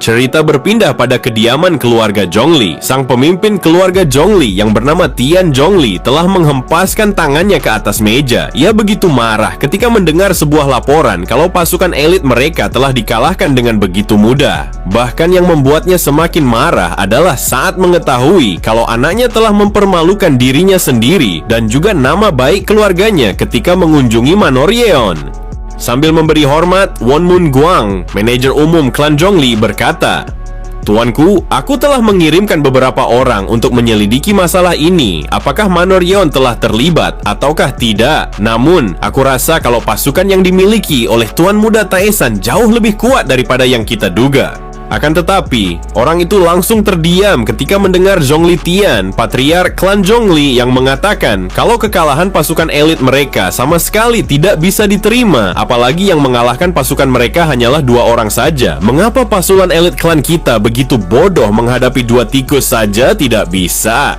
Kemudian Tian pun bertanya, "Bagaimana situasi anakku setelah kembali dari kediaman Manor Yeon?" Won Moon berkata, "Sampai saat ini dia tetap saja mengasingkan dirinya sendiri dan sama sekali tidak ingin bertemu dengan siapapun. Namun yang kami perhatikan sepertinya ada sebuah masalah yang terjadi pada seni bela dirinya." Akan tetapi, ketika kami menanyakan kepada Tuan Muda, ia sama sekali tidak bisa mengingatnya. Sepertinya ada masalah dengan martial arts-nya, tapi kami tidak tahu penyebabnya, yang seolah-olah kalau bagian tertentu dari ingatannya telah terpotong. Sontak, Tian sangatlah terkejut. Ia berkata, "Apa yang terjadi kepada anakku? Awalnya dia telah mempermalukan dirinya sendiri, dan sekarang dia pun telah menjadi orang yang sangat bodoh dan idiot." Lalu ia bergumam, "Aku sama sekali tidak percaya kalau situasi ini adalah perbuatan Byok Tae-san, seseorang yang sudah sekarat itu. Aku yakin kalau ada sesuatu yang sangat tidak beres yang terjadi di tempat itu." Kemudian Tian berkata, "Aku yakin kalau ada seseorang yang telah ikut campur di dalam pertemuan itu. Jadi, apapun yang terjadi, kita harus menemukannya dan membalas perbuatannya secara langsung." Mendapatkan perintah itu, terlihat Won Moon langsung memberi hormat kepada Tian dan pergi meninggalkan tempat itu untuk melaksanakan perintah tuannya. Setelah kepergian Won Moon, Tian berkata, "Karena kebodohan ayahku, keluarga kami hampir saja dimusnahkan oleh sang Heavenly Demon. Namun pada akhirnya, kami telah berhasil membangkitkan kembali kekuatan dan juga martabat kami sampai sejauh ini. Namun aku sama sekali tidak menyangka kalau kami telah mendapatkan sebuah penghinaan seperti ini. Dasar sialan, aku sama sekali tidak bisa membiarkan hal ini berakhir begitu saja. Aku bersumpah, siapapun yang berani menyentuh keluarga Zhongli, maka aku akan menghancurkannya meskipun dia adalah sang Heavenly Demon."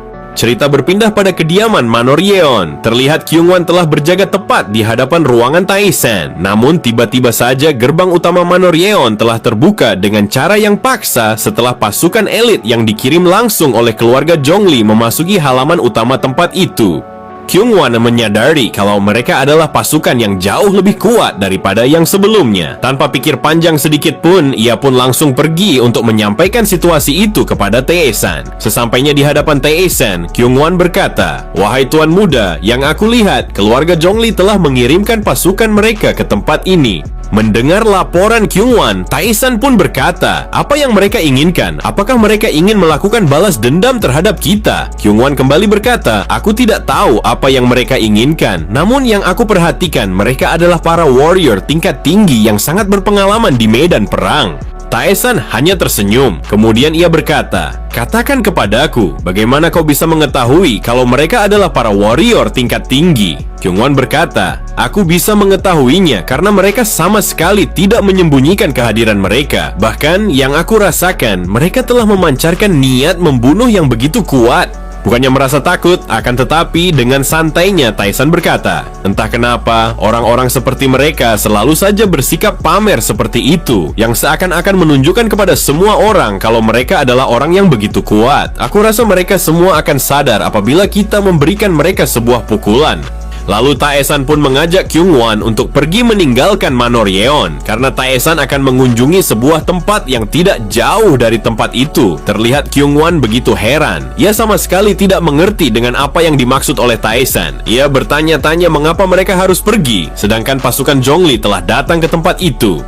Tae-san hanya tertawa. Ia berkata, "Apabila kau berurusan dengan mereka, maka aku bisa memastikan kalau kau akan menjadi orang yang gila. Jadi ikutlah denganku karena kita akan pergi sekarang juga." Mendengar itu, mau tidak mau, ia pun langsung pergi meninggalkan tempat itu. Meskipun sebenarnya ia sama sekali tidak tahu kemana mereka akan pergi. Sambil berjalan, Tae-san berkata, "Akhirnya situasi ini telah menjadi sedikit menyenangkan karena mereka sangat berani untuk memulai semua ini." Setelah mengajak Song Kyungwon untuk pergi meninggalkan Manor Yeon, akhirnya ia pun telah sampai pada markas utama sekte Bloodblade. Sambil memperhatikan sebuah gerbang yang menjulang tinggi di hadapannya, Tae-san berkata, "Ternyata mereka memiliki sebuah gerbang yang jauh lebih tinggi daripada yang aku kira." Di sampingnya, Kyungwon berkata, "Tuan Muda, mungkinkah kalau kau berencana menggunakan sekte ini untuk melawan keluarga Zhongli? Yang aku tahu mereka adalah sebuah organisasi yang tersebar di black market yang berada pada wilayah Dongho. Akan tetapi, di balik layar, mereka telah membayar upeti kepada klan Zhongli dengan jumlah yang cukup banyak. Namun aku masih berpikir, apakah mereka akan bertindak sesuai dengan yang kau inginkan?" Setelah menarik napas panjangnya, Taesan berkata, "Apakah kau tidak berpikir kalau mereka juga benci untuk membayar sejumlah upeti kepada Zhongli? Dengarkan aku baik-baik. Mereka bertahan dengan Zhongli bukan karena mereka menyukainya." Kyungwon berkata, "Aku rasa mereka membayar upeti itu kepada Zhongli karena mereka sama sekali tidak memiliki kekuatan, dan itu adalah sebuah cerita yang sangat umum pada dunia murim." Taesan kembali berkata, "Bukan hanya tidak memiliki kekuatan, akan tetapi mereka benar-benar sangatlah lemah dan juga tidak berdaya. Tidak peduli sekuat apa mereka berjuang, namun mereka menyadari kalau itu hanya sia-sia." Kyungwon, apakah kau tahu apa yang akan terjadi kepada orang-orang yang seperti itu? Terlihat Kyungwon hanya terdiam. Ia sama sekali tidak bisa memahami apa yang dikatakan oleh Taesan. Lalu Taesan melemparkan pandangannya kepada Kyungwon. Ia kembali berkata, "Mereka menjadi lemah dan juga tidak berdaya karena mereka sama sekali tidak memiliki rasa semangat untuk berjuang lagi." Sontak Kyungwon sangatlah terkejut, matanya terbelalak karena apa yang dikatakan oleh Taesan telah membangkitkan sebuah ingatan di masa lalu. Di saat itu ia begitu ingat bagaimana sektenya dan juga kediamannya telah dilahap oleh kobaran api setelah diserang oleh sebuah kelompok yang kejam. Mereka adalah Heavenly Blood. Ketika Kyungwon masih kecil, di dalam kepanikan serangan itu, sang ayah telah memerintahkan kepada anggotanya untuk membawa Kyungwon meninggalkan sekte mereka. Mendengar itu, Kyungwon mencoba untuk memberontak karena dia sama sekali tidak ingin meninggalkan ayahnya di tempat itu. Namun ayahnya tetap memaksa anggotanya untuk membawa Kyungwon meninggalkan tempat itu. Dengan lirihnya, ayahnya berkata, "Anakku, jagalah dirimu dengan sebaik mungkin. Setidaknya hanya dirimu satu-satunya keluarga kita yang masih selamat dari pembantaian ini. Jaga dirimu baik-baik, jangan sampai kau ikut mati juga." Tiba-tiba saja, ayahnya langsung terdiam ketika mendengar seseorang berkata, "Ternyata kau telah berhasil membiarkan anak itu pergi meninggalkan tempat ini." Ternyata orang yang berbicara itu adalah sang pemimpin dari kelompok yang telah menyerang sekte mereka. Menyadari akan kedatangannya, ia pun langsung berlutut tepat di hadapannya. Dengan lirih ia berkata, "Aku mohon, ampunilah keluargaku karena mereka sama sekali tidak bersalah. Setidaknya, ampunilah nyawa anakku yang masih kecil itu." Di saat itu ia memohon dengan sungguh-sungguh kepada orang itu untuk mengampuni nyawa anaknya, meskipun ia harus merendahkan harga dirinya di hadapan orang itu. Dengan tatapan mata yang tajam, orang itu berkata, "Suatu hari nanti anak itu pastinya akan datang kepadaku untuk membalas dendam atas kematian ayahnya, karena kita sudah terikat dengan sesuatu yang bernama takdir. Jadi jika saat itu telah tiba, maka aku sama sekali tidak akan bisa memenuhi permintaan ini lagi." Setelah mengatakan itu, ia pun langsung menebaskan bilah pedangnya untuk memotong kepala ayah Kyungwon, sehingga membuatnya langsung mati seketika. Kemudian, ia pun langsung pergi meninggalkan tempat itu yang telah terbakar dengan kobaran api yang begitu dahsyat. Pada sisi yang lain, terlihat Kyungwon hanya bisa menangis sejadi-jadinya setelah melihat ayahnya yang telah mati dan juga terbakar di tempat itu. Di saat itu, ia mencoba untuk memberontak karena ia sangat ingin memeluk ayahnya yang telah mati. Akan tetapi, sang penjaga dengan sangat kuat langsung menahan pergerakannya dan membawanya pergi meninggalkan tempat itu, sama seperti yang diperintahkan oleh sang pemimpin. Seketika itu juga, Kyungwon langsung terdiam setelah teringat sebuah kejadian pahit yang terjadi di masa lalu itu. Bahkan, pikirannya telah dipenuhi oleh ribuan kata-kata bahwa dirinya sangatlah lemah dan juga tidak berdaya. Suara dingin itu mengatakan menjadi orang yang lemah adalah sebuah dosa yang sangat besar. Setelah menarik napas panjangnya, Kyungwon berkata, "Tuan muda, seharusnya kau sudah tahu kalau bertaruh dengan orang-orang yang begitu lemah adalah dosa. Lantas, apa yang harus dilakukan bagi mereka yang begitu lemah?" Terlihat Taesan hanya tersenyum setelah melihat reaksi Kyungwon yang sangat terpukul setelah mendengar kata lemah dan juga tidak berdaya. Lalu Taesan langsung mendorong gerbang utama itu dengan menggunakan salah satu tangannya. Setelah gerbang utama itu terbuka, sambil tersenyum, Taesan kembali berkata, "Kyungwon, jika mereka adalah orang-orang yang begitu lemah, maka aku akan memberikan sebuah kekuatan kepada mereka." Terlihat Kyungwon hanya terdiam. Ia sama sekali tidak menyangka kalau Taesan telah mengatakan sesuatu seperti itu. Melihat itu, ia merasakan kalau Taesan adalah sebuah cahaya yang akan menerangi kegelapan hatinya di saat ia masih terperangkap di masa lalu. Kemudian terdengar orang-orang sekte itu langsung melakukan penyerangan kepada Taesan ketika menyadari kehadirannya. Akan tetapi, tidak ada satu pun dari mereka yang mampu mengalahkan Taesan dan juga Kyungwon karena mereka adalah orang-orang yang begitu lemah. Beberapa saat kemudian, terlihat semua orang yang ada di sana langsung tertunduk setelah dihajar oleh Kyungwon. Kemudian pria berkumis lele itu yang merupakan pemimpin sekte tersebut bernama Chu Jo Guang. Lalu mereka semua langsung bergetar setelah melihat Taesan berjalan menuju ke arah mereka. Di saat itu mereka sangatlah ketakutan apabila mereka dihajar lagi untuk yang kedua kalinya. Seketika itu juga, Jo Guang langsung berteriak sembari berkata, "Tuan muda, aku mohon, ampunilah kami semua karena kami telah melakukan sebuah dosa yang sangat besar." Akan tetapi, Taesan sama sekali tidak mengatakan sepatah kata pun. Yang ia lakukan hanyalah menatapnya dengan tatapan mata yang sangat datar. Menyadari situasinya, Jo Guang langsung bersujud tepat di hadapan Taesan sembari mengatakan bahwa ia akan melakukan apa saja yang diperintahkan oleh Taesan kepada mereka. Dengan santainya, Taesan berkata, "Sebenarnya aku ingin mengajari kalian sesuatu yang lumayan menarik. Jadi aku ingin melihat apakah kalian berguna ataukah tidak." Jo Guang sama sekali tidak mengerti dengan apa yang dikatakan oleh Taesan. Awalnya mereka baru saja dihajar habis-habisan tanpa adanya perlawanan, dan sekarang mereka akan diajarkan sesuatu yang sangat menarik. Kemudian Taesan pun melanjutkan kata-katanya, "Dengarkan aku baik-baik. Jika kalian masih membayar upeti kepada keluarga Zhongli, maka aku bersumpah kalau kalian akan mati di tanganku."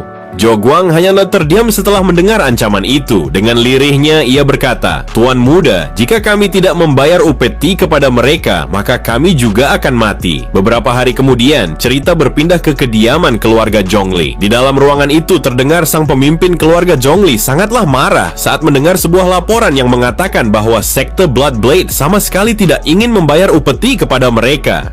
Sambil memberi hormat, Monwon berkata, "Tuan, itu adalah sebuah kabar yang baru saja aku dengar, dan ini sama sekali belum pernah terjadi sebelumnya." Dengan nada yang begitu tinggi, Tian berucap, "Mereka sama sekali tidak ingin membayar upeti kepada kita. Apa kau bodoh dan kau hanya bisa mengatakan iya kepada mereka, lalu kau kembali begitu saja seperti orang yang idiot?"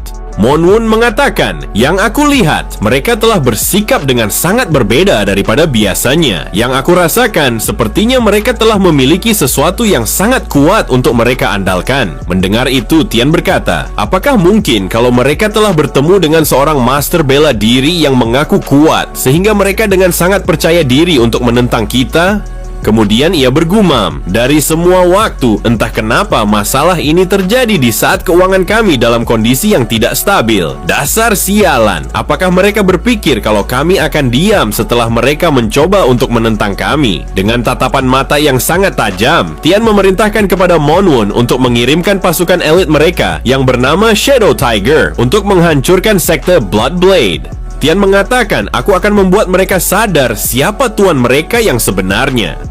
Mendapatkan perintah itu, Monwon berkata, "Yang aku tahu, pasukan elit kita telah membersihkan sebuah kekacauan yang dialami oleh tuan muda di kediaman Manor Yeon. Namun aku akan mengirimkan sebuah pesan kepada mereka agar mereka bisa menyelesaikan masalah ini dengan secepat mungkin."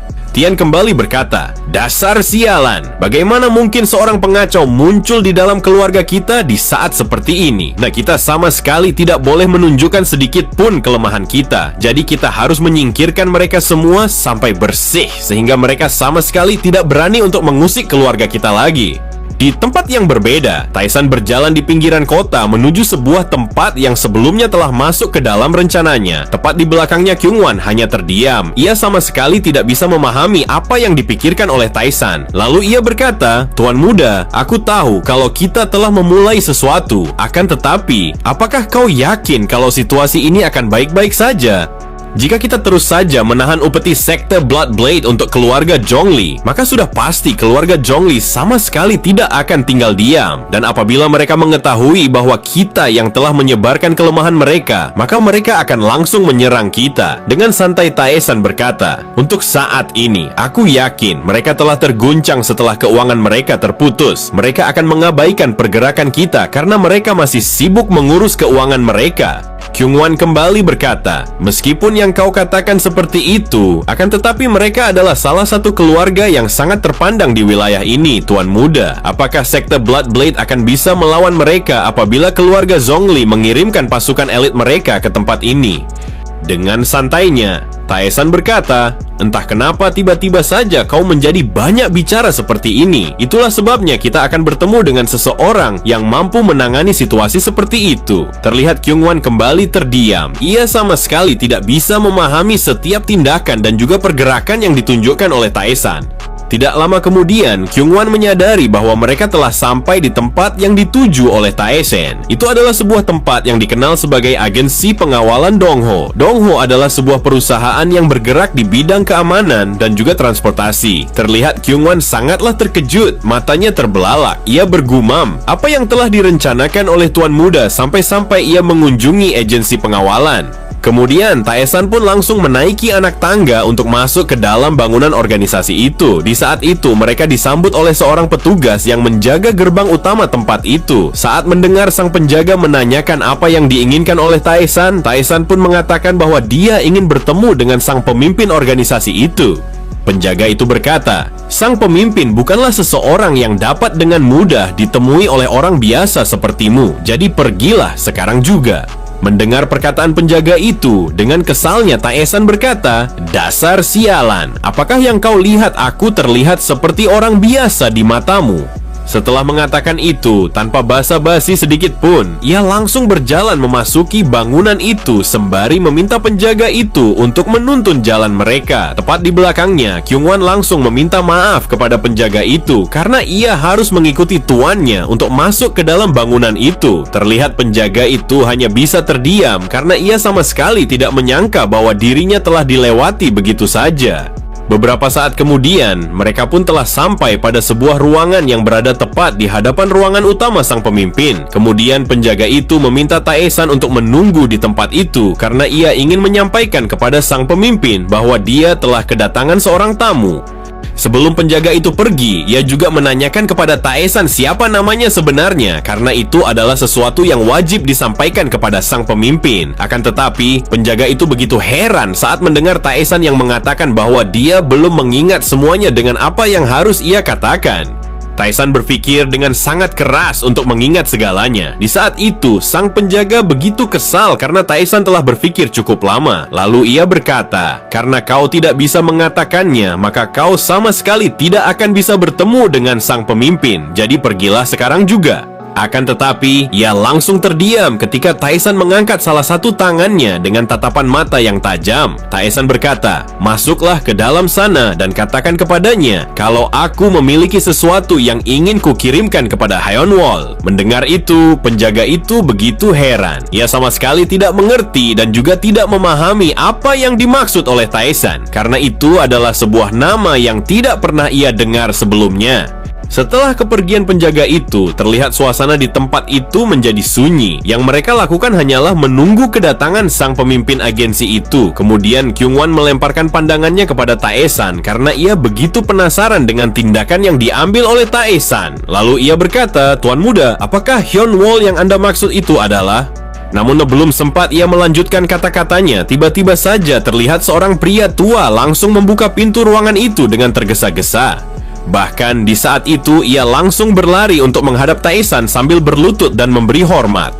Tua bangka itu berkata, "Kami, agensi pengawalan, telah menyambut Anda sebagai seorang tamu yang sangat terhormat. Jadi masuklah sekarang juga dan buatlah diri Anda senyaman mungkin."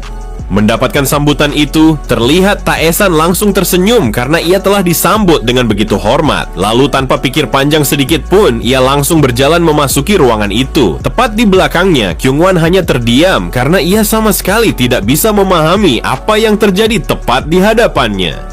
Sambil ia memperhatikan Taesan yang dibimbing oleh sang pemimpin agensi itu, ia bergumam, kegilaan seperti apa yang telah terjadi di tempat ini sampai-sampai tua bangka itu tunduk dan sangat hormat kepada Tuan Muda. Setelah memasuki ruangan pemimpin agensi, sambil duduk dengan segelas teh hangat, dengan santai Taesan berkata, "Katakan kepadaku, ada berapa banyak orang-orang yang bisa dikerahkan untuk saat ini?" Saat mendengar pemimpin agensi yang mengatakan kalau dia telah memiliki 6 kapten dan juga 60 para penjaga terjaga, Taesan pun memerintahkan kepadanya untuk mengumpulkan keenam kapten itu karena ada sesuatu yang ingin ia sampaikan kepada mereka.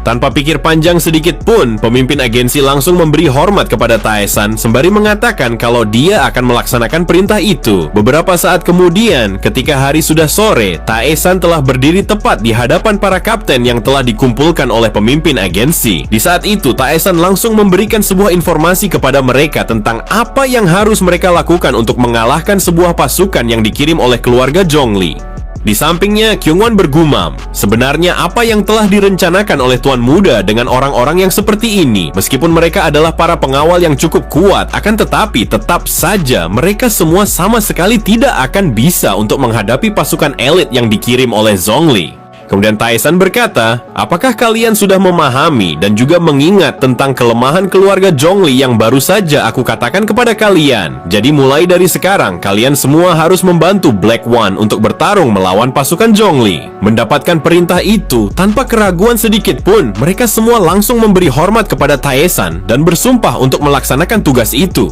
Lalu Taesan pun mengajak Kyungwon untuk pergi meninggalkan tempat itu karena ia akan memulai pergerakannya ke tempat yang berbeda. Di saat itu, Kyungwon begitu heran karena ia sama sekali tidak bisa memahami dengan apa yang dipikirkan oleh Taesan. Ia pun bertanya, apakah kita akan pergi menuju Black One? Taesan berkata, meskipun kita akan pergi ke tempat itu, akan tetapi yang akan bertarung menghadapi pasukan Zhongli adalah mereka. Mendengar itu, Kyungwon berkata, Tuan Muda, meskipun mereka semua adalah orang-orang yang begitu kuat, akan tetapi yang mereka hadapi adalah pasukan elit yang dikirim oleh Zhongli. Jadi apa aku harus turun untuk membantu mereka semua apabila situasinya tidak berjalan sesuai dengan yang kau rencanakan? Terlihat sambil menarik napas panjang, Taesan hanya tersenyum karena ia menyadari kalau Kyungwon sama sekali tidak bisa merasakan bahwa keenam orang itu bukanlah seseorang yang bisa dikalahkan dengan mudah, meskipun yang mereka hadapi adalah sebuah pasukan elit yang dikirim oleh Zhongli.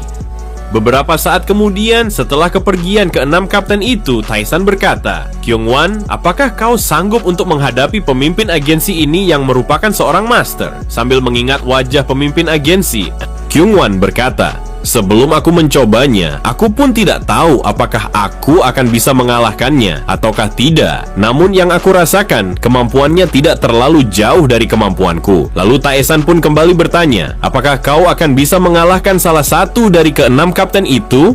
Tanpa pikir panjang sedikit pun, Kyungwon mengatakan kalau ia akan bisa mengalahkan mereka dengan mudah. Akan tetapi, Kyungwon langsung terdiam ketika mendengar Taesan yang mengatakan kalau keyakinannya dan juga rasa percaya dirinya sangatlah salah. Taesan berkata, Kyungwon, asal kau tahu, kau sama sekali tidak akan bisa untuk melawan seorang master karena dia telah berada di level yang sangat jauh. Bahkan aku sangat yakin kalau kau tidak akan mampu untuk mengalahkan keenam kapten itu. Jadi segala sesuatu yang ada di dalam dunia ini tidak selalu seperti yang dilihat oleh kedua matamu.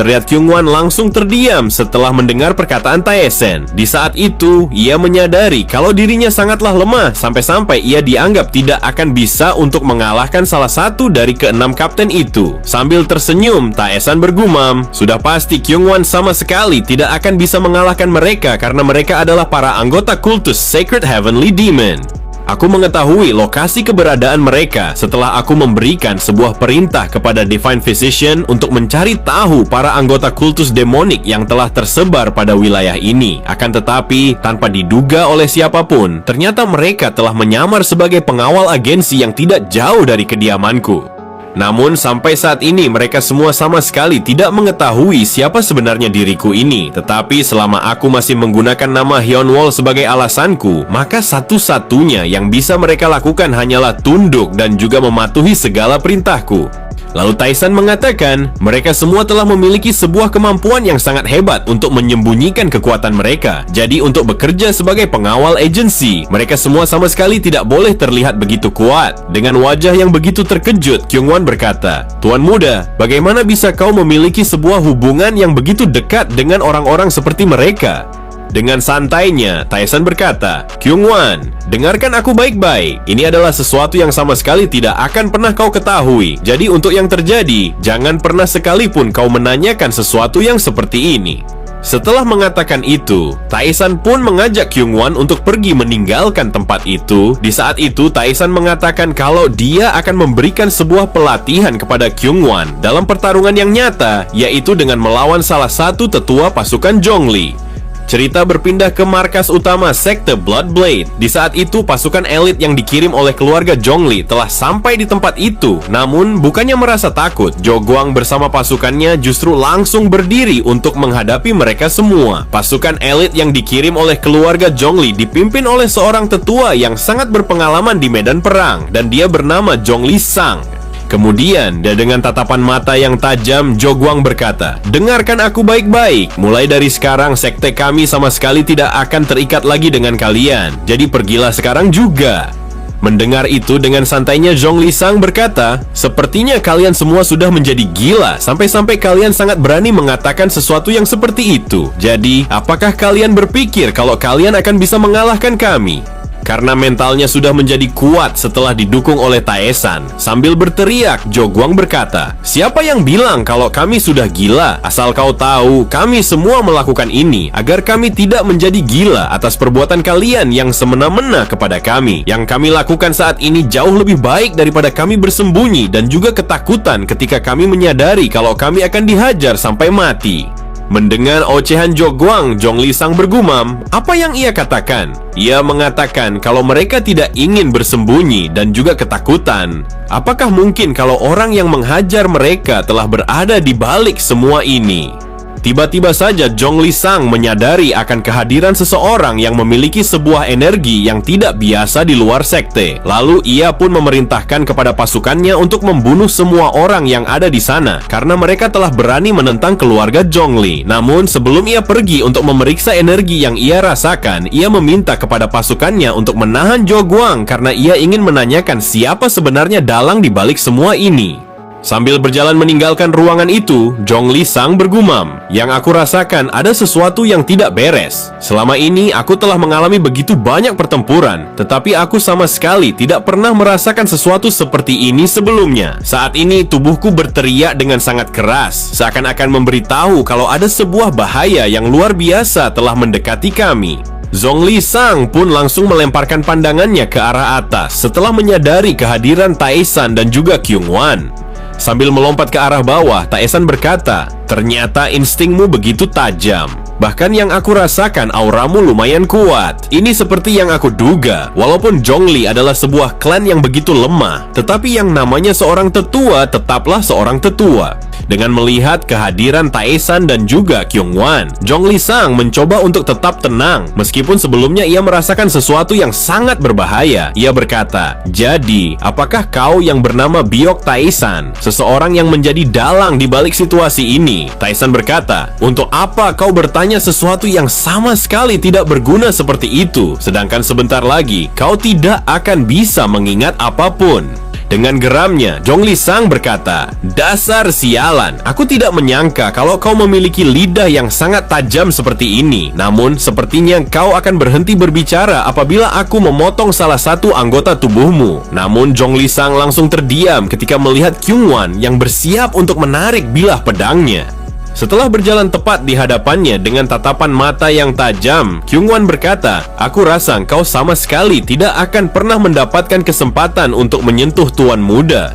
Melihat ketenangan yang ditunjukkan oleh Kyungwon, Zhongli Sang bergumam, "Apakah mungkin kalau aura yang aku rasakan sebelumnya berasal dari orang ini?" Entah kenapa firasatku mengatakan kalau itu bukanlah dia. Akan tetapi aku sama sekali tidak percaya kalau itu adalah aura yang ditunjukkan oleh Taesan. Karena Zhongli Sang begitu penasaran, ia pun langsung menarik bilah pedangnya dan bersiap untuk menghadapi Kyungwon. Ia bergumam, "Sebentar lagi aku akan tahu siapa sebenarnya yang telah memancarkan aura itu." Kyungwon langsung menarik sedikit bilah pedangnya karena ia menyadari kalau Zhongli Sang bukanlah lawan yang mudah untuk dikalahkan. Tepat di belakangnya, Taesan berkata, "Dia sama sekali bukanlah seorang lawan yang mudah untuk kau tangani. Jadi menurutmu, butuh berapa lama kau akan bisa bertahan?" Dengan tangan yang bergetar, Kyungwon berkata, "Jujur saja, hanya dengan merasakan auranya saja sudah membuat tubuhku bergetar. Aku sama sekali tidak menyangka kalau seorang tetua dari sebuah klan yang sangat terpandang akan sehebat ini. Akan tetapi, aku akan berjuang sekeras mungkin untuk bisa mengalahkannya." Mendengar perkataan Kyungwon, sambil tertawa, Tae-san berkata, "Aku sangat menyukai pemikiran yang seperti itu. Itu adalah cara terbaik untuk berkembang, dengan bertarung melawan seseorang yang jauh lebih kuat daripada dirimu." Pada sisi yang lain, Jong Li-sang berkata, "Dasar sialan, kau selalu saja berbicara omong kosong, sedangkan nyawamu saat ini telah berada di ujung tanduk." Setelah mengatakan itu, ia pun langsung bergerak dengan sangat cepat sambil menebaskan bilah pedangnya untuk memotong kepala Kyungwon. Saat itu, ia berpikir bahwa ia akan membunuh mereka berdua hanya dengan satu kali serangan saja. Namun dengan sangat cepat, Kyungwon langsung menarik bilah pedangnya untuk memblokir serangan itu. Sontak saja Jong Li-sang sangatlah terkejut. Matanya terbelalak karena ini adalah pertama kalinya ada seseorang yang mampu menahan serangannya. Setelah berhasil menahan serangan Jong Li-sang, Kyungwon langsung melompat ke arah belakang untuk mengambil jarak di antara mereka. Jong Li-sang berkata, "Apa yang kau lakukan lumayan bagus. Namun, apakah kau akan bisa menahan seranganku yang berikutnya?" Setelah mengatakan itu, ia pun kembali berlari untuk melancarkan serangan kepada Kyungwon. Saat itu, ia telah menggunakan sebuah serangan yang mengandalkan tekanan hebat pada bilah pedangnya. Namun, lagi dan lagi, serangan itu hanyalah sia-sia karena Kyungwon masih mampu untuk memblokir semua tebasan yang dilancarkan oleh Jong Li-sang. Terlihat Kyungwon begitu terkejut setelah menyadari bahwa ia telah melihat setiap pergerakan yang ditunjukkan oleh Jong Li-sang. Karena Kyungwon merasa begitu percaya diri, ia pun langsung berlari untuk melakukan serangan balik. Melihat pergerakan Kyungwon, sambil berteriak, Jong Li-sang berkata, "Dasar bajingan, berani sekali seorang pengawal rendahan sepertimu mencoba untuk melawanku." Jong Li-sang langsung mengubah gaya berpedangnya dengan menggunakan seluruh kekuatannya. Akan tetapi, untuk yang ketiga kalinya, lagi dan lagi, dengan penuh percaya diri, Kyungwon masih mampu untuk memblokir serangan itu. Namun Kyungwon sangatlah terkejut ketika bilah pedangnya retak begitu saja. Melihat itu, Kyungwon bergumam, "Meskipun aku masih bisa menahan serangan ini, aku sama sekali tidak menyangka kalau dampak dari serangan ini sangatlah besar." Karena Jong Li-sang merasa terhina setelah serangannya diblokir oleh Kyungwon, ia pun langsung menebaskan bilah pedangnya secara bertubi-tubi. Untuk kesekian kalinya, dengan kesalnya, ia berkata, "Dasar sialan, apakah kau berpikir kalau kau akan bisa mengalahkanku?" Kyungwon bergumam, "Yang aku rasakan, setiap serangan yang ia lancarkan kepadaku sama seperti berhadapan dengan kematian. Apakah ini kemampuan yang dimiliki oleh seorang tetua dari salah satu klan terkenal?" Kemudian karena serangan pedangnya sama sekali tidak bisa memberikan tekanan kepada Kyungwon, terlihat Jong Li-sang langsung menggunakan sebuah teknik yang luar biasa. Lalu ia berkata, "Karena kau begitu tangguh untuk menahan seranganku, maka mari kita lihat apakah kau akan bisa bertahan dari serangan ini." Setelah mengatakan itu, ia pun langsung melancarkan sebuah pukulan yang begitu telak yang mendarat tepat di perut Kyungwon, sehingga membuatnya langsung memuntahkan banyak darah. Bahkan saking kuatnya serangan itu, sampai-sampai Kyungwon terdorong ke belakang dengan jarak yang cukup jauh. Namun meskipun ia terkena sebuah serangan yang begitu telak, ia berusaha dengan sekuat tenaga untuk bertahan dengan menancapkan bilah pedangnya ke atas tanah. Dengan tatapan mata yang tajam, Kyungwon bergumam, "Meskipun dia telah menyerangku hingga berkali-kali, tetap saja aku masih mampu untuk melihat pergerakan serangannya." Pada sisi yang lain, terlihat Tae-san tertawa lalu berkata, "Segala usaha yang kau lakukan selama ini sangat sepadan dengan apa yang kau dapatkan. Ternyata, memberikanmu sebuah pelatihan yang begitu keras sama sekali tidaklah sia-sia karena kau telah berkembang dengan begitu pesat. Bahkan sampai saat ini, kau masih mampu untuk menahan tua bangka itu." Setelah mengambil jarak, Jong Li-sang bergumam, "Jujur saja, aku tidak menyangka kalau dia bisa menahan seranganku sampai sejauh ini. Saat ini aku bertanya-tanya, apakah ada seseorang di dalam keluarga Jong Li yang mampu melakukan hal yang sama sepertinya?" Kemudian Jong Li-sang berkata, "Jujur saja, aku mengakui kalau kau memiliki sebuah kemampuan yang lumayan bagus. Namun kemampuan yang kau miliki hanyalah sia-sia apabila hanya digunakan untuk menjadi seorang penjaga guild merchant. Jadi bagaimana kalau kau bergabung bersama keluarga kami, alih-alih hanya menjaga bocah itu? Dengarkan aku baik-baik. Jika kau bergabung bersama kami, maka aku akan menjadikanmu sebagai murid pribadiku dalam seni bela diri. Dan itu jauh lebih baik daripada kau menyia-nyiakan bakatmu hanya untuk membersihkan kekacauan yang dilakukan oleh anak itu. Mendengar itu, sambil tertawa, Kyungwon berkata, apakah kau pikir kalau aku melakukan ini hanya untuk membersihkan sebuah kekacauan? Sontak Jong Lee Sang sangatlah terkejut. Ia sama sekali tidak menyangka kalau penawarannya telah ditolak begitu saja. Kemudian Kyungwon kembali berkata, asal kau tahu, teknik berpedangmu sama sekali tidak bisa dibandingkan dengan kemampuan tuan muda. Dengan sangat cepat, Kyungwon langsung menghunuskan bilah pedangnya untuk melakukan serangan balik. Di saat itu, ia mengatakan kalau serangan yang dilancarkan oleh Jong Lee Sang sangat jelas terlihat oleh kedua matanya. Terlihat tua bangka itu sangatlah marah karena dia telah dipermalukan oleh seorang amatiran dalam pertarungan itu. Di saat itu, Kyungwon langsung melompat ke atas dan bersiap untuk menebaskan bilah pedangnya dengan menggunakan tebasan vertikal yang bertujuan untuk membelah kepala Jong Lee Sang. Namun, tiba-tiba saja Kyungwon menyadari kalau Jong Lee Sang telah menunggu serangannya dan bersiap untuk melancarkan sebuah serangan tersembunyi.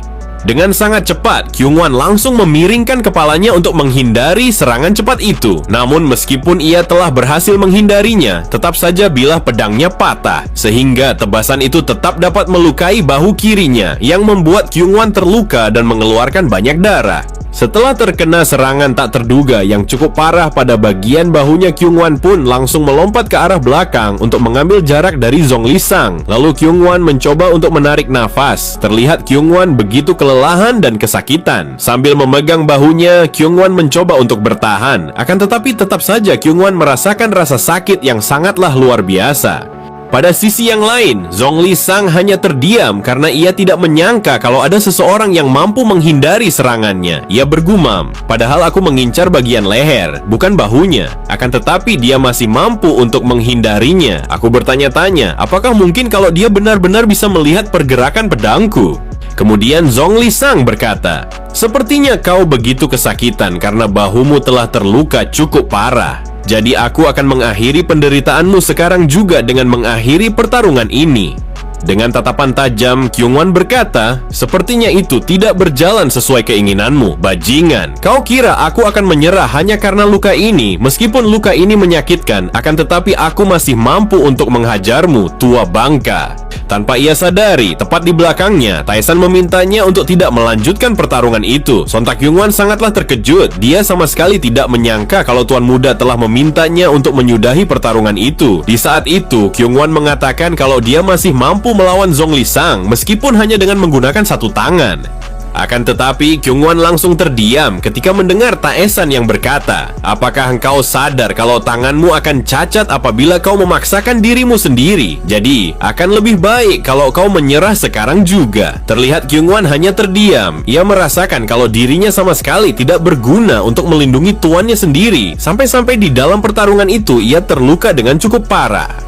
Menyadari akan hal itu, Taesan pun langsung memberikan semangat kepada Kyungwon dengan mengatakan kalau apa yang ia lakukan sama sekali tidaklah buruk. Seketika itu juga, Kyungwon sangatlah terkejut. Matanya terbelalak karena dia sama sekali tidak menyangka kalau tuan muda telah memberikan sebuah pujian seperti itu meskipun dia telah kalah di dalam pertarungan.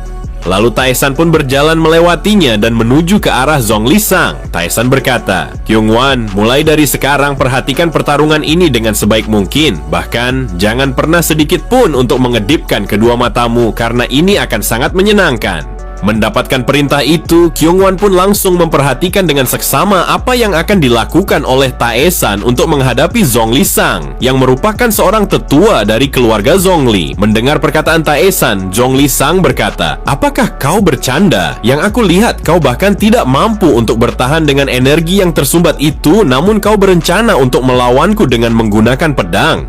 Sambil tertawa, Taesan berkata, apakah aku terlihat seperti pengguna pedang? Untuk apa aku repot-repot menggunakan sebuah pedang hanya untuk melawan seorang sampah sepertimu? Apakah kau tahu, aku mampu mengalahkanmu meskipun hanya dengan menggunakan tangan kosong?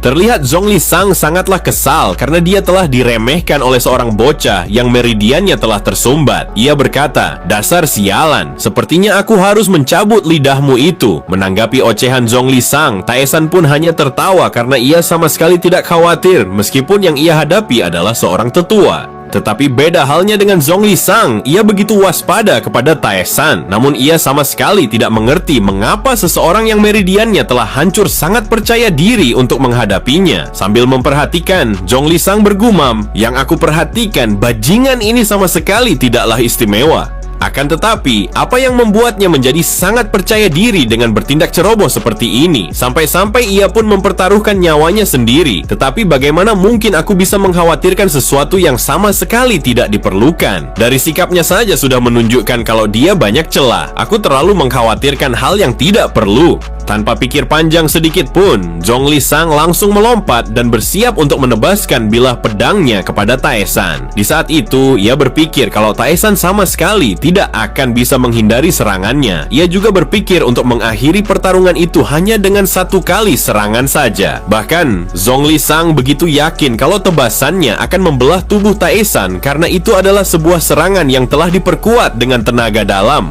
Zhongli Sang bergumam, "Dasar bocah sombong, kau mengatakan kalau kau tidak membutuhkan sebuah pedang untuk mengalahkanku. Hanyalah kebodohan, karena kau akan mati sekarang juga." Akan tetapi, ketika bilah pedangnya hampir sampai ke tubuh Taesan, tiba-tiba saja tubuhnya telah memudar begitu saja. Benar saja, Zhongli Sang sangatlah terkejut. Matanya terbelalak ketika melihat Taesan yang telah menghilang dari hadapannya bagaikan sebuah kilat. Zhongli Sang melemparkan pandangannya ke arah samping karena ia menyadari kalau Taesan telah berada di sampingnya. Melihat kepanikan Zhongli Sang, sambil tersenyum, Taesan berkata, "Bukankah sudah aku bilang kalau aku tidak membutuhkan sebuah pedang untuk bisa mengalahkanmu?" Terlihat Taesan langsung mengepalkan tinjunya yang dilapisi dengan kekuatannya. Dengan sangat cepat, ia pun langsung melancarkan sebuah tinjuan yang begitu kuat yang mendarat tepat di dagu Zhongli Sang. Bahkan saking kuatnya serangan Taesan, sampai-sampai ia sama sekali tidak sanggup untuk berdiri lagi. Di saat itu, ia pun mencoba untuk bertahan dengan menancapkan bilah pedangnya ke atas tanah. Namun hal itu hanyalah sia-sia karena ia merasakan kalau semua otot yang ada di tubuhnya telah hancur, sehingga ia merasakan kematian yang begitu menyakitkan.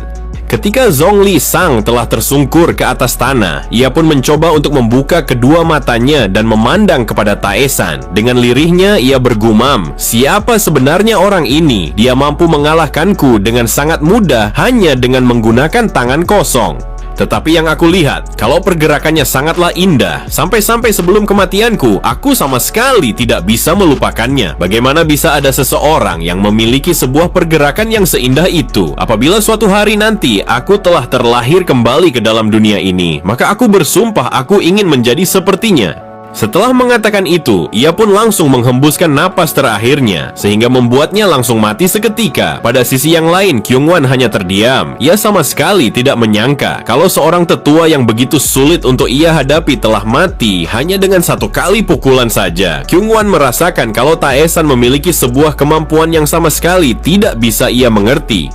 Beberapa saat kemudian, mereka pun langsung kembali ke Manoryeon untuk mengobati luka. Di saat itu, Divine Physician hanya bisa menarik napas panjangnya karena ia menyadari kalau luka yang dialami oleh Kyungwon sangatlah fatal. Terlihat Kyungwon menundukkan kepalanya karena ia begitu kesal setelah mendengar sebuah ceramah yang dikatakan oleh sang tabib ketika ia diobati. Dengan nada yang tinggi, Divine Physician berkata, "Tidak peduli berapa kali aku melihatnya, tetap saja kalau itu adalah sebuah luka yang sangat mengerikan. Jika bukan karena pertolonganku, maka bisa dipastikan kalau tanganmu tidak akan sembuh." Mendengar itu, Kyungwon hanya bisa menarik napas panjangnya. Ia bergumam, "Entah kenapa yang aku rasakan kalau aku sangat ingin menghajarnya karena aku begitu muak mendengar ocehannya." Meskipun merasa kesal, namun Kyungwon langsung menundukkan kepalanya sembari mengucapkan rasa terima kasihnya kepada Divine Physician karena dia telah mengobatinya. Kyungwon mengatakan, "Aku sama sekali tidak akan pernah melupakan kebaikanmu." Dengan sombongnya, Divine Physician berkata, "Sudah sepantasnya kau mengucapkan rasa terima kasihmu kepadaku karena aku yang menolongmu. Lagi pula, manusia adalah seseorang yang wajib selalu bersyukur dengan apa yang ia dapatkan." Pada sisi yang lain, dengan wajah yang begitu datar, Soyeon berkata, "Bukankah kami telah mengucapkan rasa terima kasih kami kepadamu sebanyak 19 kali? Apakah menurutmu kalau itu masih kurang?" Divine Physician berkata, "Entah kenapa ada begitu banyak orang-orang yang sama sekali tidak bisa menghargai sebuah kebaikan yang sudah ia terima. Namun aku begitu yakin kalau kalian bukanlah seseorang yang seperti itu." Mendengar ocehan Divine Physician yang ingin dihormati, mau tidak mau mereka berdua langsung memberi hormat kepada Divine Physician untuk yang ke-20 kalinya, meskipun mereka melakukannya dengan terpaksa.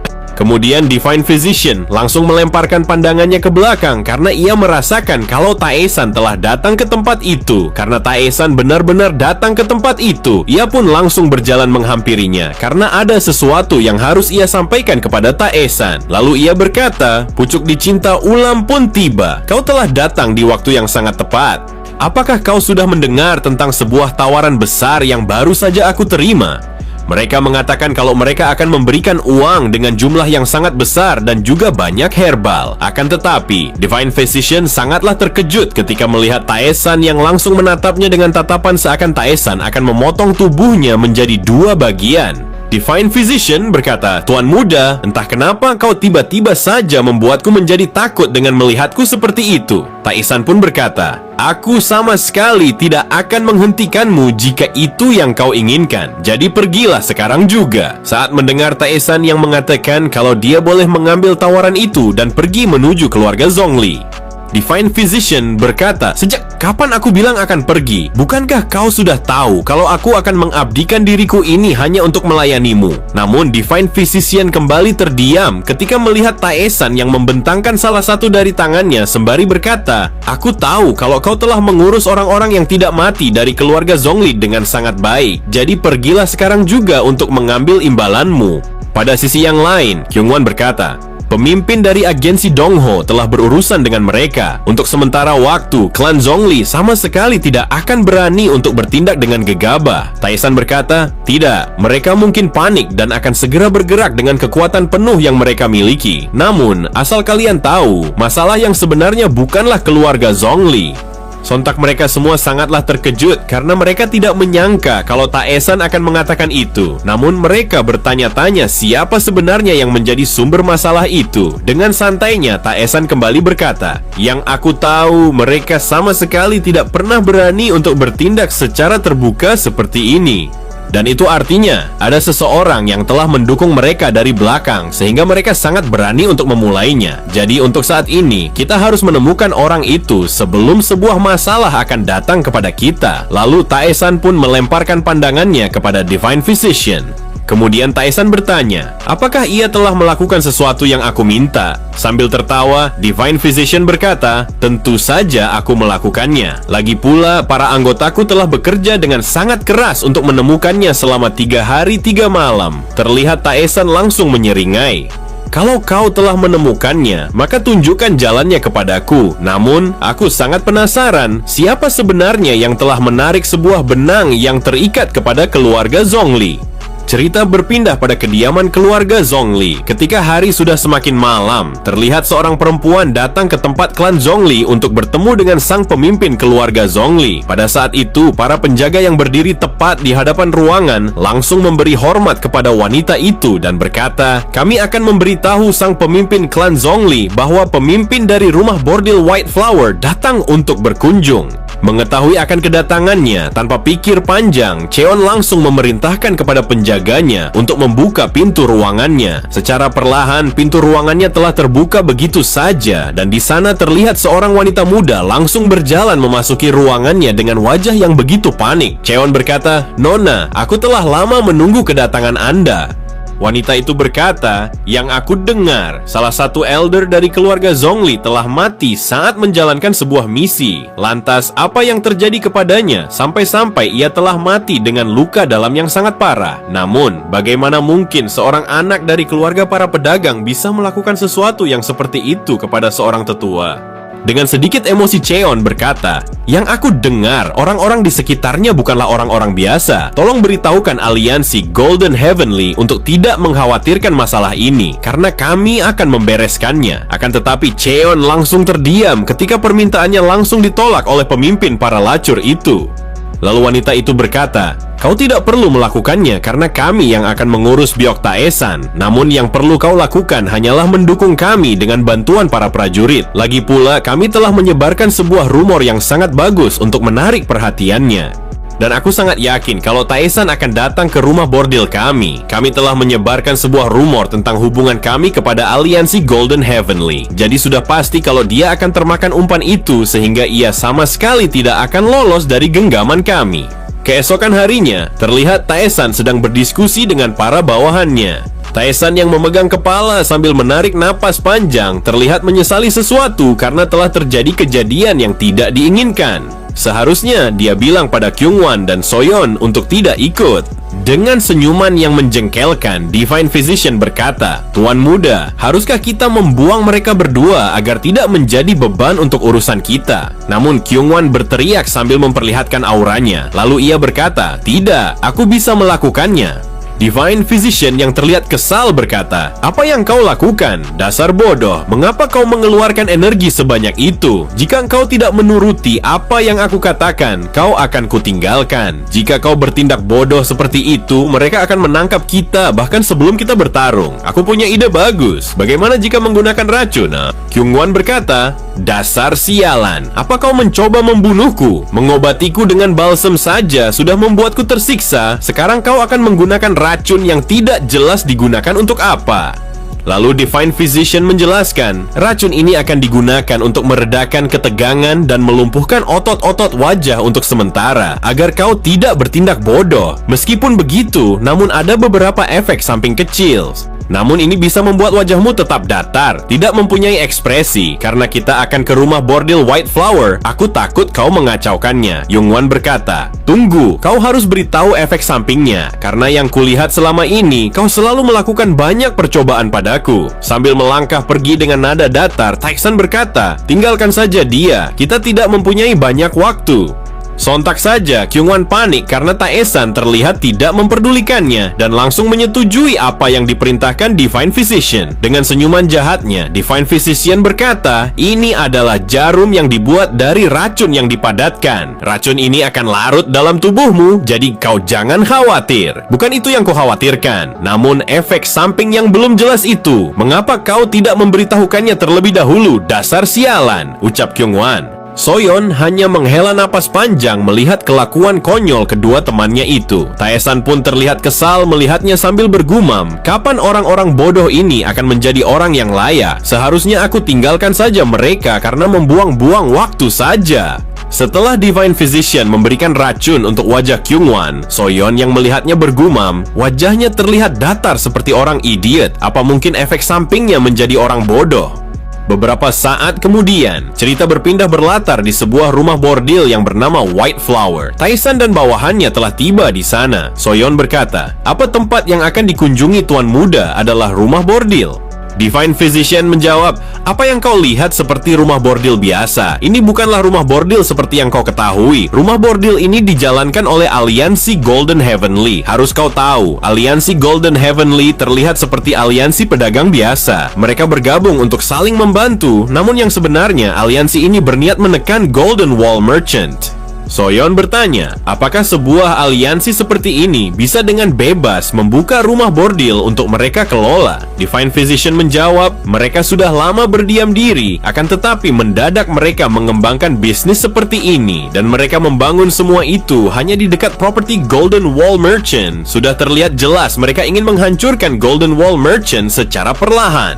Seperti yang kukatakan sebelumnya, mereka ingin menekan Golden Wall Merchant. Mungkin kau tidak tahu, para pekerjanya terlihat normal, namun mereka adalah seorang martial art yang terampil. Hal yang mungkin belum pernah kau lihat. Tidak semua hal itu seperti apa yang terlihat. Sebenarnya tidak ada yang tahu tempat ini dikelola oleh aliansi Golden Heavenly. Yang paling penting adalah tiba-tiba saja ada rumor yang tersebar bahwa tempat ini berhubungan dengan aliansi Golden Heavenly. Seolah-olah mereka dengan sengaja memancing seseorang untuk datang. Kita cukup berlagak bodoh dan pura-pura tidak tahu saja bahwa mereka merencanakan sesuatu untuk memikat Tuan Muda. Soyeon berkata, bukankah lebih baik tidak masuk ke dalam? Mungkin kau sudah tahu, jika masuk ke dalam itu sama saja dengan masuk ke dalam perangkap musuh.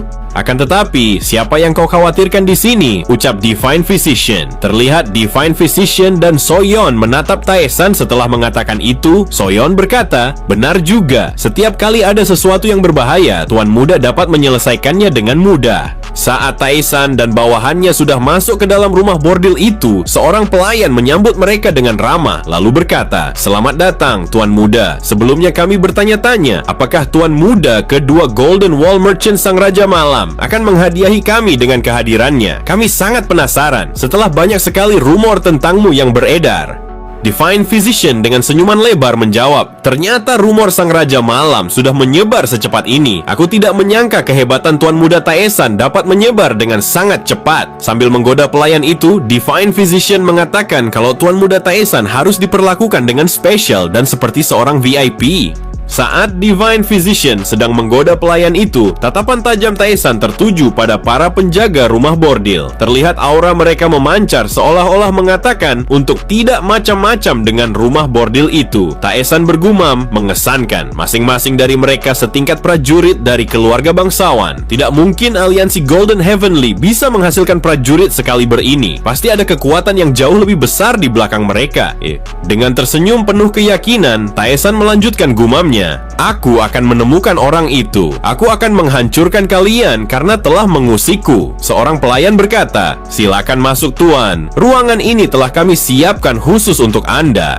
Setelah Taesan masuk, Divine Physician berencana untuk mengikutinya masuk juga. Dia berkata, bagus sekali. Akhirnya aku akan melihat kekuatan Tuan Muda di ranjang. Belum sempat Divine Physician melangkahkan kakinya, Soyeon tiba-tiba menghentikannya. Lalu Soyeon berkata, pikiran kotor apa yang kau pikirkan, dasar otak mesum. Tetap di sini, Tuan Divine Physician. Kau akan tetap bersama kami di sini dan tetap menunggu sampai pagi. Divine Physician berkata, tunggu, aku harus masuk dan memastikan kegiatan Tuan Muda berjalan lancar. Akan tetapi, Soyeon tetap memaksanya untuk tetap diam bersama mereka. Divine Physician bergumam, dasar sial. Harusnya aku bisa menyaksikan teknik apa yang Tuan Muda gunakan. Aku sangat penasaran, karena Tuan Muda sembuh dengan cepat setelah rutin ke rumah bordil. Pasti ada sesuatu yang disembunyikan olehnya. Aku yakin itu. Terlihat Soyeon yang menatap Kyungwon dengan ekspresi datar sambil bergumam. Apa dia baik-baik saja? Yang kulihat dia seperti sedang menahan sesuatu. Mungkinkah efek samping dari racun yang Divine Physician berikan mulai terasa? Lalu Soyeon bertanya, Kyungwon, apa kau baik-baik saja? Kau terlihat kurang sehat. Seharusnya kau beristirahat dan tidak memaksakan diri untuk ikut dengan Tuan Muda.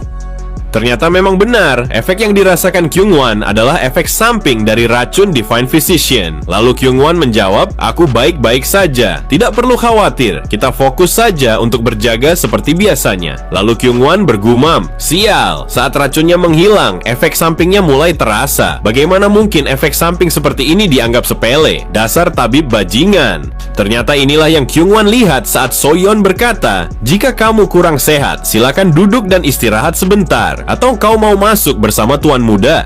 Melihat itu, Kyungwon dengan wajah memerah berkata, tidak, aku baik-baik saja. Aku tidak apa-apa. Kita tetap fokus pada perintah Tuan Muda untuk berjaga. Lalu masih dengan penglihatan efek samping dari racun itu, Kyungwon melihat Soyeon berkata dengan wajah kawainya, apa aku boleh memeriksamu? Kau boleh bersandar padaku jika kau ingin. Sontak saja Kyungwon begitu panik saat melihat itu dan membenturkan kepalanya ke dinding, berharap akan sadar dari efek samping racun itu. Soyeon yang melihat itu bergumam, dasar bodoh. Semua orang tahu dengan melihat kelakuanmu seperti ini jika kau memang tidak baik-baik saja. Divine Physician yang melihat Kyungwon hanya mentertawakannya karena dia tahu efek sampingnya seperti itu. Lalu Kyungwon bergumam, dasar tabib sialan, dia tahu ini akan terjadi. Bagaimana bisa dia hanya mentertawakanku seperti itu? Dasar sialan. Namun belum sempat Kyungwon menyelesaikan gumamnya, tiba-tiba saja mereka terkejut setelah melihat Wonmun Gwang, sang manajer umum klan Zhongli, berkata, sepertinya hanya sekumpulan orang bodoh yang menjaga. Ini tidak akan sulit untuk mengurusnya. Terlihat Wonmun membawa banyak pasukan untuk mengepung mereka semua. Divine Physician berkata, prajurit dari klan Zhongli. Ternyata kau juga terlibat dalam hal ini, Won Mun. Won Mun menjawab, kau memang seorang tabib yang jenius dapat menyadari dengan cepat. Namun aku mempunyai satu alasan untuk membiarkanmu tetap hidup. Akan tetapi, tidak untuk kedua penjaga bodoh itu. Kemudian Won Mun memerintahkan para prajurit untuk membunuh Kyungwon dan Soyeon. Sambil mengacungkan bilah pedangnya, Kyungwon berteriak, "Dasar bajingan, maju kalian semua. Aku akan menebas kalian semua dengan mudah. Aku sudah gatal menahan diri, ingin mencincang tubuh kalian menjadi bagian-bagian kecil. Ini adalah waktu yang pas." Dengan secepat kilat, Kyungwon dapat dengan mudah menghabisi prajurit yang menyerangnya. "Dasar sampah, beraninya kalian menyepelekan kami," ucap Kyungwon yang terlihat telah menumbangkan beberapa orang prajurit. Lalu Soyeon menanyakan apa yang membuat Kyungwon menjadi buas seperti itu. Namun, mengetahui keadaan seperti ini, Soyeon mengatakan bahwa Kyungwon harus menjelaskannya nanti. Sambil menggenggam pedangnya, Soyeon masih terlihat santai saat para prajurit mulai menyerangnya. Sambil mengacungkan bilah pedangnya, kedua prajurit itu menyerang sembari mengatakan, "Aku akan membunuhmu dengan mudah, dasar jalang." Akan tetapi, mereka dapat dengan mudah ditebas oleh Soyeon. Soyeon berkata, "Kemampuanmu tidak seperti apa yang kau ucapkan. Aku dapat dengan mudah membunuhmu, dasar sampah tidak berguna." Di sisi lain, Taesan yang sedang ditemani wanita penghibur masih berdiam diri karena ia tahu apa yang akan terjadi. Namun Taesan tetap tenang dan santai sambil mendengarkan keadaan di luar yang sangat berisik. Tiba-tiba wanita itu berkata, "Kenapa Anda hanya berdiri saja, Tuan Muda? Apakah Anda tidak ingin menikmati malam ini denganku?" Taesan menjawab, "Apa kau tidak merasakan jika di luar kedengarannya agak berisik? Sepertinya sedang berlangsung sebuah pertarungan." "Tapi saya tidak mendengar apapun, Tuan. Tidak terdengar kebisingan seperti yang Anda katakan," ucap wanita itu. Dalam hati, wanita itu bergumam, "Benar sekali, Tuan Muda. Hari ini adalah hari di mana kami akan menangkapmu, Tuan Muda yang sangat naif. Sayang sekali kau tidak tahu apapun, padahal kau sangat tampan. Bahkan, wanita manapun tidak mungkin menolakmu, apalagi semua orang tahu tentang rumor itu, Sang Raja Malam." Tiba-tiba saja gumamnya terpecah saat Taesan berkata, "Apa kau sudah bosan hidup? Kau pikir aku orang yang naif, yang tidak mengetahui apapun? Apa mungkin kau ingin ku cabut bola matamu? Apa yang Anda maksud, Tuan Muda? Saya tidak mengerti apa yang Anda bicarakan," ucap wanita itu. Taesan berkata, "Apa menurutmu aku terlihat seperti mangsa yang tertangkap, yang dapat dengan mudah kalian permainkan? Kau pasti mengira jika aku adalah seseorang yang datang kemari tanpa mengetahui akal busuk kalian, memancingku dengan rumor rendahan seperti itu. Kau kira aku bodoh?" Setelah mengatakan itu, Taesan langsung melancarkan serangan dengan menangkap seseorang di balik pintu. Dengan tatapan bagaikan seorang iblis, Taesan berkata, "Beraninya kau melakukan tindakan tercela seperti ini? Jangan kau menatapku dengan mata hina itu, dasar wanita rendahan." Sontak saja wanita itu terkejut melihat tindakan Taesan. Dia tidak menyangka jika Taesan telah mengetahui semuanya. Terlihat Soyeon sedang membantai pasukan klan Zhongli. Dia menebas beruntun dengan mudahnya, namun pandangannya teralihkan saat melihat Kyungwon sedang bertarung. Dia berpikir jika Kyungwon sedang tidak baik-baik saja karena mungkin efek samping dari racun Divine Physician. Benar saja, saat Kyungwon sedang menebas para prajurit klan Zhongli, tiba-tiba saja dari arah belakang seorang prajurit siap menebasnya. Prajurit itu berkata, "Mati kau, sialan! Kau pikir dapat dengan mudah mengalahkan kami? Akan kuasah bilah pedangku dengan darahmu." Karena efek samping racun itu, Kyungwon tidak dapat 100% fokus. Sontak saja, Kyungwon terkejut saat melemparkan pandangannya ke belakang. Hampir saja dia tertebas oleh bilah pedang prajurit itu. Namun karena sudah berlatih selama 1 bulan penuh, meskipun dia tidak sepenuhnya fokus dalam pertarungan, Kyungwon masih dapat menghindarinya. Soyeon yang sedari tadi sudah melihat ketidakfokusan Kyungwon, bergegas membantu dengan menahan tubuhnya yang akan terjatuh. Karena Kyungwon masih dalam efek racun, pandangannya saat melihat Soyeon masih saja terlihat saja kawainya. Kyungwon langsung saja melompat karena takut dia kehilangan semua fokus dalam pertempuran setelah melihat Soyeon. Meskipun Soyeon sudah menahannya untuk tidak langsung menyerang para prajurit itu. Dengan buasnya, Kyungwon langsung menebas prajurit yang ada di depannya. Dari belakang, Soyeon membantu melindungi dan menghabisi para prajurit yang akan menyerang Kyungwon. Dengan mudahnya, Soyeon menghabisi para prajurit itu. Meskipun Kyungwon tidak fokus, akan tetapi dia mampu bertahan dan mengalahkan sebagian prajurit itu. Pada akhirnya, Soyeon dan Kyungwon dapat mengalahkan semua prajurit klan Zhongli. Terlihat Kyungwon dan Soyeon terengah-engah karena kelelahan. Namun Wonmun yang melihat itu sangat kesal karena semua prajurit yang dibawanya dapat dikalahkan oleh Kyungwon dan Soyeon. Wonmun berkata, "Dasar tidak berguna kalian semua. Sudah kuperingatkan agar tidak ceroboh. Aku tidak punya pilihan lain. Akan kubantai kalian berdua. Melawan tikus seperti kalian cukup menggunakan dagger saja." Soyeon dan Kyungwon terkejut melihatnya. Lalu Kyungwon bergumam, bagaimana mungkin dia bisa menggunakan dagger dari jarak sejauh itu? Belum sempat gumamnya Kyungwon selesai, Wonmun dengan cepat melompat menerjang Soyeon dan juga Kyungwon. Saat itu mereka masih tidak percaya bahwa tua bangka itu akan melawan mereka dengan menggunakan sebuah dagger. Kyungwon berkata, "Sial, dia sangat cepat." Belum sempat Kyungwon terkejutnya itu hilang karena melihat aksi Wonmun. Alangkah terkejutnya lagi saat Wonmun tiba-tiba saja menghilang dari pandangan mereka. Ternyata Wonmun melompat ke samping dengan sangat cepat, membuat Kyungwon dan Soyeon terperangah karena saking terkejutnya. Wonmun berkata, "Sudah kuduga, kemampuan kalian sama sekali tidak ada apa-apanya. Kalian hanya tikus rendahan. Beraninya kalian melawanku dengan kemampuan rendahan seperti ini. Polos sekali."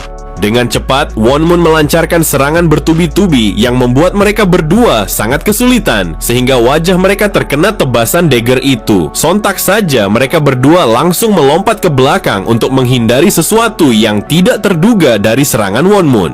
Kyungwon bergumam, "Perbedaan level kami sangat terasa. Meskipun kami berdua sudah melawannya dengan sekuat tenaga, akan tetapi perbedaan level kami dengan tua bangka itu terlampau jauh." Wonmun berkata, "Kemampuan kalian sudah cukup lumayan untuk seorang penjaga dari keluarga pedagang. Namun kemampuan seperti itu tidak akan cukup untuk melawan seorang elder. Gerakan bersama yang kalian lakukan dengan senjata itu sudah seperti satu badan. Sudah sangat sempurna untuk melakukan serangan terstruktur. Akan tetapi, tetap saja perbedaan level kalian denganku terlampau jauh. Tetap saja, jika dikalahkan oleh penjaga rendahan seperti kalian, itu akan menjadi aib bagi klan Zhongli. Akan kuakhiri." Belum sempat Wonmun menyelesaikan kata-katanya, dari arah belakang terdengar suara ledakan. Melihat itu, Kyungwon dan Soyeon terkejut karena tiba-tiba saja Taesan muncul dengan menghancurkan dinding. Dengan tatapan tajam, Taesan berjalan menghampiri Wonmun. Kemudian Wonmun berkata, "Jadi kau yang bernama Beok Taesan, tuan muda kedua dari Golden Wall Merchant yang meridiannya tersumbat itu. Kukira kau cuma sebatang ranting pohon yang hampir mati. Apa kau menyembunyikan kekuatanmu? Namun tetap saja, meskipun kau menyembuhkan penyakitmu itu, kau tidak dapat mengalahkan seorang elder sepertiku. Kemampuanku di atas Zhongli Sang." Taesan menjawab, "Apa yang kau maksud? Sejak kapan aku menyembunyikan kekuatanku? Kau sendiri hanya ingin melihat apa yang kau lihat. Kau tua bangka sialan. Seperti katak dalam sumur, pandanganmu sangat sempit." Sambil bersiap mengeluarkan dagger dari balik bajunya, Wonmun berkata, "Sebenarnya aku tidak ingin membunuhmu, akan tetapi aku berubah pikiran. Aku akan membunuhmu dengan cepat, bocah arogan." Melihat itu, Taesan hanya tersenyum karena dia tahu dia dapat dengan mudah mengalahkannya. Dengan secepat kilat, Wonmun melemparkan 4 dagger yang mengarah langsung ke Taesan. Dengan mudahnya, Taesan menghindari dagger itu yang ternyata malah mengarah ke Divine Physician yang sedang bersembunyi. Kemudian Taesan berkata, "Kau tidak ingin membunuhku. Yang membuatku heran adalah kau berbicara seperti itu. Apakah kau mampu membunuhku? Bukankah tekadmu itu terlalu lemah? Kau itu sama saja dengan Zhongli Sang, terlalu banyak bicara. Akan tetapi, jika aku bertanya, kau pasti tidak akan menjawab." Belum sempat Wonmun berkedip, tiba-tiba saja Taesan sudah berada di sampingnya. Lalu Taesan menggenggam kepalanya sembari berkata, "Karena kau tidak akan menjawab apa yang akan kutanyakan, maka akan kucari tahu sendiri. Akan kuekstrak langsung dari kepalamu informasinya." Wonmun sangat terkejut melihat itu. Dia bergumam, "Sejak kapan dia sedekat ini denganku? Bahkan aku belum sempat berkedip, dia tiba-tiba saja ada di sampingku." Tanpa pikir panjang lagi, Taesan langsung menggunakan teknik Soul Augmenting Demonic Art. Terlihat Wonmun matanya terbelalak ke atas dan mulutnya terbuka lebar karena menahan rasa sakit dari teknik tersebut. Di sisi lain, Divine Physician tersenyum lebar dan menghampiri Kyungwon. Kyungwon berkata, "Kau berhasil menghindari dengan baik dagger itu. Syukurlah kau tidak mati." Terlihat Taesan masih mengekstrak informasi dari Wonmun dengan menggunakan teknik Soul Augmenting Demonic Art. Sambil menjentikan jari, Divine Physician menjawab, "Tentu saja aku tidak akan mati semudah itu. Jika aku mati, siapa yang akan merawat luka kalian?" Lalu Divine Physician mengatakan agar tuan mudanya itu mengakhiri tekniknya. Setelah Taesan melepaskan genggamannya, dia mengajak bawahannya untuk menuju orang yang menyebabkan semua masalah ini. Namun saat berjalan, tiba-tiba saja Taesan menghajar leher seorang penjaga yang terbangun dari pingsannya. Soyeon berkata, "Divine Physician, bukankah engkau bilang penjaga di sini sangat kuat?" Divine Physician menjawab, "Mengapa engkau mempertanyakan itu sekarang? Mereka memang kuat. Buktinya dia terbangun kembali setelah kalian hajar habis-habisan." Setelah itu, Divine Physician menunjukkan jalan dan mengatakan bahwa penyebab semua masalah ini ada di ruangan paling atas. Dengan polosnya, Soyeon berkata, "Divine Physician, memangnya siapa yang sedang kita cari?" Sambil tersenyum, Divine Physician menjawab, "Kita mencari dalang di balik semua masalah yang kita hadapi."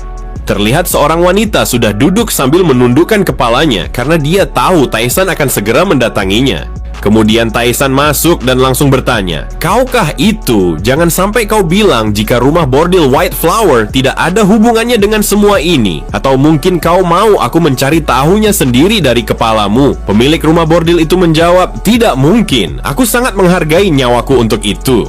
"Lantas, mengapa engkau begitu tenang?" ucap Taesan. Wanita itu berkata, "Karena jika kau membiarkanku hidup, itu akan terbukti lebih berguna daripada membunuhku." Taesan menjawab, "Baiklah, aku akan bertanya beberapa hal kepadamu." "Tanyakanlah semua yang ingin kau tahu," ucap wanita itu. Taesan berkata, "Siapa yang sebenarnya ada di balik semua ini? Aku yakin bukan aliansi Golden Heavenly yang menjadi dalang semua ini. Siapa sebenarnya mereka yang menjadi dalangnya?" Wanita itu hanya terdiam. Dia berpikir apakah jika dia mengatakan semuanya, orang-orang ini akan percaya begitu saja pada ucapannya. Kemudian wanita itu menjelaskan, "Aku tidak tahu pasti identitas mereka, tetapi mereka bertindak sambil menyembunyikan diri dengan sempurna. Aku hanya mengetahui siapa orang yang mengirimkan pesan ke aliansi Golden Heavenly. Dia adalah Bong Muok." Saat mendengar itu, Divine Physician sangat terkejut dan berkata, "Bong Muok, apakah yang kau maksud Bong Muok dari sekte Moonblade?" Sambil tersenyum, Taesan menanyakan, "Apakah dia terkenal?" Divine Physician menjelaskan, "Dia cukup terkenal. Dia adalah orang yang membunuh Lord Bloodflame Fortress, seorang warrior terhebat di masa ini. Akan tetapi, sejauh yang kutahu, Bong Muok sudah mati. Aku memang tidak menyaksikan dia mati secara langsung, tetapi ada beberapa orang yang menyaksikan kematiannya secara langsung. Banyak orang yang mempercayai bahwa dia memang telah mati." Dengan wajah yang serius, wanita itu berkata, "Tidak mungkin, kalian salah. Yang kuperkirakan itu hanyalah rumor semata. Mungkin saja dia memalsukan kematiannya, karena aku yakin dengan jelas sekali dia adalah Bong Muok." Taesan berkata, "Apa kau berani mempertaruhkan jiwamu pada pernyataan yang kau sebutkan itu?" "Aku berani bertaruh dengan seluruh jiwa dan ragaku," jawab wanita itu meyakinkan. Taesan kembali berkata, "Baiklah, kalau begitu mulai sekarang ini adalah tanggung jawabmu. Kau harus berikan padaku semua hal yang berkaitan dengan aliansi Golden Heavenly dan Bong Muok." Wanita itu menjawab, "Tapi aku ragu jika Tuan Muda akan mendapatkan informasi penting. Mereka tidak akan pernah..." Belum sempat wanita itu menjelaskan, Taesan memotong perkataannya. Taesan berkata, "Mengapa kau berkata seperti itu? Dari awal kau memang tidak pernah berniat ada di pihak mereka. Kau hanya disewa oleh aliansi Golden Heavenly. Aku tahu kau siapa. Kau berasal dari klan Hao." Mendengarnya, wanita itu langsung terkejut. Dia tidak menyangka jika Taesan tahu siapa identitasnya. Soyeon dan Kyungwon hanya terdiam, bertanya-tanya. Mereka melihat ekspresi Divine Physician seolah-olah dia tahu sesuatu tentang klan Hao. Sambil membelakangi wanita itu, Taesan berkata, "Tindakanmu itu sangat menunjukkannya dengan jelas jika kau berasal dari klan Hao. Sebenarnya ada pola khas dari klan Hao yang tidak orang ketahui, dan kau adalah pemain yang sangat buruk bagi seseorang yang berasal dari klan Hao. Aku percaya kau pasti akan melakukan tugas itu dengan baik. Aku akan menunggunya." Divine Physician berkata, "Tuan Muda, apakah kita akan membiarkannya begitu saja?" Taesan menjawab, "Jika dia ingin lari, biarkan saja. Itu hanya akan menjadi akhir dari perjalanannya." Lalu Taesan berkata pada wanita itu, "Mungkin informasi ini penting bagimu. Aku tahu di mana buku manual rahasia dari Shadow Step." Mendengar apa yang Tyson katakan, wanita itu terkejut dan bergumam. Shadow Step itu adalah teknik gerakan khusus yang diturunkan di klan Hao. Teknik itu sudah menghilang di telan sejarah yang panjang. Bahkan orang luar pun tidak tahu jika teknik itu memang ada. Jadi bagaimana bisa Tuan Muda tahu teknik itu? Siapa sebenarnya dia?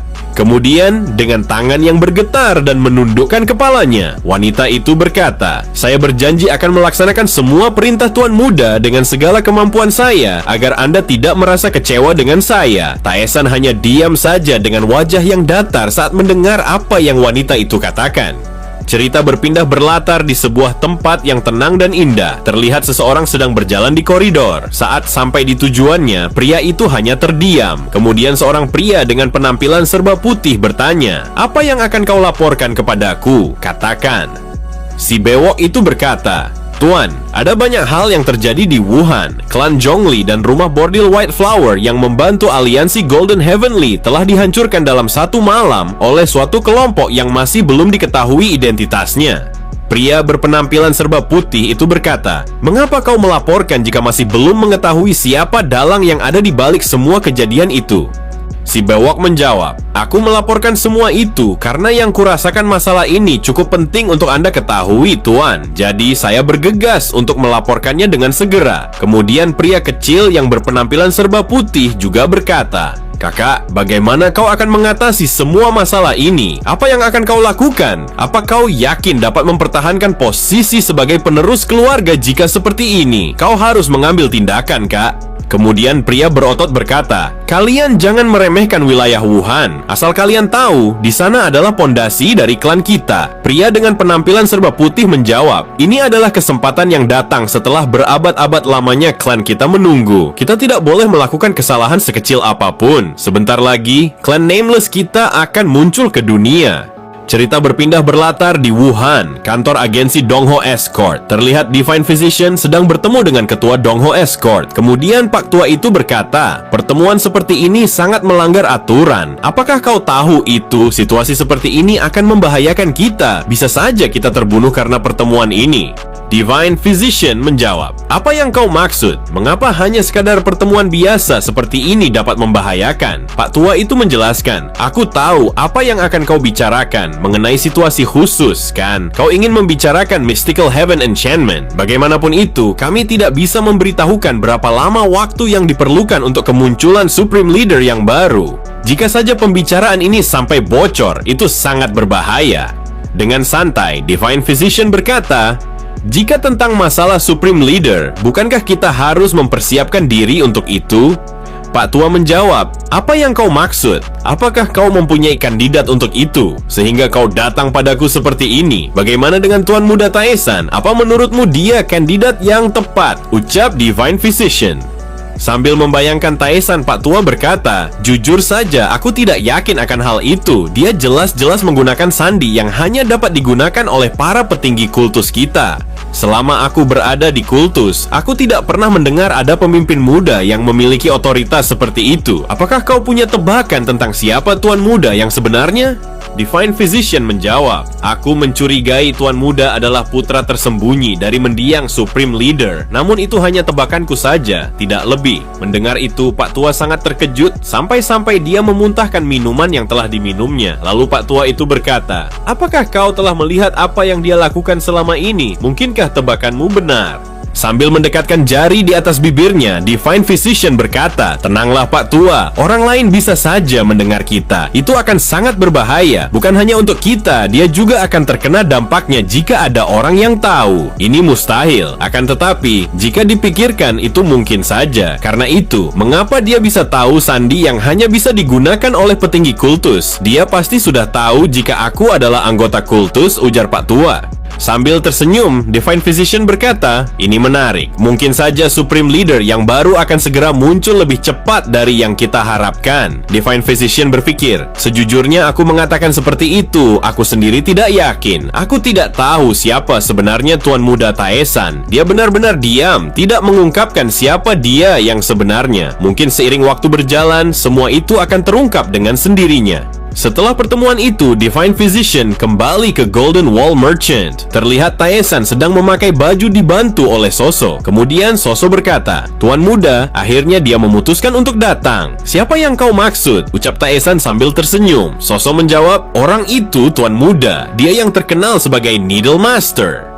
Sejenak Divine Physician terdiam mendengar kata-kata Soso. Namun kemudian dia terkejut dan berkata, "Apa? Kenapa orang itu datang kemari?" Soso mengatakan bahwa pemimpin Golden Wall Merchant berusaha keras untuk mengundangnya. Sejak kedatangan Divine Physician, kesehatan Tae-san berkembang dengan pesat. Soso juga mengatakan bahwa dia sendiri penasaran bagaimana jika Needle Master juga membantu menyembuhkan Tuan Muda. Divine Physician berkata, "Aku sendiri sudah cukup untuk menyembuhkan Tuan Muda. Jadi, untuk apa pemimpin Golden Wall Merchant mengundangnya juga?" Soso berkata, "Divine Physician memang luar biasa. Akan tetapi, Needle Master dapat menyembuhkan penyakit hanya dengan 1 jarum saja. Mana mungkin bisa seperti itu? Aku yang seumur hidup mengabdikan diri menjadi tabib tidak pernah mendengar lelucon seperti itu," ucap Divine Physician. Namun, Soso tidak mau mengalah. Dia menjawab, "Memang ada rumor seperti itu. 1 jarum saja bisa menghidupkan kembali meridian yang terhenti." Tae-san tiba-tiba saja melerai debat kedua bawahannya. Sambil tersenyum dia berkata, "Needle Master menjadi terkenal bukan karena keterampilan medisnya. Dan ini bukanlah rumor. Orang itu bisa membunuh seseorang dengan 1 jarum. Begitulah cara dia menjadi terkenal dalam sekejap. Dan kalian harus tahu, hanya dengan 1 jarum, dia juga bisa menghancurkan sebuah sekte bela diri." Dengan antusiasi, Soso berkata, "Tuan muda, itu tidak mungkin. Ini pertama kali saya mendengarnya. Hal yang mustahil seorang tabib membunuh orang, itu tidak masuk akal." Dengan santai, Tae-san berkata, "Senang sekali rasanya jadi orang naif yang tidak tahu apapun. Seperti kata dalam sumur." Dengan kesal, Soso berkata, "Tuan muda, mengapa Anda selalu menggodaku dengan kalimat itu lagi? Aku sudah dewasa." Cerita berpindah di sebuah pasar. Terlihat banyak sekali orang sedang berbelanja. Ketika Danyung sedang memilih buah-buahan yang akan dibelinya, dia melihat sekumpulan orang sedang meneriakkan sesuatu. Seseorang berkata, "Dasar bodoh, apa mataku terlihat seperti mata ikan bagimu? Mana mungkin ketiganya benar-benar kosong?" Karena penasaran, Danyong mendekatinya. Dia berpikir, apa yang sedang orang-orang itu lakukan? Mengapa terlihat begitu ramai sekali? Seorang pria terlihat kesal dan berkata, "Apa kau pikir aku tidak melihatmu menyimpannya sejak awal? Penipuan macam apa ini? Kau pikir aku bodoh dan dapat kau tipu dengan mudah?" Lalu pria berkumis lele berkata, "Apa yang kau bicarakan? Jangan buat alasan hanya karena kau kalah. Kau pikir aku menjalankan bisnis ini selama 15 tahun dengan menipu orang?" Pria itu bergumam, "Aku harus melakukan sesuatu. Aku yakin bajingan ini telah melakukan trik curang." Kemudian dia berkata, "Baiklah, bagaimana jika kita bertaruh lebih besar lagi? Jika ada koin di dalamnya, aku akan memberikan 1 mataku. Namun jika tidak ada, aku akan mengambil 1 lenganmu. Bagaimana bajingan? Apa kau takut?"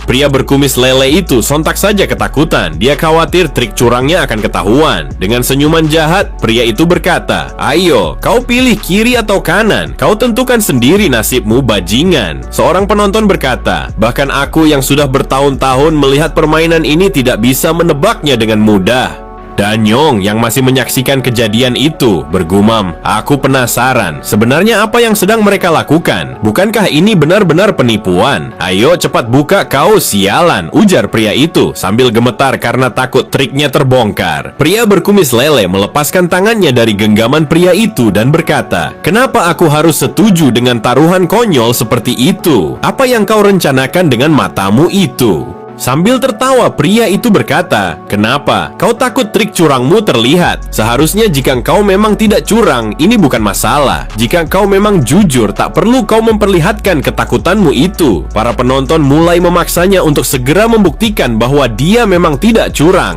Namun tiba-tiba saja pria itu terkejut setelah melemparkan matanya ke arah Danyong. Dia bergumam, "Mustahil. Aku melihat pure physical form. Siapa wanita itu?"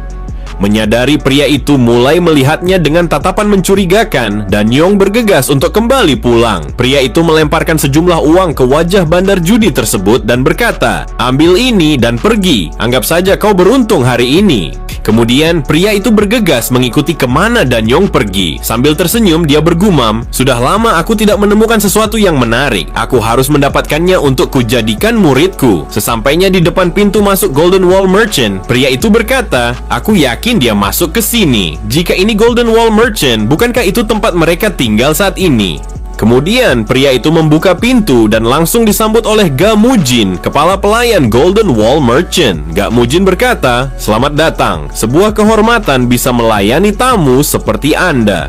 Pria itu berkata, "Sebelum aku masuk kemari, ada seorang gadis muda yang masuk ke sini. Siapakah dia?" Gamujin menjawab, "Mungkin yang Anda maksud adalah Danyong. Dia adalah pelayan tuan muda kami." "Mustahil, wanita seperti itu hanya dijadikan seorang pelayan. Aku akan menjadikannya muridku," ujar pria itu. Gamujin lalu menjelaskan, "Memang benar, Danyong adalah pelayan. Bahkan Divine Physician juga menghormatinya. Namun menjadikannya murid akan menjadi sebuah tantangan. Divine Physician pernah mengajukan permintaan untuk menjadikannya murid, tetapi tuan muda menolaknya."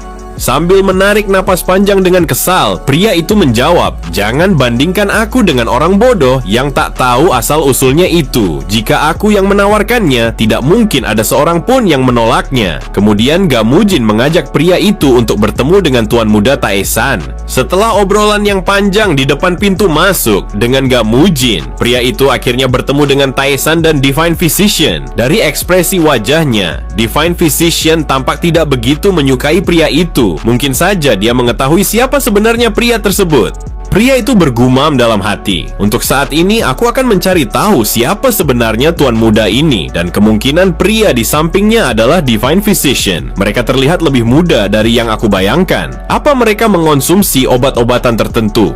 Taesan berkata, "Mereka semua sama seperti biasanya, hanya tertarik dengan pelayanku." Pria itu bergumam kesal, "Bocah nakal, berani-beraninya kau meremehkanku. Akan kuperlihatkan kemampuanku yang sesungguhnya." Kemudian pria itu berkata, "Kau benar, tuan muda. Aku melihat energinya dan datang ke sini. Dia cukup mengesankan. Sayang sekali jika bakatnya sia-sia hanya karena mengikutimu. Beri aku waktu 10 tahun untuk mengajarinya, maka dia akan menjadi tabib terbaik di dunia. Selain itu, aku juga akan mengajarinya teknik martial arts." Dengan senyum meremehkan, Taesan berkata, "Martial arts? Sepertinya yang kulihat, teknikmu biasa saja. Bagaimana dengan skill medis? Apa biasa saja juga? Mungkin saja kemampuanmu tidak ada gunanya." Dengan geram, pria itu berkata, "Apa yang baru saja kau katakan? Dasar bocah nakal, berani-beraninya kau meremehkanku. Aku sudah muak dengan semua ocehanmu itu. Akan kuperlihatkan kemampuanku yang sebenarnya." Namun, tiba-tiba, Taesan tampak akan menyerangnya dengan pukulan. Sontak saja pria itu terkejut. Namun ternyata Taesan hanya mengulurkan tangannya dan berkata, "Coba sekarang kau diagnosis aku. Aku ingin melihat seberapa hebat dirimu. Apakah sesuai dengan ucapanmu itu? Ataukah hanya omong kosong semata?" Mendengar Taesan mengatakan itu, pria itu terdiam, menatap tangan Taesan. Kemudian dia bergumam, "Bocah nakal ini menantangku. Dia pikir aku ini siapa?" Kemudian Taesan berkata, "Apa yang kau tunggu? Aku ingin tahu apakah omonganmu sesuai dengan kemampuanmu." Pria itu lekas memegang tangan Taesan sambil memejamkan mata. Ia bergumam, "Dasar bocah nakal. Jika saja aku memegang pedang, aku yakin lehermu sudah pasti hilang. Apa yang terjadi dengan bocah ini? Dia tidak punya energi internal sama sekali. Apa ini suatu keberuntungan?" Namun tiba-tiba saja ia terkejut. Lalu ia berkata, "Apa ini nyata? Apakah kau masih bisa disebut manusia hidup? Tubuhmu sudah sangat hancur. Aku tidak mengerti apa yang terjadi dengan tubuhmu. Mengapa kau masih bisa hidup dengan tubuh sehancur ini?" Dengan nada menantang, Taesan berkata, "Lalu, butuh berapa lama kau dapat menyembuhkanku? Apa kau akan menyerah setelah mengetahui itu?" Pria itu menjawab, "Aku mungkin bisa menyembuhkan beberapa meridian utama, akan tetapi itu akan membutuhkan waktu yang cukup lama. Lebih baik kau menjalani hidup secukupnya dan mati dengan tenang." Mendengar kata-katanya, Taesan tersenyum tipis. Lalu dia berkata, "Kau dengar itu, Divine Physician. Dia mengatakan seperti itu, menandakan kau lebih mahir daripada dia." Sontak saja pria itu marah dan berkata, "Apa yang kau bicarakan? Kau bandingkan aku dengan pria yang tak jelas asal-usulnya itu? Omong kosong macam apa ini?" Kemudian Taesan menjelaskan, "Dengar baik-baik, Divine Physician dapat menyembuhkanku dalam beberapa tahun. Jadi martial artmu biasa saja, tidak ada apa-apanya, sama seperti skill pengobatanmu. Jadi, apalagi yang ingin kau tunjukkan padaku?" "Baiklah, kalau begitu bagaimana kalau kita bertaruh?" ujar pria itu. Taesan menjawab, "Apa yang ingin kau pertaruhkan dengan martial art yang tidak ada apa-apanya itu? Sebaiknya kau banyak berlatih daripada berbicara omong kosong." Pria itu berkata, "Dasar bocah sombong, jika martial artku seburuk yang kau katakan, maka siapapun yang ada di sini bisa mengalahkanku. Akan tetapi, jika aku menang, aku akan membawa semua bawahanmu bersamaku untuk menjadi muridku." Tyson menjawab, "Dan jika aku menang, apa yang akan kudapatkan darimu? Apakah setimpal dengan taruhannya?" Pria itu mengatakan, "Aku akan mempertaruhkan tubuhku. Itu saja sudah cukup bagi siapapun. Aliansi Murim, bahkan Black Lotus akan bertarung memperebutkanku. Itu saja tidak cukup. Tambahkan jiwamu juga sebagai taruhannya," ucap Tyson. Sambil menoleh, pria itu berkata, "Apa maksudmu dengan jiwa? Tunggu, apa kau meminta kesetiaan sejati atau semacamnya? Baiklah, aku setuju. Aku anggap itu setimpal dengan taruhanmu." Tyson tersenyum mendengar itu karena dia tahu jika jiwa pria itu kotor dan akan dia serap menggunakan Soul Augmenting Demonic Art. Beberapa saat kemudian, mereka telah pindah ke tempat latihan bela diri. Sambil melipatkan tangan di atas dada, pria itu menantang, "Jadi siapa yang akan maju melawanku? Panggil bawahanmu yang paling kuat atau siapapun sesukamu." Dengan santai, Tyson menjawab, "Aku yang akan menjadi lawanmu. Bagaimana? Apa kau takut?" Pria itu berkata, "Apa yang kau katakan? Kau tidak punya niat untuk menang. Apa kau sudah gila? Mengapa tidak langsung menyerahkan bawahanmu saja semua? Dasar bocah nakal." Tyson berkata, "Mari kita lihat saja dulu." Melihat tatapan tajam Tyson, pria itu bergumam, "Apa yang bocah ini rencanakan? Saat aku memeriksa denyut nadinya, dia nyaris saja meregang nyawa. Ataukah mungkin?" Lalu pria itu berkata, "Jangan bilang kau ingin bunuh diri, bocah. Kau berencana untuk bunuh diri. Apa yang kau pikirkan? Apa karena kau sudah putus asa?" Mendengar pria itu terus ngoceh, Tyson menepuk jidatnya lalu berkata, "Divine Physician, apa seorang tabib memang banyak bicara seperti ini?" Divine Physician berkata, "Tentu saja, seperti yang saya bilang, membangun hubungan baik dengan pasien itu sangat penting untuk pengobatan yang efektif. Selain itu, terkadang merasakan denyut nadi yang sederhana tidak bisa menunjukkan semua gejala yang tersembunyi."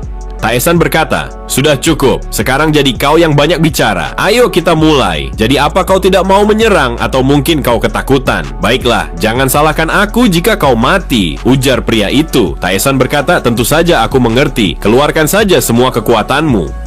Sembari mengambil jarum untuk menyerang Tyson, ia bergumam, "Kesombonganmu akan berakhir di sini, bocah. Kau mungkin memancing emosiku, akan tetapi aku tidak pernah lengah saat bertaruh. Siapapun itu lawanku, bahkan anak kecil sekalipun."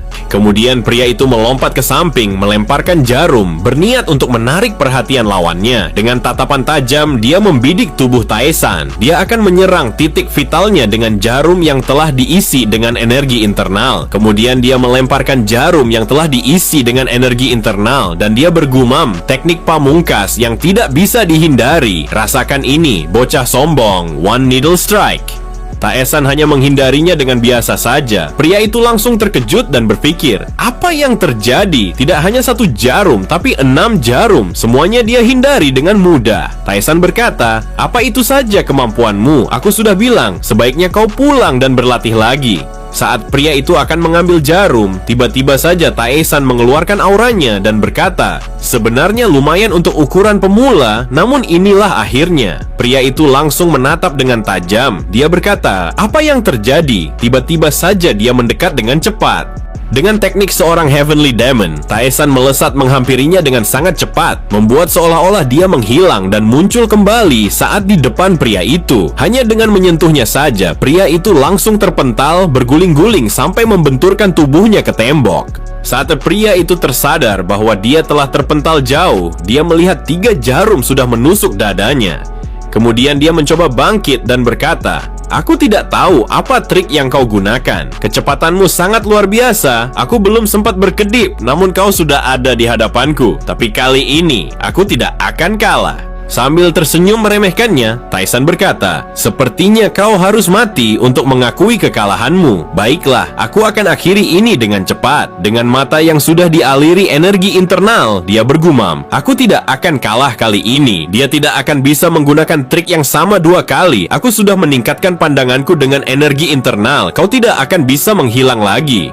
Baru saja dia selesai bergumam, Tyson tiba-tiba saja sudah ada di belakangnya. Sampai-sampai dia terkejut dan terheran-heran. Sambil bersiap untuk menyerang, Tyson berkata, "Sudah kuduga, martial artmu sangat lemah." Setelah itu, pertarungan pun dimenangkan Tyson dengan keadaan pria itu tidak sadarkan diri. Setelah malam tiba, Divine Physician menghampiri pria itu dan berkata, "Apa kau sudah sadar? Seharian kau tidak sadarkan diri. Aku melihat kepalamu bergetar hingga jatuh pingsan." Pria itu bergumam, "Sial, aku kalah dari seorang bocah." Divine Physician berkata, "Untuk berjaga-jaga, aku memberikan beberapa batasan padamu." Pria itu menanyakan, "Batasan apa yang kau maksud?" Divine Physician menjelaskan, "Tidak ada salahnya aku waspada, meskipun pada akhirnya kau masih berada di genggaman Tuan Muda." Pria itu berkata, "Jadi begitu, kepalaku sakit sekali. Apa yang dia lakukan padaku sampai-sampai kepalaku sakit sekali? Kali ini aku kalah dengan cara yang absurd."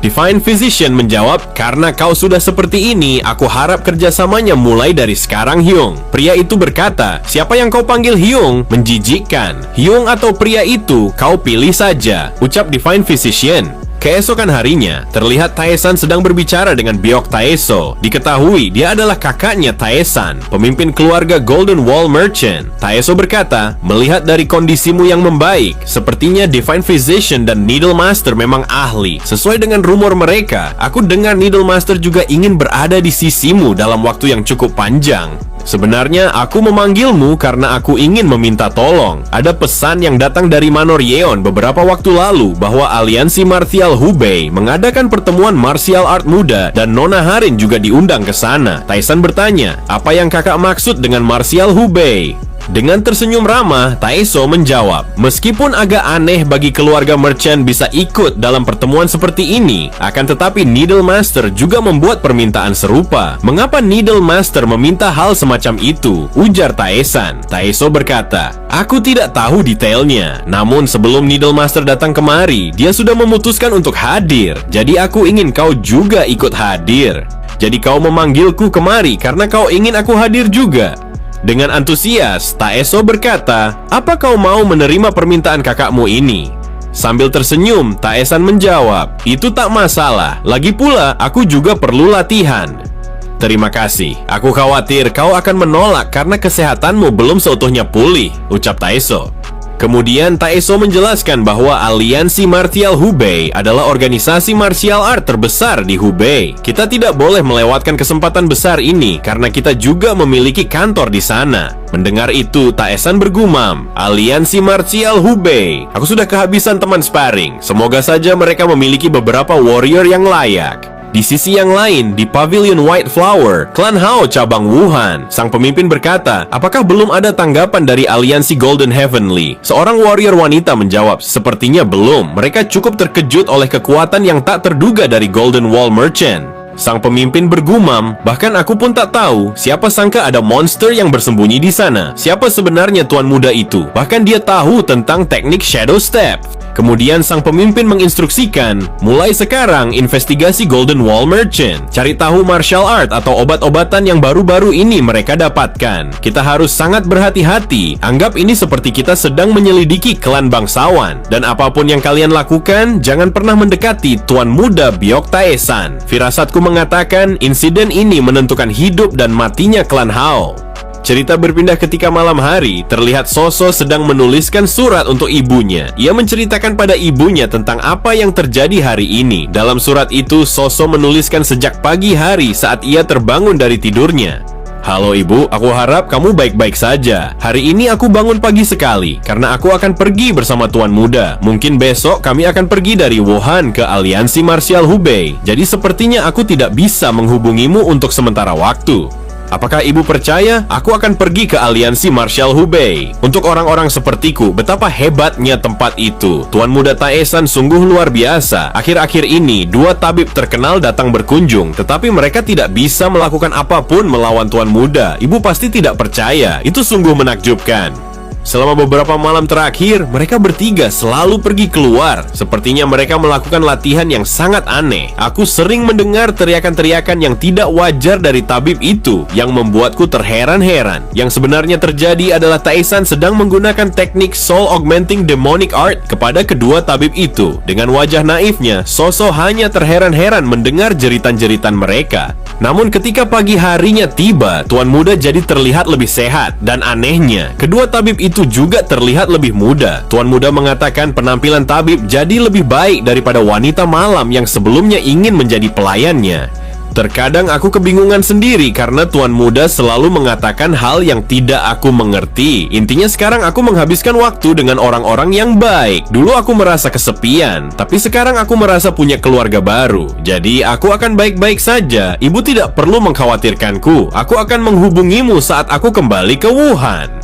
Ibu, tolong jaga kesehatanmu. Aku sangat merindukanmu. Dari anakmu Soso. Di sisi lain, saat para pelayan Golden Wall Merchant sudah terlelap tidur, Taesan pergi mengunjungi pavilion White Flower. Di sana, Taesan bertemu dengan pemimpin White Flower, lalu bertanya, "Apa kau melakukan penyelidikan dengan baik?" Sang pemimpin White Flower menjawab, "Saya sudah mengirim semua informasi yang saya kumpulkan, Tuan Muda." Kemudian Taesan menjelaskan, "Bukan itu yang aku maksud. Aku menginginkan informasi tentang orang-orang yang mencintaiku. Bagaimana penyelidikannya? Apakah kau sudah mencari tahu tentang itu?" Mendengar itu, pemimpin White Flower sangat terkejut. Ia tidak bisa berkata-kata. Sambil tersenyum, Taesan berkata, "Kenapa kau terkejut mendengar aku mengatakan itu? Apa kau pikir aku tidak tahu?" Sontak saja, pemimpin White Flower langsung bersujud ketakutan. Ia berkata, "Saya telah melakukan kejahatan yang tidak bisa dimaafkan. Tolong ampuni saya kali ini saja, Tuan Muda." "Mengapa kau berkata seperti itu? Aku hanya bertanya apakah penyelidikannya sudah selesai," ujar Taesan. Pemimpin White Flower menjawab, "Sepertinya itu terlalu berisiko, jadi alih-alih menyelidiki Anda, saya menyelidiki Golden Wall Merchant." Dengan santai Taesan bertanya, "Lalu apa yang kau temukan tentangku?" Dengan wajah yang sedikit memerah, pemimpin White Flower menjawab, "Tidak ada, Tuan, kecuali fakta tentang Anda yang menyembunyikan rahasia yang bahkan tidak ada seorang pun yang mengetahuinya." Taesan berkata, "Sungguh-sungguh mengecewakan. Lalu, apa kau punya informasi tentang aliansi marsial Hubei?" Ketika berbicara tentang intelijen pada kelompok martial, tidak ada yang bisa mengalahkan klan Hao. "Saya akan menyiapkan untuk Anda secepatnya," ucap wanita itu.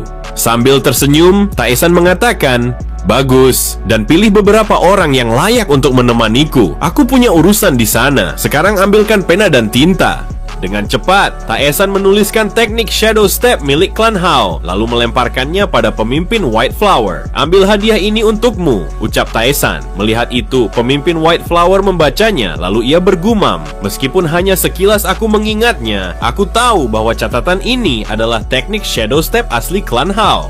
Taesan berkata, "Yang aku berikan itu bukan hanya untuk dibaca atau kau lihat saja. Jika kau bersyukur, manfaatkan itu dengan baik. Tunjukkan seberapa besar kemampuanmu. Jika kau memang layak, kau mungkin akan menjadi pemimpin klan Hao." Sambil melihat catatan itu, wanita itu berkata, "Apa mungkin aku menjadi pemimpin klan Hao?" Keesokan harinya, Taesan dan bawahannya bersiap untuk pergi menuju Hubei. Terlihat mereka bersiap menaiki kereta kuda. Dari atas, Biok Taeso memperhatikan Taesan yang akan pergi. Ia berkata, "Aku tidak menyangka adikku yang sakit-sakitan akan pulih secepat ini. Mungkin semuanya berkat kedua tabib terkenal itu. Dan akhirnya hari ini tiba." Jenderal, aku pikir dia akan selalu menjadi anak kecil. Rasanya seperti baru kemarin dia masih merangkak seperti bayi. Sekarang melihatnya pergi demi tanggung jawab keluarga, sungguh luar biasa. Dia meningkat pesat, akan tetapi aku penasaran, apakah kesehatannya benar-benar sudah baik-baik saja? Jenderal menimpali, "Tuan Muda memiliki tabib terbaik di generasi ini. Anda tidak perlu khawatir. Kita melihatnya sendiri, Tuan Muda pulih dengan begitu cepat." Taeso menjawab, "Itu benar. Akan tetapi, sebagai seorang kakak, aku selalu saja mengkhawatirkannya. Saat mereka akan pergi, keadaan tidak mendukung. Cuaca tiba-tiba saja berubah, hujan turun dengan deras. Namun hal itu tidak menjadi halangan bagi mereka." Sambil menggelengkan kepala, Taeso berkata, "Aku yang mengirimkannya, tetapi aku juga yang mengkhawatirkannya. Konyol sekali. Sebaiknya kita masuk, Jenderal. Hujan semakin deras." Saat Taeso akan masuk ke dalam, ia sempat menoleh untuk melihat kepergian Taesan. Ia bergumam, "Entah mengapa perasaanku mengatakan hal besar akan terjadi. Mungkin ini hanya perasaanku saja, atau mungkin karena rasa khawatir yang begitu besar karena aku mengirimkan adikku yang baru saja mulai pulih kesehatannya." Di lain sisi, tepatnya di suatu kantor pusat provinsi barat, seseorang sedang melapor. Ia berkata, "Persiapan ritual hampir selesai. Semua item yang dipersiapkan oleh Elder juga sudah siap." Lalu pria berbaju hitam berkata, "Bagus, kami akan membangunkan mereka secepatnya setelah semuanya siap. Pergi dan pimpin mereka." "Baik Tuan, saya izin undur diri. Saya akan segera melaksanakan perintah Anda," ujar pria bewok itu. Pria berbaju hitam berkata, "Apa yang terjadi di Wuhan sungguh memalukan. mengeluhkan aliansi Golden Heavenly yang kami dukung dengan penuh justru menjadi tidak berguna. Mengapa mereka melakukan hal yang sangat ceroboh? Aku sudah memerintahkan mereka untuk berhati-hati, tetapi mereka malah melakukan hal bodoh dengan meremehkan musuh.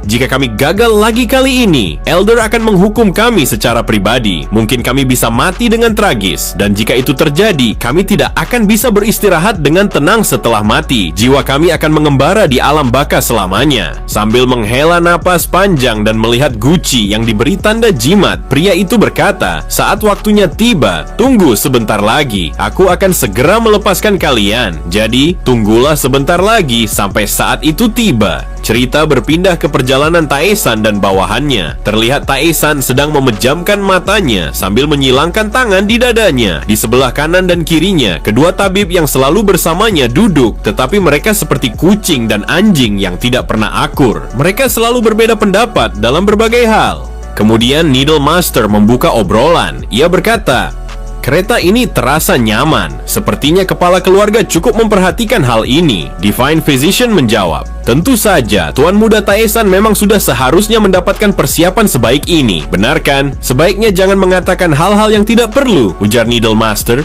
Terlihat mereka berdua seperti kucing dan anjing, selalu meributkan hal yang tidak penting. Melihat tingkah kedua tabib itu, Soyeon bergumam, mengapa kedua orang bodoh ini selalu meributkan hal yang tidak penting? Di hari-hari seperti ini, mereka hanya akan menaruh diri mereka sendiri dalam masalah yang mungkin saja serius. Kemudian Needle Master melanjutkan, ia berkata, "Bukankah jalur air lebih cepat untuk sampai ke Yichang, tempat di mana aliansi Martial Hubei berada?" Soyeon menjawab, "Jika saja tidak ada para bandit sungai yang mulai bermunculan belakangan ini. Jadi, sebagai gantinya, perjalanan akan menggunakan kereta seperti ini." Sambil menatap Tae-san, Needle Master berkata, "Akan tetapi, mereka yang seharusnya khawatir jika bertemu dengan kita." Kyungwon menimpali, "Ya, itu benar sekali, Needle Master." Kemudian Soyeon menambahkan, "Siapapun yang berniat jahat pada Tuan Muda akan merasakan akibatnya." Divine Physician mengatakan, "Bukankah Nona Harin juga pergi ke aliansi Martial Hubei? Pasti menyenangkan jika bisa bepergian bersamanya." Soyeon menjelaskan, "Nona Harin berangkat menuju Hubei menggunakan kapal yang terpisah. Jadi mungkin dia tidak tahu jika kita juga menuju Hubei dan melakukan perjalanan dengan cara seperti ini." Divine Physician bertanya, "Mengapa Nona Harin menggunakan kapal? Aku pikir para bandit akan menjadi masalah untuk perjalanan mereka. Apa mungkin mereka memiliki penjaga yang dapat diandalkan dalam perjalanan itu? Apa kau mengetahui sesuatu?" Soyeon menerangkan, ada banyak warrior hebat di Manor Yeon. Mereka semua adalah pasukan elit yang dilatih khusus untuk melindungi keluarga Manor Yeon. Bahkan, Nona Harin sendiri memiliki kemampuan yang luar biasa. Yang lebih hebatnya, kemampuan Nona Harin jauh lebih tinggi dibandingkan para pengawal lainnya di Manor Yeon. Tidak banyak warrior wanita yang ada di keluarga Manor Yeon, jadi aku melayaninya sebagai pengawal pribadi. Tapi jujur saja, Nona Harin jauh lebih kuat dariku. Divine Physician bergumam, apa Soyeon tidak menyadari seberapa hebat kemampuannya sendiri? Sebelumnya, dia telah berlatih dengan Kyungwon selama 1 bulan penuh. Dari yang kulihat, kemampuannya meningkat pesat. Apa dia membandingkan dirinya dengan monster itu? Sungguh pemikiran yang bodoh. Kyungwon hanya terdiam mendengar Soyeon berkata demikian. Namun ia mencoba memberanikan diri untuk menoleh ke arah Soyeon. Terlihat Soyeon seperti sedang menyesali sesuatu. Kyungwon bergumam, apakah yang sedang dipikirkan Soyeon sehingga membuatnya tidak bersemangat seperti itu? Apa mungkin dia selalu merasa lemah? Dalam lamunannya, Soyeon teringat akan masa lalu ketika ia pertama kali bertemu dengan Nona Harin. Saat itu Soyeon kecil dibawa oleh kepala keluarga Manor Yeon ke tempat latihan Harin. Lalu kepala keluarga berkata, "Mulai hari ini, Soyeon akan membantumu, Harin. Usia kalian mirip, jadi kalian bisa belajar seni bela diri bersama." Kemudian Soyeon menundukkan kepalanya untuk memberi salam. Dia berkata, "Saya, Soyeon, memberi salam kepada Nona Muda Harin."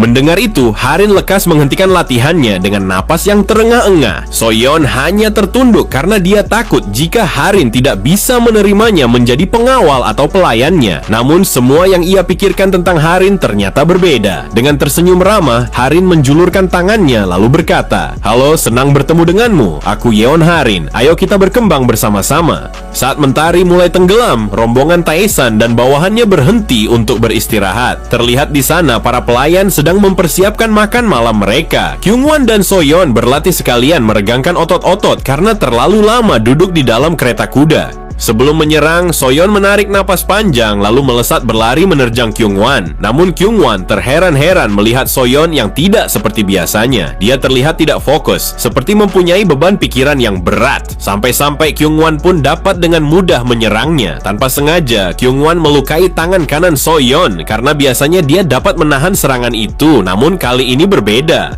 Kyungwon bertanya, "Apa kau baik-baik saja? Ada apa denganmu? Kau tidak seperti biasanya. Apa kau sedang sakit?" Soyeon menjawab, "Aku tidak apa-apa. Ayo lanjutkan saja, jangan pedulikan luka sekecil ini." Lalu Kyungwon menegaskan, "Luka itu cukup dalam. Aku tidak tahu apa yang terjadi padamu, namun sebaiknya kau cepat minta bantuan Divine Physician atau Needle Master terlebih dahulu." Namun, tiba-tiba saja Soso berteriak sembari memukul-mukul Teplon dan berkata, "Makan malam sudah siap. Ayo kita makan bersama, semuanya kemari cepat." Melihat itu, Kyungwon berkata, "Sepertinya sudah waktunya untuk makan. Mungkin kita akhiri saja latihan ini. Ayo kita pergi makan malam." Tanpa mendengarkan Kyungwon, Soyeon langsung berbalik meninggalkannya tanpa sepatah kata pun. Kyungwon terheran-heran melihat Soyeon yang seperti itu.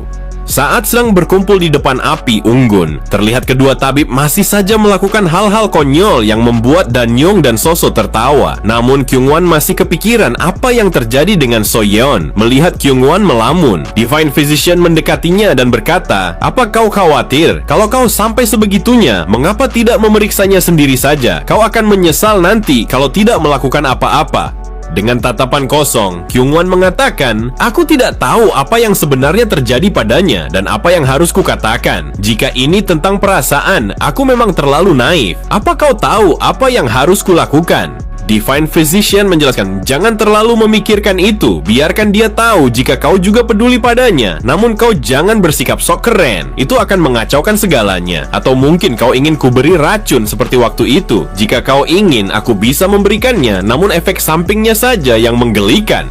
Sambil menarik napas panjang, Kyungwon bersiap untuk menghampiri Soyeon. Akan tetapi, saat akan berdiri, Divine Physician memberikan 3 nasi kepal untuk dibawa sekalian. Sesampainya di tempat Soyeon berlatih, Kyungwon melihat Soyeon belum juga menghentikan latihannya. Kyungwon masih ragu untuk menghampirinya. Terlihat dengan lincahnya Soyeon berakrobat sambil memainkan bilah pedangnya. Dengan tatapan tajam, Soyeon berniat membelah batu itu dengan pedangnya. Namun tiba-tiba saja Taesan menghampirinya dan berkata, "Gerakan yang bagus, tapi percuma jika pikiranmu dipenuhi dengan hal-hal yang tidak diperlukan. Itulah alasan kau tidak menyadari kedatanganku. Jika saja musuh yang datang, sudah jelas kau sudah mati. Maaf Tuan Muda, aku tidak tahu apa yang harus kulakukan," ujar Soyeon. Taesan mengatakan, "Bersihkan pikiranmu, pastikan agar semua inderamu terbuka setiap saat." Soyeon berkata, "Hanya ada beberapa orang di dunia ini yang benar-benar bisa melakukan itu, Tuan Muda." Taesan meyakinkan, "Ada banyak. Aku sendiri tahu ada lebih dari 500 orang yang bisa melakukannya. Dan jika menghitung yang tidak aku ketahui, jumlahnya pasti akan lebih banyak. Hidup dengan batasan yang kau buat sendiri juga bukan hal yang buruk." Mendengar kata-kata itu, Soyeon tertegun lalu mulai memikirkan apa yang Taesan katakan. Dalam hati Soyeon berkata, "Batasan yang aku buat." Soyeon berpikir keras tentang maksud dari kata-kata Taesan. Melihat Soyeon seperti itu, Kyungwon terkejut dan memahami sesuatu. Dalam pikirannya, Soyeon melihat percikan-percikan air yang menetes di dedaunan dan kemudian mengelilinginya. Lalu Soyeon berkata dalam hati, "Suatu keadaan tanpa diri sendiri, batasan yang aku ciptakan sendiri." Soyeon mengingat semua kenangan saat bersama Taesan sejak awal mengikutinya. Melihat kehebatan Kyungwon yang bisa mengalahkan seorang assassin hanya dengan 5 gerakan, lalu mengalahkan klan Zhongli dan menyadari bahwa Tuan Muda adalah seorang monster. Pada akhirnya, Soyeon mendapatkan pencerahannya sampai-sampai tubuhnya diselimuti aura kuning. Melihat itu, Kyungwon menyadari bahwa Soyeon telah mencapai pencerahan, lalu ia bergumam, "Seperti dugaanku, Tuan Muda juga tahu aku ada di sini melihatnya." Setelah Taesan pergi, Kyungwon berlari mendekati Soyeon. "Syukurlah, sepertinya belum terjadi apa-apa. Dia harus menyelesaikan pencerahannya dengan aman. Aku akan berjaga di sini untuk memastikan dia tetap aman." Saat pagi harinya, Soyeon membuka matanya dan berkata, "Apa ini sebuah pencerahan yang hanya pernah aku dengar itu?" Saat menoleh ke belakang, Soyeon terheran-heran. Sejak kapan Kyungwon ada di sana? Pikirnya. Kyungwon pun melirik ke arah Soyeon dan berkata, "Kau sudah bangun? Selamat atas pencerahannya." Dengan wajah yang masih keheranan, Soyeon bertanya, "Sejak kapan kau ada di situ? Apa yang sedang kau lakukan?" Kyungwon menjelaskan, "Aku tak mau mengganggumu dan aku memastikan kau tetap aman karena kau sedang dalam pencerahan." Mendengar itu, Soyeon tersipu malu. Lalu ia menanyakan apa bungkusan yang Kyungwon bawa. Kyungwon berkata, "Aku membawakanmu nasi kepal. Aku pikir kau pasti lapar, jadi aku sekalian membawakannya." Dengan wajah yang masih tersipu malu, Soyeon berkata, "Terima kasih, ini enak. Makan saja, habiskan semuanya. Aku tahu kau lapar," ujar Kyungwon. Kyungwon melanjutkan, "Apa kau bisa membantuku setelah makan? Sepertinya kakiku mati rasa karena semalaman terjaga di sini."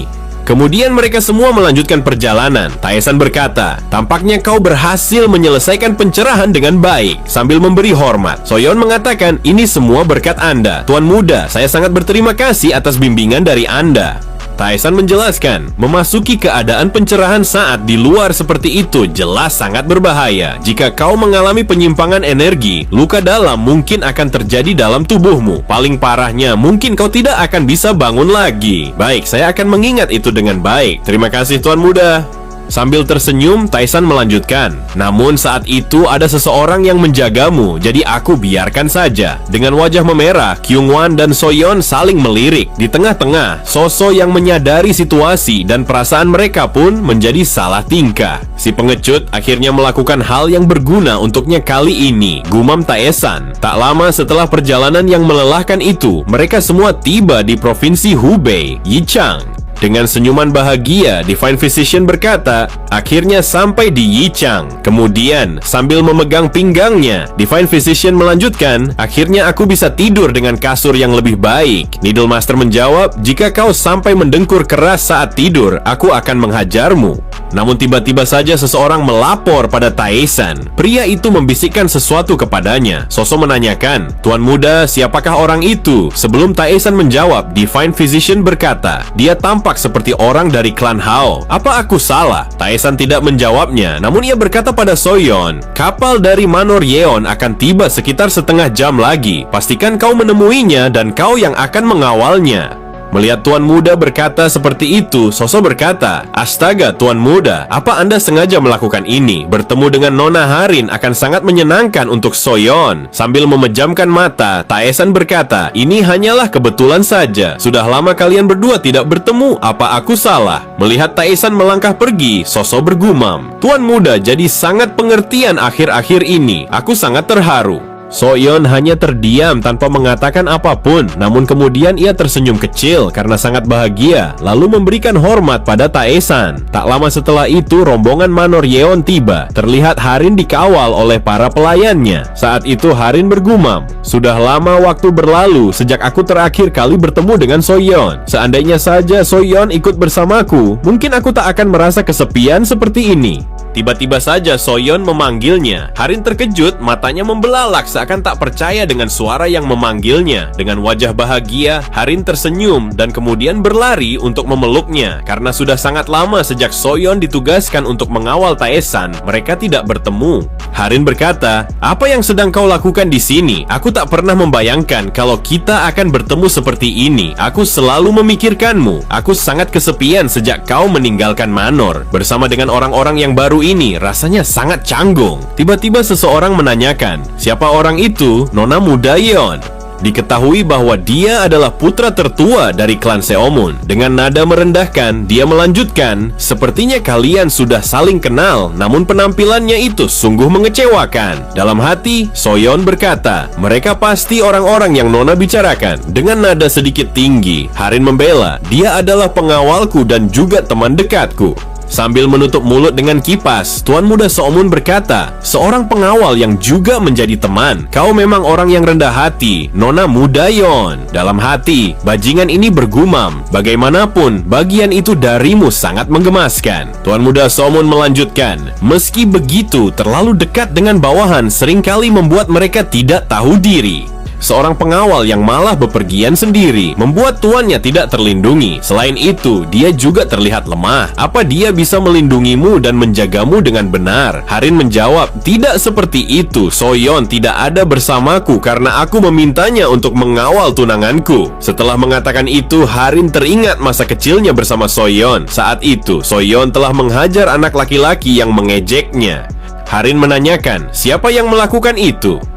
Soyeon menjawab, dia yang bilang duluan. Memangnya wanita bisa belajar seni bela diri. Karena itu, kuberi dia sedikit pelajaran. Seseorang memanggilnya, Nona, Anda di mana? Mendengar itu, Harin berkata, aku yang akan mengatasi ini semua. Jadi kau tetap diam saja. Kalau tidak, kau akan mendapatkan hukuman. Sore harinya sambil duduk di atas tangga, Soyeon menanyakan, Nona, apa Anda tidak apa-apa? Aku tidak apa-apa. Rasanya tidak sesakit apa yang terlihat, jawab Harin. Terlihat kaki Harin yang memar akibat hukuman yang ia terima. Soyeon menanyakan, mengapa Anda sampai melakukan hal ini? Sampai sejauh ini untuk saya. Sambil tersenyum bahagia, Harin berkata, aku hanya ingin kita berteman tanpa dibatasi oleh status majikan dan bawahan. Namun lamunannya terpecah saat Divine Physician berteriak, halo, kalian sedang apa? Aku ada urusan dekat sini, jadi aku mampir. Terlihat Taesan menatap tajam dengan gaya dinginnya seperti biasa. Melihatnya, Harin sontak langsung tersipu malu dengan wajah yang memerah. Tuan Muda Somun berkata, jadi Anda adalah Byok Taesan yang dulu adalah tunangan Nona Harin. Sembari menatap Harin, Taesan berkata, dulu, apa kita pernah membatalkan pertunangan kita? Harin menjawab, itu tidak mungkin. Lebih baik aku mati saja jika itu terjadi. Sambil tersenyum sinis, Taesan berkata, sungguh, jadi siapa kau sebenarnya? Dan mengapa kau bersama tunanganku? Dengan sedikit panik, Harin menjelaskan, mereka dari keluarga bangsawan lainnya. Kami bepergian bersama untuk pertemuan martial art muda. Itu adalah keputusan ayahku. Kami sama sekali tidak memiliki hubungan apapun. Jadi begitu. Ya sudah, karena kita sudah tunangan, kenapa kau tidak menginap di penginapanku malam ini? Dengan sedikit gugup, Harin menjawab, kau benar. Ayo kita pergi ke penginapan. Melihat itu, dengan muka yang kesal, Tuan Muda Seomun berkata, dasar bocah sombong. Bawahannya menanyakan, apa yang ingin Anda lakukan setelah melihat itu, Tuan? Seomun berkata, bagaimana menurutmu? Kita akan mengincar penginapannya. Dalam hati, ia bergumam, sialan, dia tidak pernah sekalipun tersenyum kepadaku. Tapi dia bisa berekspresi seperti itu setelah bertemu dengannya. Apapun itu, pada akhirnya, aku yang akan menikah dengannya. Bukan dengan merchant rendahan sepertinya. Di sisi Taesan, mereka berjalan bersama melewati dermaga dengan keindahan air yang berkilau karena pantulan matahari. Harin terlihat hanya memandangi Taesan tanpa melirik kemanapun. Dengan sengaja, Taesan memalingkan wajahnya. Melihat itu, Harin dengan cepat berjalan mendahuluinya karena masih merasa canggung dengan keadaan seperti itu. Dalam hati, Taesan berkata, kenapa dia sangat terobsesi padaku? Apa terjadi sesuatu saat kami masih kecil sehingga dia seperti ini? Meskipun banyak rumor yang menjengkelkan beredar tentangku di luar sana, semakin lama aku melihatnya, semakin aku teringat kepadanya. Aku akan mencapainya. Aku akan mencapai Supreme Leader Realm. Apapun yang terjadi, aku tidak ingin kejadian itu terulang kembali sehingga aku kehilangan dia. Aku ingin melindunginya.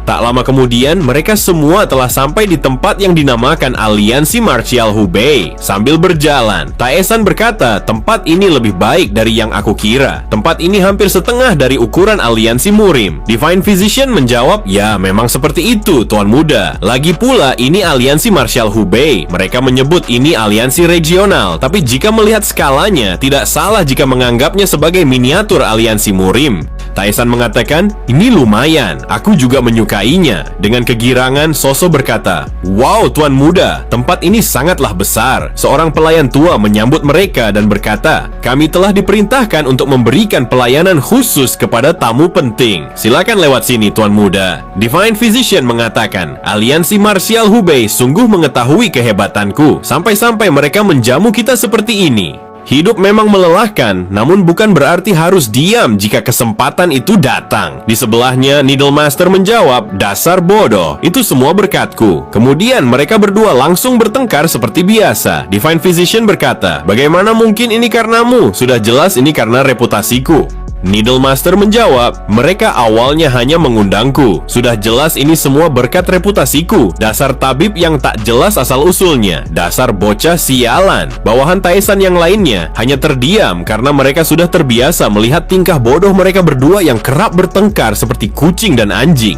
Kemudian Taesan berkata, "Hei, kalian berdua, mau sampai kapan melakukan tindakan kekanak-kanakan seperti itu? Aku akan memberikan perintah. Mulai hari ini, kalian berdua cari tabib yang mahir di area ini. Karena ini kota besar, seharusnya kalian dapat menemukannya dengan mudah." Divine Physician menjawab, "Tapi Tuan Muda, bukankah Anda sudah memiliki 2 tabib terbaik di generasi ini? Lalu buat apa mencari tabib seperti itu?" Taesan menegaskan, "Kalian berdua terlalu sering merawatku sehingga obat kalian hampir tak berguna lagi." Divine Physician berkata, "Aku tak tahu apa itu, tapi setelah setiap kali pengobatan aku merasa lebih baik, tapi prosesnya terlalu menyakitkan."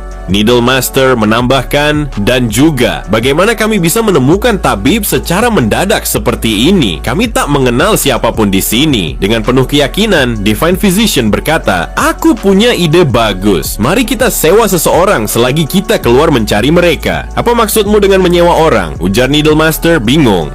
Divine Physician menjelaskan, "Kita akan berkeliling ke semua klinik dan hanya memilih orang yang paling kompeten untuk dipanggil ke sini." Needle Master memuji, "Kau lebih pintar dari yang terlihat. Meskipun kau selalu bertindak bodoh, dalam keadaan seperti ini, idemu sangat membantu." Divine Physician mengingatkan, "Mari kita mulai. Ingat, kita tidak butuh tabib yang setengah-setengah." Needle Master berkata, "Aku lebih baik dalam menilai tabib daripada engkau. Khawatirkan dirimu sendiri, dasar bodoh." Divine Physician menjawab, "Omong kosong macam apa itu? Kalau begitu, ayo kita bertaruh. Bukankah kau suka sekali berjudi? Apa yang kau bisa pertaruhkan?" ujar Needle Master. Divine Physician berkata, "Apa yang kau inginkan, mungkin aku bisa memberikannya."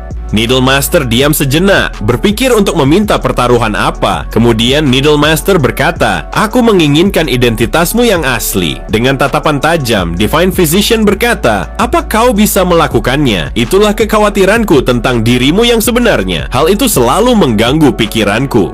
Dengan santai, Divine Physician berkata, "Baiklah, jika kau mau mempertaruhkan teknik One Needle Strike-mu." Mendengar itu, Needle Master kesal dan berkata, "Dasar gila, hanya itu yang kupunya. Mengapa kau meminta hal yang sangat sulit untuk kuberikan? Dasar sialan." Divine Physician menjawab, "Yang kumaksud bukan bagian martial art-nya, hanya teknik akupunkturnya saja." Needle Master bergumam, "Seharusnya aku diam saja. Baiklah, aku menyetujuinya. Siapapun yang berhasil memuaskan Tuan Muda, dialah yang menang," ujar Needle Master, kesal. Sambil tertawa, Divine Physician bergumam, "One Needle Strike sekarang milikku." Melihat Divine Physician tertawa, Needle Master berpikir, "Kali ini aku akan mengungkapkan semua. Apapun yang orang bodoh ini lakukan bersama Tuan Muda, kau takkan bisa menyembunyikan identitas aslimu." Malam harinya, mereka berdua sedang menunggu Taesan yang tengah menggunakan teknik Soul Augmenting Demonic Art pada tabib yang mereka bawa. Divine Physician berkata, "Mengapa sunyi sekali? Bukankah mereka biasanya berteriak menderita? Ini tidak seperti biasanya. Mungkin karena kau sudah memperingatkannya. Memang biasanya mereka akan berteriak sekencang-kencangnya," jawab Needle Master. Saat mereka sedang mengobrol, tiba-tiba saja Taesan membuka pintu. Mereka berdua sangat terkejut. Divine Physician mengatakan, "Setidaknya, tolong jangan sembunyikan hawa keberadaan Anda." "Tuan Muda," Taesan mengatakan, "bawa mereka pergi. Mereka agak mengecewakan. Bawakan aku satu lagi setiap hari." "Mengapa Anda meminta setiap hari?" ujar Divine Physician. Namun, Taesan menatapnya dengan tatapan intimidasi seperti biasanya. Sontak saja Divine Physician langsung ketakutan, lalu berkata, "Baiklah, Tuan Muda. Tentu saja, seharusnya seperti itu." Melihat itu, Needle Master bertanya, "Tuan Muda, menurut Anda, di antara kami berdua siapa yang paling memuaskan? Ini sangat penting bagiku." Sambil melirik, Taesan menjawab, "Penting. Aku tahu kalian sedang bertaruh. Baiklah, aku akan memutuskannya setelah aku melihat siapa yang kalian bawa berikutnya." Sambil menarik para tabib yang pingsan, Divine Physician berkata, "One Needle Strike sekarang milikku." "Kenapa itu menjadi milikmu?" ujar Needle Master bingung. Taesan berpikir, jika dipikirkan, memang benar jiwa tabib yang mereka bawa kurang efektif dibandingkan dengan jiwa mereka berdua. Apa mungkin karena skill pengobatan mereka lebih baik? Karena mereka dianggap tabib terbaik generasi ini. Namun, akhir-akhir ini aku menemukan beberapa hal saat menggunakan teknik Soul Augmenting Demonic Art. Inti energi yang diekstrak berbeda tergantung pada orangnya. Jiwa seorang tabib menyembuhkan tubuh, sedangkan jiwa seorang wanita penghibur meningkatkan daya pikat. Rasa sakit dan efektivitas juga bergantung pada seseorang. Meskipun aku belum sepenuhnya yakin, namun sepertinya semakin kotor jiwanya, semakin sakit ekstraksinya, dan semakin lemah efek penyembuhannya. Aku tidak tahu apa yang paling kubutuhkan saat ini. Apakah jiwa suci tak ternoda? Dari belakang, tiba-tiba saja Soso memecahkan lamunannya. Ia berkata, "Tuan muda, ini Soso." Kemudian, Soso langsung membungkukkan badan memberi salam. Melihat itu, Taesan berpikir, jiwa suci milik Soso, haruskah aku mencobanya? Taesan berkata, "Jadi kau datang untuk memberiku salam? Tolong diam sebentar. Jangan khawatir, ini tidak akan sakit." Kemudian, Taesan mencoba menggunakan teknik Soul Augmenting Demonic Art pada Soso untuk mengekstrak jiwa murninya. Soso hanya terdiam, kebingungan dengan apa yang dilakukan oleh tuan mudanya. Di sisi lain, terlihat dua orang sedang berjalan sambil membawa lampion. Pria itu berkata, "Berapa lama lagi kita akan sampai?" Pria tua di sebelahnya menjelaskan, "Kita sudah berjalan selama 1 jam. Kemungkinan kita hampir sampai. Usianya kurang dari 10 tahun, jadi cukup dekat. Jika lebih jauh lagi, di dalam sana ada yang berusia 60 sampai 70 tahun. Namun itu hanya untuk Grand Elders. Mereka adalah mahakaryaku, bahkan cukup kuat untuk melawan para Elder. Tetap saja, apa yang akan kita lihat sekarang akan sangat berguna. Bahkan para martial art biasa tidak akan mampu melawannya." Pria itu tidak dapat mengatakan sepatah kata pun karena masih terus mengamatinya. Tak lama setelah itu, pria tua itu berkata, "Ini dia, sudah lama sekali aku tidak ke sini, jadi sedikit agak lupa jalannya. Menjadi orang tua seperti ini sungguh menyakitkan. Mungkin ini akan layak untuk kuperlihatkan padamu. Jadi apa pendapatmu setelah melihat ini?" Di hadapan mereka terbentang pemandangan yang mencengangkan. Puluhan, bahkan ratusan tubuh manusia, entah hidup atau mati, tergolek tersusun rapi. Pria itu tercengang, tak dapat berkata-kata saking terkejutnya. Dalam hati ia bergumam, apa yang sebenarnya aku lihat ini? Bagaimana bisa tua bangka ini dapat mengumpulkan orang-orang sebanyak ini? Kita berpindah ke sebuah klan yang bernama Nameless. Klan ini berpusat di wilayah barat. Terlihat seorang dukun yang mencoba membangkitkan orang-orang yang sudah mati. Ada 4 mayat yang sudah disusun sesuai formasi. Sang dukun sedang membacakan mantra-mantra diiringi suara genderang yang begitu keras, seakan-akan suara itu akan mengiringi peperangan. Sang dukun membacakan mantranya dengan penuh keseriusan, lalu mendedikasikan diri untuk mengkultivasi merit di sini, seperti elang yang memberi tatapan ikatan. 4 sudut dari utara, selatan, timur, dan barat semuanya terikat takdir. Bagaimana bisa seseorang dapat memahami diri sendiri? Semuanya adalah ilusi, dan karena itu, merit yang sempurna telah dipasang. Seperti halnya rusa yang menawarkan tanpa keraguan. 4 pilar barat laut naik dan turun. Bagaimana bisa seseorang menggenggam tubuh, melihat semua bentuk sebagai ilusi adalah jalan pencerahan, jalan kebenaran yang tak menunda, seperti rusa yang menawarkan tanpa ikatan. 4 arah di atas dan bawah terikat. Bagaimana seseorang dapat memahami diri sendiri? Semuanya adalah ilusi, dan karena itu aku mendedikasikan diri untuk mengkultivasi merit di sini. Terikatlah, wahai jiwa-jiwa yang tersesat. Setelah ritual itu, terlihat 2 orang sedang berbincang. Pria berbaju hitam mengatakan bahwa jiwa-jiwa yang tersegel dalam botol hampir menyatu sepenuhnya dengan mayat itu. Pria berkumis itu menanyakan pada pria berbaju hitam, apakah mayat-mayat itu akan menjadi setengah Jiangshi? Pria berbaju hitam menjelaskan bahwa mereka semua berbeda. Jika setengah Jiangshi diciptakan dengan meracuni orang-orang yang masih hidup dan melumpuhkan mereka, kemudian menanamkan corpse energy pada mereka, artinya jiwa asli mereka masih bertahan dalam tubuh yang sudah mati. Mereka tidak seperti Jiangshi, mereka bisa bergerak sendiri pada batas tertentu. Tentu saja situasi mereka lebih buruk daripada kematian. Namun sebaliknya, untuk makhluk-makhluk ini yang sudah mati sepenuhnya, mereka ditanamkan jiwa orang lain pada tubuh itu. Pria berbaju hitam lalu menjelaskan lebih dalam bahwa metodenya lebih dekat dengan kebangkitan yang sebenarnya, lebih baik daripada Jiangshi. Pria itu kebingungan saat mendengar penjelasan pria berbaju hitam. Ia bingung bagaimana cara mengendalikan mayat-mayat itu, karena mereka bukanlah orang yang patuh saat masih hidup. Pria berbaju hitam ternyata juga tidak mengetahui pasti rahasia itu, karena yang mengetahui bagaimana cara mengendalikan mayat-mayat itu hanyalah tetua keluarga Hyukreon. Pria berbaju hitam menduga adanya pembatasan langsung pada jiwa mereka semua. Dalam benaknya, pria itu memikirkan kemungkinan orang yang dibangkitkan tahu yang terbaik karena mereka telah melayani keluarga Hyukreon sepenuhnya. Dua botak yang memukul jenderang itu semakin keras. Mereka melakukannya karena ritual ini akan segera selesai. Sang dukun kemudian bersiap dengan mantra-mantranya sambil memejamkan mata. Dukun itu mengeluarkan teknik-teknik tangan yang mempercepat ritual. Pukulan jenderang yang semakin cepat dan keras menandakan ritual akan segera berakhir. Pria berkumis hanya terdiam menyaksikan ritual sang dukun yang begitu menyeramkan. Karena ini pertama kalinya ia menyaksikan ritual seperti ini. Saat sang dukun mengacungkan tangannya ke udara, itulah tandanya ritual pembangkitan mayat telah berakhir. Namun sejenak tidak ada tanda-tanda yang terjadi. Setelah beberapa menit, semua mayat itu bangkit. Di sisi lain, Divine Physician dan Needle Master sedang terdiam menunggu seseorang. Tak lama setelah mereka menunggu, seseorang menyapa mereka. Keduanya serentak melirik ke belakang karena tiba-tiba saja orang itu menyapa. Orang itu terkesan melihat kedua tabib terhebat di generasi ini berada di sini, dan baginya bertemu dengan mereka adalah suatu kehormatan. Kedua tabib itu memberikan hormat. Gelar hanyalah omong kosong, dan mereka merasa sangat terhormat bisa bertemu dengan pemimpin dunia martial art. Kata Needle Master, dengan posisi masih memberikan hormat, sang pemimpin membalas salam hormat mereka dan menyuruh mereka berdua untuk duduk. Sang pemimpin tersenyum karena baginya menjadi pemimpin seperti ini hanya untuk melayani warganya saja.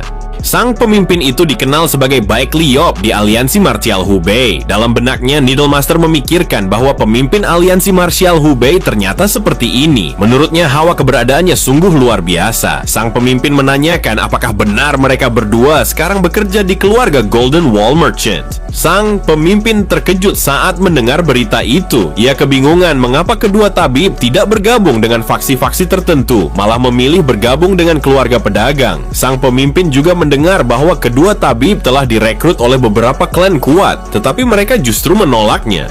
Divine Physician membenarkan hal itu. Klan Namgong dan klan Jegal juga mencoba menghubunginya. Bahkan aliansi Murim serta Black Lotus juga mencoba merekrut Needle Master. Sang pemimpin memuji Needle Master dan Divine Physician karena mereka sangat hebat, hingga aliansi Murim dan Black Lotus sampai melirik mereka. Sang pemimpin juga sangat penasaran dengan Golden Wall Merchant. Ia menanyakan seperti apa sebenarnya Golden Wall Merchant itu sehingga kedua tabib dapat luluh oleh mereka. Divine Physician mengatakan bahwa ada orang di keluarga Golden Wall Merchant yang benar-benar menghargainya. Namun dalam benaknya, Divine Physician sangat kesal karena sebenarnya ia dipaksa melakukan hal ini. Needle Master menjelaskan bahwa ia bergabung dengan Golden Wall Merchant karena kalah berjudi. Namun ia menegaskan bahwa meskipun bukan karena judi, situasinya tetap akan berakhir seperti ini. Baek Liop semakin penasaran mendengar Needle Master mengatakan itu. Ia menanyakan apakah mungkin kedua tabib itu tidak bersumpah pada Golden Wall Merchant. Namun mereka berdua hanya tertarik pada tuan muda kedua Golden Wall Merchant. Needle Master membenarkan bahwa mereka memang tidak tertarik pada situasi yang terjadi di Golden Wall Merchant. Mendengar itu dalam benaknya, Baek Liop memikirkan bahwa ia harus merekrut Beok Taesan. Ia ingin mereka bekerja padanya untuk mempercepat ambisinya dalam menguasai dunia Murim. Dengan keyakinannya, ia harus merekrut Taesan apapun yang terjadi, dan ia harus secepatnya menemui Taesan. Di kamarnya, Soso baru saja terbangun. Namun ia terkejut karena terakhir yang ia ingat adalah saat bersama Taesan. Ia merasa semuanya hanya mimpi. Soso merasakan saat Taesan menggunakan teknik Soul Augmenting Demonic Art, ia merasa hangat dan damai. Yang ia pikirkan itu semua mimpi, namun itu adalah kenyataan. Soso cepat-cepat bangun karena ia tidak mau memikirkan hal itu. Yang lebih penting baginya sekarang adalah segera menyiapkan makanan untuk tuan mudanya. Namun Soso seketika terdiam kebingungan saat melihat kamar Taesan bercahaya ungu. Kenyataannya, di kamar Taesan sedang bermeditasi. Ia merasakan bahwa kali ini saluran-salurannya telah memadat dan menjadi lebih kuat. Ia memikirkan bahwa mempelajari teknik Soul Augmenting Demonic Art tidaklah buruk, malah semakin menarik karena ia bisa menyerap jiwa kotor dan jiwa murni. Hal ini akan menjadi titik balik yang sangat penting, kunci untuk mendapatkan tubuh sempurna, dan itu membuatnya merasa tenang. Di sisi lain, tepatnya di ruang pertemuan, Harin dan Soyeon masuk ke ruangan itu. Orang-orang yang melihat mereka mengatakan bahwa itu bukan sekadar rumor belaka yang sampai jauh ke Yichang, karena kecantikan Harin membuat mereka terpana. Namun Harin masih terlihat gundah karena ia hanya memikirkan Taesan yang belum juga keluar kamar. Taesan sudah 2 hari penuh berada di dalam kamarnya, dan itu membuat Harin sangat khawatir. Seoyeon menjelaskan agar tidak khawatir, karena mungkin saja Taesan sedang mengalami pencerahan dalam bela dirinya. Harin tersenyum dengan wajah yang sedikit memerah. Ia menanyakan apakah pencerahan yang dimaksud oleh Seoyeon adalah ketiadaan diri. Seoyeon membenarkan hal itu karena berkat Taesan beberapa hari yang lalu, ia juga mengalaminya. Di kamarnya, Taesan masih bermeditasi. Ia sedang menyerap energi murni yang ia serap dari Soso, dan itu sangatlah kuat. Mengekstrak jiwa Soso sangatlah berbeda dengan jiwa yang lain, karena ia merasa damai saat menyerapnya hingga sekarang. Taesan hanya berfokus untuk menghubungkan saluran energinya agar bertahan hidup untuk sementara sampai tali-tali meridiannya pulih seutuhnya. Di ruang pertemuan, Harin sedang mengingat perlakuan tuan muda dari klan Seomun bernama Seomun Jehak. Saat itu, Seomun Jehak mengatakan hal yang tidak baik. Ia menghina Taesan sebagai orang yang datang dari keluarga pedagang rendahan yang menurutnya tidak cocok dengan Harin. Ia ingin Harin ikut bersamanya, namun Harin menolak dengan berdalih bahwa ia sedang tidak enak badan. Seomun Jehak memaksanya untuk minum beberapa botol anggur agar Harin merasa lebih baik karena menurutnya anggur adalah obat mujarab. Namun lamunannya buyar saat Seoyeon tersenyum sembari mengatakan bahwa benar, ia juga mengalami ketiadaan diri. Harin menutup mulutnya karena terkejut dari lamunannya dan mendengar bahwa Seoyeon mendapatkan pencerahan. Itu sangat luar biasa menurutnya, karena sekarang Seoyeon terlihat lebih kuat dari sebelumnya. Baru saja ia melamunkan ketidaknyamanannya saat ada Seomun Jehak. Tiba-tiba saja sampah itu datang bersama kedua pengawalnya yang bodoh. Ia menanyakan mengapa Harin datang tidak dengan tunangannya. Lalu Seomun Jehak menyarankan agar Harin ikut bersamanya. Ia menarik tangan Harin, memaksa untuk ikut ke tempat yang tenang. Namun Seoyeon menghentikannya karena tindakannya seperti ini sangat tidak baik. Memaksa orang yang sudah bertunangan untuk ikut, apalagi disaksikan orang-orang dari banyak klan. Apakah tuan muda Seomun Jehak tidak malu? Seomun Jehak melepaskan genggaman Seoyeon. Ia sangat kesal sekali. Beraninya seorang pengawal rendahan mengatakan hal seperti itu. Apa Seoyeon tidak mengetahui siapa dirinya? Seoyeon masih sangat santai melihat Seomun Jehak mengatakan hal itu. Seoyeon menilai bahwa jika sikap Seomun Jehak seperti itu, sepertinya kemampuannya tidak sehebat perilakunya. Seomun Jehak membanggakan dirinya sebagai tuan muda dari klan Seomun dan pewaris klan. Apa pengawal rendahan bisa melawan seorang pewaris? Dengan tatapan tajam, Seomun Jehak menanyakan apakah Seoyeon bisa melawannya. Namun tiba-tiba saja Taesan datang dan mengatakan hal yang sama. Apakah Seomun Jehak bisa melawannya? Orang-orang saling berbisik mengatakan bahwa Taesan sangat tampan. Mungkinkah pria tampan ini berasal dari keluarga Golden Wall Merchant yang terkenal itu? Taesan datang dengan santainya. Ia mengatakan apakah ada burung yang berkicau. Dari tadi ia mendengarnya. Apakah itu tuan muda Seomun Jehak?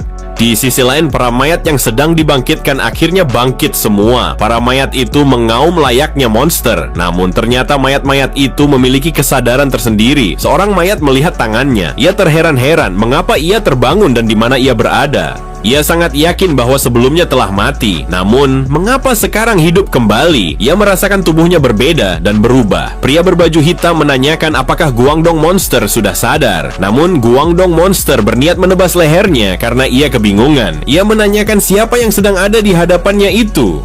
Pria berbaju hitam itu mengenalkan dirinya sebagai Seodogun. Seodogun mengatakan pada Guangdong Monster bahwa ia telah dibangkitkan kembali oleh pemimpin Hyukreon, Biguang, dan memintanya untuk menunjukkan rasa hormat dengan tidak bertindak gegabah.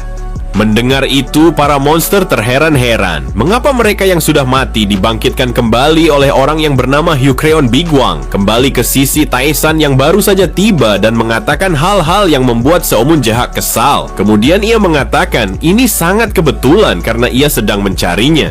Dengan tatapan sinis, Seomun Jehak mengatakan bahwa Taesan adalah seorang bajigur dan mau berapa lama Taesan menjadi beban nona muda Harin. Taesan kebingungan dengan apa yang dikatakan sampah dari keluarga Seomun. Seomun Jehak menegaskan memang benar jika Taesan adalah orang yang dibuang oleh keluarga Golden Wall Merchant dan beraninya ia menatap Harin dengan mata hinanya itu.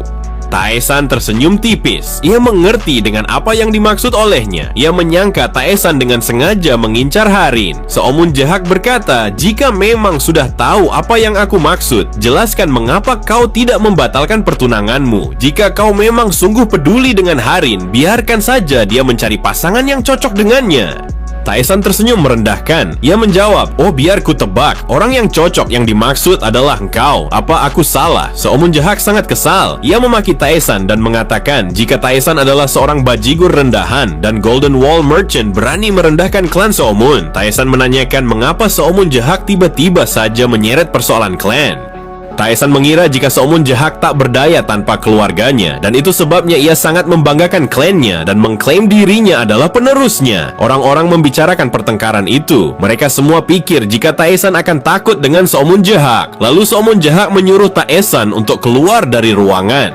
Dengan santai, ia mengikutinya. Setelah di luar, Taesan bertanya mengapa Seomun Jahak diam saja, apa takut, dan mengapa tidak menyerangnya, karena Taesan sangat menantikannya. Seomun Jahak meremehkan Taesan. Ia berpikir jika Taesan sudah gila dan mengatakan hal itu karena sangat ketakutan olehnya. Perkataan Taesan tiba-tiba saja menjadi sangat serius. Ia menyadari beberapa hal selama beberapa hari terakhir, dan sekarang Taesan membutuhkan seseorang untuk eksperimen. Sontak saja, Seomun Jahak segera menyerang Taesan. Ia berlari dengan bodohnya tanpa tahu siapa musuh yang ada di depannya. Saat ia akan menghantamkan kipas sebagai senjatanya, dengan sangat mudahnya Taesan menghindari serangan itu.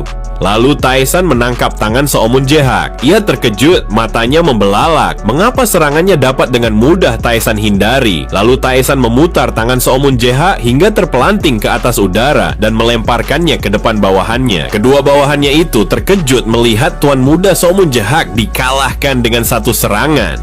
Kemudian Taesan melemparkan kipas yang digunakan Seomun Jahak pada pengawalnya. Ia melemparkan dengan tendangannya dan mengenai telak di keningnya yang membuatnya langsung pingsan seketika. Seomun Jahak berkata, "Dasar bajigur pengecut licik, beraninya menyerang saat aku tidak siap, dan ini belum berakhir. Aku akan menghajarmu sampai kau meminta ampun dan mencium kakiku. Aku tidak akan membiarkanmu, bajigur licik." Dalam benaknya, Seomun Jahak memikirkan trik apa yang digunakan Taesan, dan kali ini ia tak akan lengah. Seomun Jahak akan menunjukkan esensi sejati dari martial art clan Seomun. Taesan hanya berkata, "Sejak kapan ini telah berakhir? Bahkan aku belum memulai melakukan apapun." Taesan dengan sengaja mendekatkan dirinya agar tertangkap. Mereka berdua sangat senang karena Taesan tertangkap. Namun tiba-tiba saja ia menghilang dari genggaman kedua orang itu. Malah sebaliknya, sekarang Taesan telah menggenggam kepala kedua orang itu. Dengan mudahnya, Taesan membenturkan kedua kepala mereka yang membuat keduanya pingsan seketika. Saat Seomun Jahak terbangun, ia tersentak. Matanya membelalak melihat apa yang Taesan lakukan kepada kedua bawahannya. Taesan menanyakan sejak kapan Seomun Jahak terbangun. Dalam benaknya, Seomun Jahak bertanya-tanya mengapa ia tidak bisa mengatakan apapun. Terlihat Taesan sedang menggunakan teknik Soul Augmenting Demonic Art. Taesan mengatakan berkat mereka, ia menemukan hal yang menarik. Apa seharusnya Taesan mencoba sesuatu yang lain? Di dalam ruangan pertemuan, mereka semua masih berkumpul dan masih bertanya-tanya apa yang Taesan dan Seomun Jahak lakukan di luar sana. Namun pandangan mereka teralihkan saat Baek Liop datang. Mereka bertanya-tanya mengapa Baek Liop ada di ruangan ini. Dalam benaknya, Baek Liop memikirkan Taesan. Lalu ia melirik ke sana kemari mencari keberadaan Taesan. Dari kejauhan, Taesan tiba-tiba saja datang dengan santai seperti biasanya. Baek Liop melihat Taesan dan menanyakan apakah Taesan mengenal dirinya atau tahu siapa orang yang sedang bertanya padanya. Taesan memejamkan mata sambil berpikir sejenak. Taesan merasakan bahwa orang bernama Baek Liop terlihat familiar. Orang-orang terheran-heran melihat tingkah Taesan. Mereka saling berbisik, mengapa Taesan berkata seperti itu pada Baek Liop? Apakah Taesan tidak tahu dengan siapa ia berbicara? Baek Liop menegaskan apakah benar Taesan pernah melihatnya sebelumnya.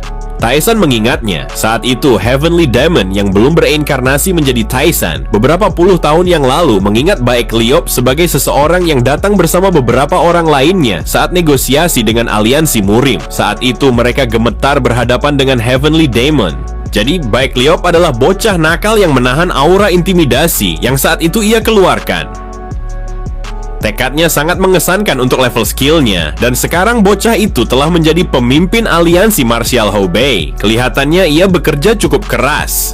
Kemudian Taesan tersenyum. Ia mengatakan, sepertinya pengawas umum akan memarahinya. Kemudian Baek Liop mengajak Taesan untuk berbicara. Namun Taesan melihatnya terlalu aneh, karena seharusnya Baek Liop melakukannya dengan orang yang menginginkannya saja, sedangkan Taesan tidak menginginkannya.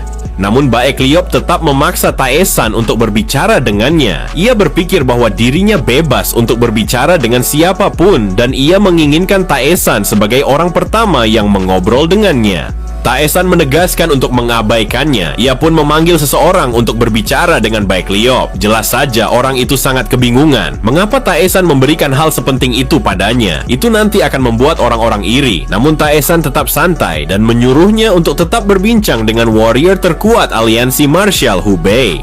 Dalam benaknya, Baek Liop kebingungan. Mengapa bocah nakal seperti Tae-san melakukan hal seperti ini dan menghindari kesempatan untuk berteman dengan seseorang seperti dirinya? Baek Liop semakin penasaran dengan Tae-san yang telah mengabaikan seorang pemimpin dunia martial art di Hubei. Baek Liop memiliki firasat yang sangat kuat tentang Tae-san. Orang itu melihat Tae-san dengan mata berbinar-binar karena ia pikir Tae-san sangat dermawan, memberikan kesempatan padanya untuk berbicara dengan pemimpin martial art Hubei. Tae-san yang melangkah pergi berpikir bahwa jika bocah nakal itu mulai mengajarinya, kemungkinan besar Tae-san akan menghajarnya.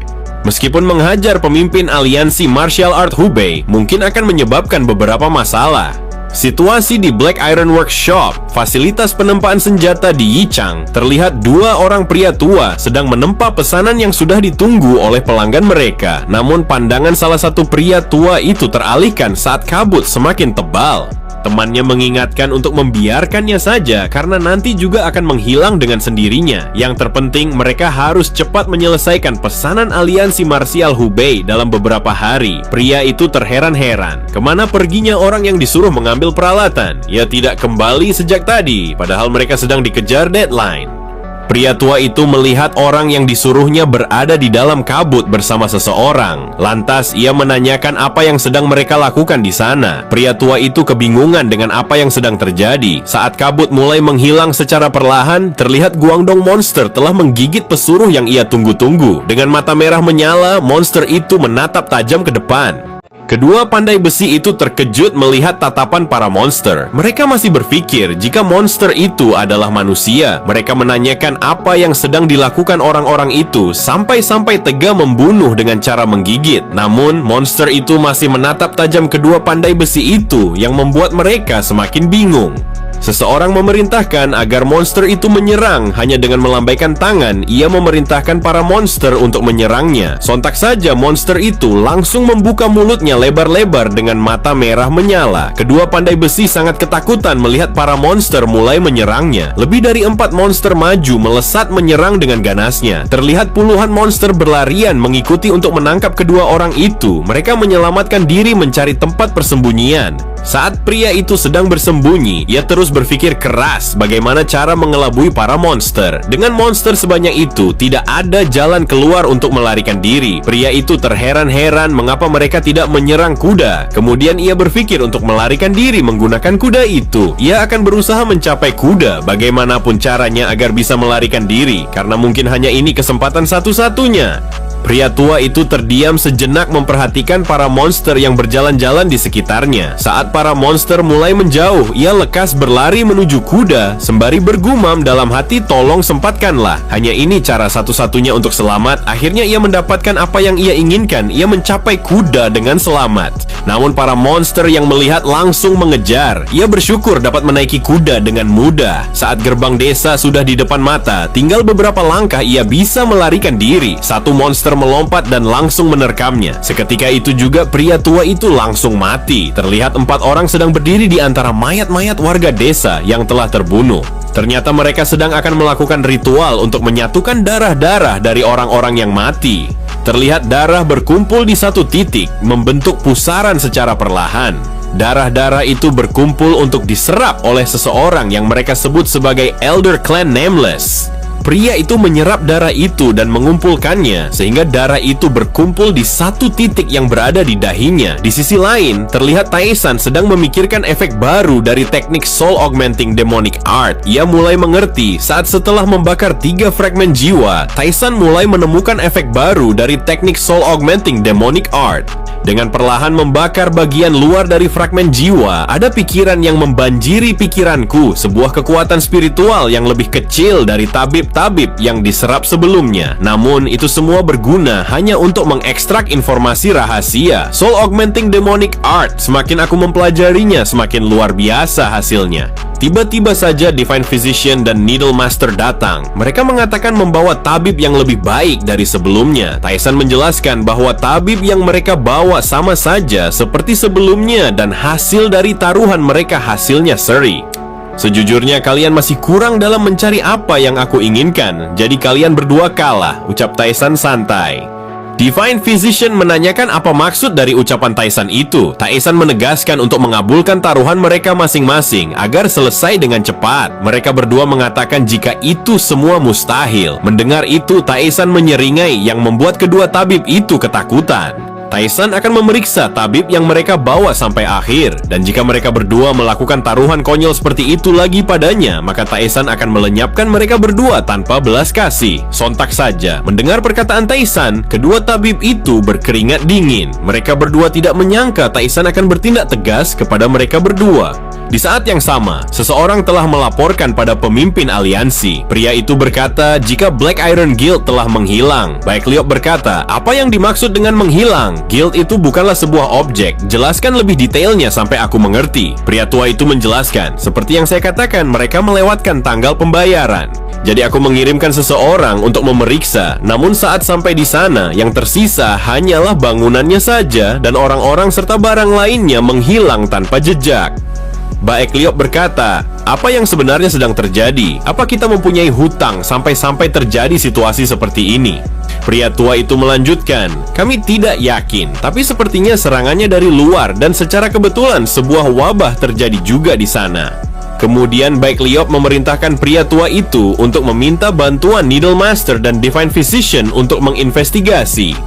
Gunakan kesempatan ini untuk membangun koneksi dan tawarkan hadiah besar sebagai ganti bantuan mereka dan masukkan juga Beok Tyson dalam investigasi. Berikan apapun yang ia minta. Mendengar itu, pria tua itu terdiam sejenak. Ia memikirkan apa yang pemimpin aliansi sebenarnya pikirkan. Kemudian ia memberikan hormat dan pergi untuk menemui Tyson dan bawahannya. Baik Liop termenung memikirkan Tyson yang telah memberikan kesan seorang expert sejati. Ia akan melihat seperti apa kemampuannya, apakah dapat menyelesaikan masalah ini. Beberapa saat setelah itu, Tyson dan bawahannya telah tiba di desa Iron Gale. Baru saja masuk, Tyson langsung mencium bau busuk di mana-mana. Divine Physician mengatakan dia dan Needle Master tidak dapat mencium bau busuk apapun. Tyson menjelaskan, itu bukan bau yang bisa kau cium dengan hidung bodohnya. Dan semua orang di sini sudah mati. Aku tidak tahu berapa orang jelasnya, namun setidaknya 100 orang lebih. Apa kalian tahu banyak tentang racun? Divine Physician berkata, aku lumayan tahu banyak tentang racun. Apakah sebanding dengan Poison Demon pengetahuanmu? Tanya Tyson. Needle Master berkata, siapa yang bisa melawan Poison Demon dalam hal racun? Mengapa Anda tiba-tiba saja menanyakan hal itu, Tuan Muda? Tyson menjelaskan bahwa semenjak masuk ke dalam desa ini, ia mencium bau racun yang biasa Poison Demon gunakan. Divine Physician terkejut, ia menanyakan pada Tyson, mungkinkah yang Tyson maksud Poison Demon telah membunuh orang-orang sebanyak ini? Sambil berjalan membelakangi mereka, Tyson memerintahkan mereka berdua untuk mencari tahu karena ada yang aneh antara bau darah dan racun di sini. Sembari menginvestigasi racun, cari tahu bau aneh apa yang tersebar di sini. Divine Physician dan Needle Master terheran-heran dengan apa yang Tyson perintahkan karena mereka tidak mencium bau apapun. Jadi kemungkinan mereka akan berusaha keras dengan perintah itu. Saat sedang berjalan, Tyson merasakan energi yang mirip dengan Soul Augmenting Demonic Art. Divine Physician memerintahkan orang-orang untuk mencatat apa yang ia katakan, dan ia memerintahkan untuk mencatat apapun hal yang janggal. Seseorang berteriak memberitahu jika pemimpin aliansi Martial Hubei telah tiba. Needle Master dan Divine Physician memberikan hormat pada Baek Liop. Divine Physician bertanya, apa yang membuat Anda sampai datang kemari? Saya tahu Anda pasti sibuk. Baek Liop berkata, sesibuk apapun diriku, aku tidak bisa begitu saja berpaling dari kedua para tabib terkenal di generasi ini. Apalagi aku meminta bantuan kalian secara langsung. Kebetulan aku mempunyai permintaan lain, jadi aku segera datang ke sini. Needle Master menjawab, "Aku tahu apa yang Anda inginkan. Pasti Anda akan memerintahkan kami untuk memeriksa orang-orang yang tinggal di sekitar sini, bukan?" Baik Liop terkejut. Ia tidak menyangka jika mereka bisa tahu apa yang akan ia perintahkan. Needle Master menjelaskan, "Saat kami menyelidiki ini di bawah perintah Tuan Muda, kami menemukan jejak racun, dan sepertinya hal itu juga mempengaruhi lingkungan sekitarnya." Baik Liop terdiam mendengar penjelasan itu. Ia memikirkan bagaimana bisa situasi seperti ini bukanlah wabah, melainkan racun. Di sisi lain, Tyson berkata dalam hatinya, "Sudah lama sejak aku berlatih Heavenly Slow Step, dan sekarang aku ingat, tak diragukan lagi itu adalah racun yang digunakan oleh Poison Demon. Itu pasti sekitar 3 tahun sebelum aku mati sebagai Heavenly Demon. Aku kebetulan bertemu dengan orang bodoh sombong itu. Dia penuh percaya diri dan tidak takut pada apapun saat itu. Seandainya saja aku menghadapi pemimpin aliansi Murim sebagai gantinya, semuanya mungkin akan berbeda." Tapi setiap Heavenly Demon kebal terhadap semua racun. Tidak ada racun yang bisa menahan teknik Soul Augmenting Demonic Art yang dapat membakar jiwa seseorang. Dengan bodohnya, dia melawanku penuh percaya diri, sampai-sampai aku muak dengan semua ocehannya. Dan kemudian Poison Demon mendapatkan hukuman di hidupnya karena kesombongannya. Namun setelah itu, bajigur sombong itu menempel padaku seperti bayangan. Aku memaksanya untuk memuntahkan resep racun baru setiap harinya. Aku merindukan saat-saat seperti itu karena sangat menghiburku. Namun, apa yang Poison Demon lakukan sebenarnya? Dan untuk apa ia melakukan tindakan seperti ini? Lamunannya pecah saat Divine Physician dan Needle Master tiba. Mereka melaporkan bahwa telah selesai menginvestigasi racun yang Tyson perintahkan, dan mereka pun siap untuk membuat penawarnya kapan saja. Kemudian Tyson memerintahkan mereka untuk membuat penawar dalam jumlah sangat banyak karena ia merasakan firasat yang tidak baik. Ia membutuhkannya dalam jumlah besar untuk berjaga-jaga jika sesuatu yang tidak diinginkan terjadi. Needle Master mengatakan jika mereka akan mengerjakannya secepatnya, dan Needle Master juga mengatakan bahwa semakin dalam ia menyelidikinya, semakin aneh situasi yang dirasakan. Mungkin semua ini bukanlah ulah dari Poison Demon. Ia menjelaskan racunnya memang sangat mematikan, tapi campurannya sangatlah buruk. Jika dilakukan dengan benar, seluruh kota Yichang mungkin akan teracuni saat ini juga. Dan racun ini tidak bertujuan untuk membunuh. Ini adalah racun yang melemahkan tubuh dan akan menguras energi yang. Jika terkena racun ini terlalu lama, maka korban akan menjadi mayat berjalan, mati padahal hidup. Kami akan fokus untuk merawat mereka yang telah terpapar di area tertentu. Dan ada juga permintaan dari pemimpin aliansi Marshal Hubei.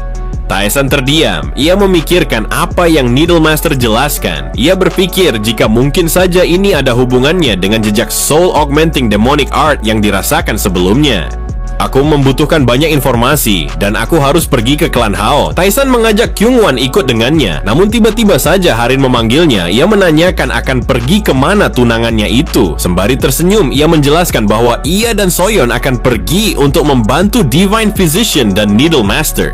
Dengan santai, Tyson mengatakan akan pergi ke Pavilion Gold Jade. Soyeon terkejut karena yang ia tahu Pavilion Gold Jade adalah rumah bordil, dan Tyson membenarkan apa yang Soyeon katakan bahwa Pavilion Gold Jade adalah rumah bordil terbesar di Yichang. Mendengar itu, Harin tersentak. Ia tidak menyangka Tyson masih saja tertarik untuk pergi ke rumah bordil. Tyson mengizinkan jika mereka ingin ikut, namun ia ragu Harin dan Soyeon akan menikmati situasinya. Harin tertunduk lemas. Ia tidak dapat mengatakan apapun lagi pada Taesan. Ia meremas pakaiannya kesal. Lalu ia berkata, "Sebelumnya aku memintamu dengan tulus, namun kau masih saja tertarik untuk pergi. Sekarang lakukan apapun sesuai keinginanmu, Tuan Muda. Aku akan pergi untuk membantu Needle Master dan Divine Physician."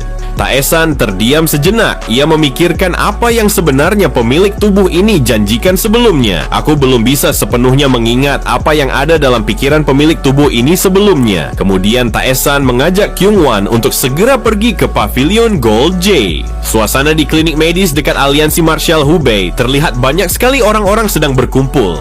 Soyeon dan Harin bertanya pada pria tua di mana keberadaan Needle Master dan Divine Physician. Di sisi lain, Needle Master dan Divine Physician sedang berpikir mengapa mereka berada dalam situasi seperti ini. Needle Master membuka obrolan. Ia berkata, "Mengapa aku melakukan ini? Aku tidak pernah merawat lebih dari 1 orang dalam sehari selama hidupku."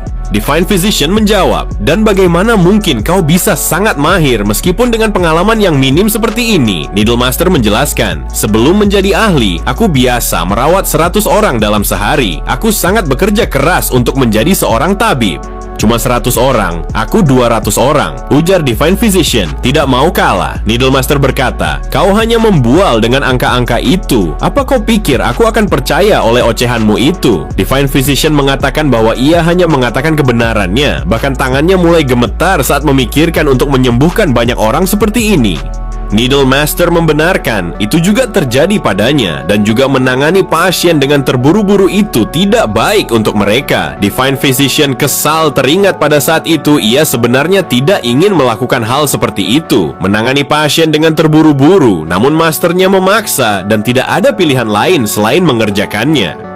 Dan pada saat ini, satu-satunya orang yang lebih menakutkan dari masternya adalah Tuan Muda. Ia bukanlah seseorang yang naif yang bisa memaafkan seseorang yang menentang perintahnya. Menentang perintahnya taruhannya nyawa, dan terserah apapun itu, intinya kau harus percaya padaku bahwa itu semua sangatlah menakutkan. Dengan gemetar, ia memikirkan semua yang telah terjadi. Needle Master menanyakan sesuatu yang pasti Divine Physician tahu. Apakah Divine Physician tahu siapa sebenarnya Tuan Muda sehingga mengatakan sesuatu seperti itu? Divine Physician menjelaskan dengan sejujurnya. Ia juga tidak yakin dengan pemikirannya. Namun ia pernah bertemu dengan orang yang sangat mirip dengannya dahulu. Yang membedakannya hanyalah usia dan statusnya saja. Needle Master sangatlah penasaran dengan apa yang Divine Physician katakan. Ia memaksa Divine Physician untuk berkata jujur. Apakah mereka di pihak yang sama? Jika memang benar, katakan saja semuanya. Siapa Tuan Muda sebenarnya dan siapa Divine Physician sebenarnya? Divine Physician tertunduk. Ia berpikir apakah harus mengatakan yang sebenarnya. Apakah orang seperti Needle Master dapat dipercaya? Namun kemudian ia mengatakan jika Tuan Muda mirip seperti pemimpin kultus Heavenly Daemon, dan ia berpikir jika Tuan Muda adalah penerus tersembunyi dari pemimpin sebelumnya. Needle Master berkeringat dingin. Ia tersentak dan menyesali telah menanyakannya. Divine Physician mengatakan, "Melihat ekspresimu seperti itu, apakah kau sangat menyesal telah menanyakan?" Lalu Needle Master berkata, "Lalu siapa sebenarnya mastermu itu? Apakah Demon Physician dari kultus demonik?" Sebelum menjawab, mata Divine Physician membelalak menatap ke atas dan mengatakan, "Apa yang aku ini lihat sebenarnya?" Needle Master mengira jika Divine Physician berperilaku seperti itu karena menghindari untuk menjawab pertanyaannya sebelumnya. Namun Divine Physician melangkah untuk memastikan apa yang ia lihat di atas bangunan. Needle Master mengatakan, "Kukira engkau berperilaku seperti itu hanya untuk menghindari pertanyaanku, akan tetapi sepertinya engkau benar. Mereka tidak membiarkan kita untuk beristirahat sama sekali. Situasi ini sangat mengesalkan." Terlihat tatapan mata merah Jiangshi menatap tajam ke arah orang-orang. Harin dan Soyeon yang melihat para Jiangshi terheran-heran karena mereka pikir sosok itu adalah manusia. Kemudian Soyeon menanyakan pada Divine Physician siapakah sosok yang mereka lihat ini. Divine Physician menyuruh Soyeon untuk evakuasi orang-orang ke dalam bangsal sekarang juga, karena mereka tidak tahu seberapa kuat yang akan menyerang mereka semua. Harin yang masih terheran-heran dan kebingungan menanyakan ulang pada Divine Physician. Namun Divine Physician dengan tegas dan lantang memerintahkan mereka untuk cepat mengevakuasi semua orang karena tidak ada waktu untuk menjelaskan. Needle Master berteriak memerintahkan semua prajurit klan Hao untuk merapat dan membantu melawan penyerangan ini. Kemudian Soyeon mengajak Harin untuk mematuhi semua perintah Divine Physician. Harin tidak menolak lagi ajakan itu. Para pasukan telah bersiap untuk melawan pasukan Jiangshi yang berada di atas bangunan. Harin dan Soyeon terlihat sedang mengevakuasi orang-orang. Di saat seperti itu, Harin masih memikirkan Taesan yang tidak ada bersama mereka semua. Di sisi lain, Taesan sedang bersama pemimpin klan Hao di sebuah ruangan. Taesan menanyakan, "Mengapa harus aku yang menemuimu terlebih dahulu? Mengapa kau tidak melaporkan segala sesuatu yang terjadi padaku?" Terlihat Kyungwan yang sedang berjaga-jaga di depan pintu ruangan itu. Mendengar itu, pemimpin klan Hao menundukkan badannya. Wanita itu segera meminta maaf karena sebenarnya ia tidak berniat untuk merepotkan Taesan dengan datang jauh-jauh kemari. Sebenarnya mereka berniat untuk melapor setelah menangani berandalan Black Path di sekitar sini. Taesan menegaskan untuk melakukan dengan benar dan ia tidak ingin dikecewakan lagi.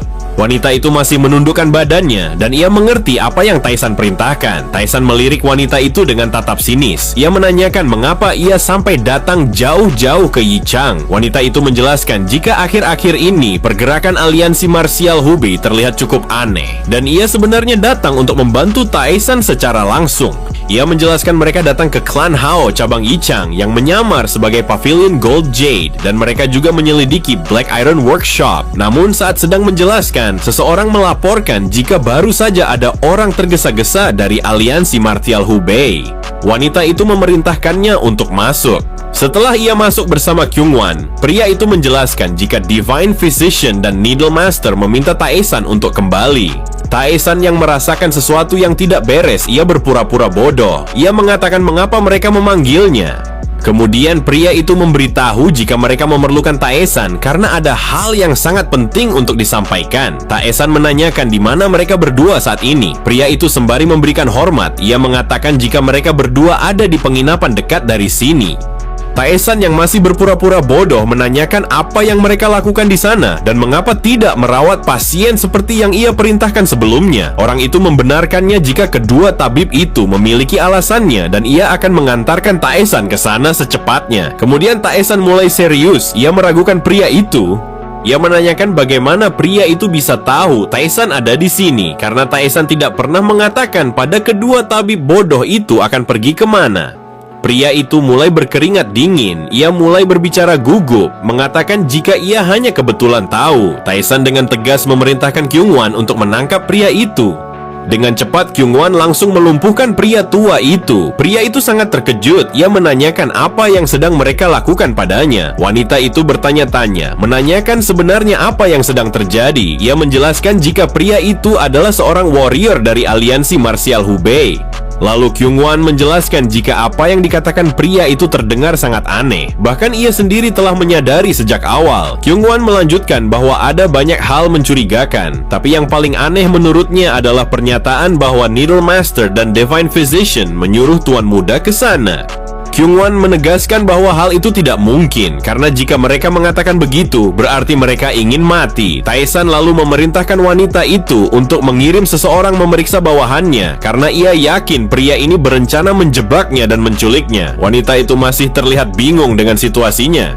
Taesan berkata bahwa hal aneh bisa terjadi kapan saja dan melihat keadaan sekarang, jelas ada yang mencurigakan. Ia kemudian memerintahkan Kyungwon untuk ikut bersamanya demi mencari kedua tabib bajigur itu. Situasi berpindah ke para Jiangshi yang sedang mengepung Divine Physician dan Needle Master. Mata mereka memerah tajam, menggeram seperti melihat mangsa yang siap ditangkap. Para pasukan telah bersiap dengan pedang, menunjukkan kesiapan bertarung melawan monster Jiangshi. Needle Master dan Divine Physician menatap ragu, seolah tak percaya pada kemampuan para prajurit di hadapan mereka. Dalam benaknya, Divine Physician merasakan sesuatu yang familiar dari para Jiangshi itu. Ia mengeluh karena tidak bisa menyuruh siapapun untuk lari di situasi seperti ini. Namun di atas bangunan seseorang muncul di antara para Jiangshi, berdiri tegak menatap Divine Physician dan Needle Master. Melihat itu, mata Divine Physician membelalak menyadari siapa pria itu. Pria itu berkata, "Mengapa tidak membereskan sampah ini dulu? Aku hanya datang karena ingin berbicara denganmu." Divine Physician menjawab dengan bingung, "Apa maksudmu dengan berkata seperti itu? Bagaimana jika menyingkirkan orang-orang aneh berbahaya yang bersamanya dahulu?" Needle Master membenarkan bahwa orang-orang itu memang sangat aneh. Ia memikirkan jika mereka adalah Jiangshi. Divine Physician masih sedikit ragu karena mereka terlihat setengah hidup, seolah energi Yin dan Yang hidup berdampingan di dalam tubuh mereka. Divine Physician sempat salah bicara. Ia mengatakan aura yang dikeluarkan Jiangshi seolah berasal dari kultusnya. Namun ia cepat-cepat meluruskan ucapannya. Sontak saja Needle Master langsung marah. Ia memaki Divine Physician karena selalu berbicara setengah-setengah. Divine Physician mencoba menjelaskan titik lemah dari pertemuan dua energi itu. Ia berkata meskipun belum yakin sepenuhnya, titik di mana energi Yin dan Yang bertemu adalah kelemahan mereka. Ia bertanya apakah Needle Master juga bisa melihatnya. Needle Master mengangguk, ia juga menyadari hal itu dan tahu sesuatu. Namun ia ingin memastikannya nanti. Kemudian ia berteriak dengan lantang menantang pria tadi. Needle Master menanyakan siapa yang ingin berbicara sebelumnya. Jika memang ingin bicara, mengapa tidak kau katakan saja? Pria pemimpin para Jiangshi yang menunggu dengan tenang tahu kedua tabib itu sedang berdiskusi. Ia menyarankan agar mereka berpihak padanya dan berjanji akan memberi hadiah yang tak terbayangkan. Needle Master menjawab dengan tenang bahwa ia tahu pria itu membawa banyak persediaan dan sekarang menawarkannya seolah-olah itu bisa memikat. Apa ada orang sebodoh itu yang tertarik? Pria itu terdiam, mengerutkan dahinya mendengar ejekan itu. Needle Master mengejeknya lagi dengan senyum sinis, menyebutnya benar-benar bodoh. Dengan santai, pria itu menjawab bahwa ia tidak berharap banyak, tapi tetap saja semuanya tidak akan berakhir dengan baik. Lalu pria itu mengangkat lonceng pengendali Jiangshi dan mulai mengetarkannya. Suara lonceng itu membuat para Jiangshi tersulut. Mereka mengaum seperti hewan buas siap menerkam mangsa. Para penjaga berkeringat dingin melihat pemandangan itu. Mata mereka terbelalak penuh ketakutan. Para Jiangshi melompat menyerang prajurit di depan mereka tanpa ampun. Needle Master berteriak bahwa ia tidak bisa melindungi semua orang dan menyarankan agar bertahan sekuat tenaga. Ia juga akan bertarung dengan seluruh kemampuannya. Needle Master segera mengeluarkan jarum-jarum yang biasa ia gunakan dan melemparkannya ke arah Jiangshi. Puluhan jarum itu menancap tepat di titik lemah mereka, namun Jiangshi lain tetap menyerang dari berbagai arah. Dengan mata merah menyala, mereka siap menerkam lagi. Para prajurit pun ikut bertarung untuk bertahan hidup. Mereka membantu Needle Master melawan para Jiangshi, namun karena mereka tak bisa melihat titik lemahnya, mereka hanya menyerang seolah melawan manusia biasa. Pertarungan menjadi semakin sengit dan suara benturan senjata serta raungan para Jiangshi memenuhi udara malam yang mencekam itu.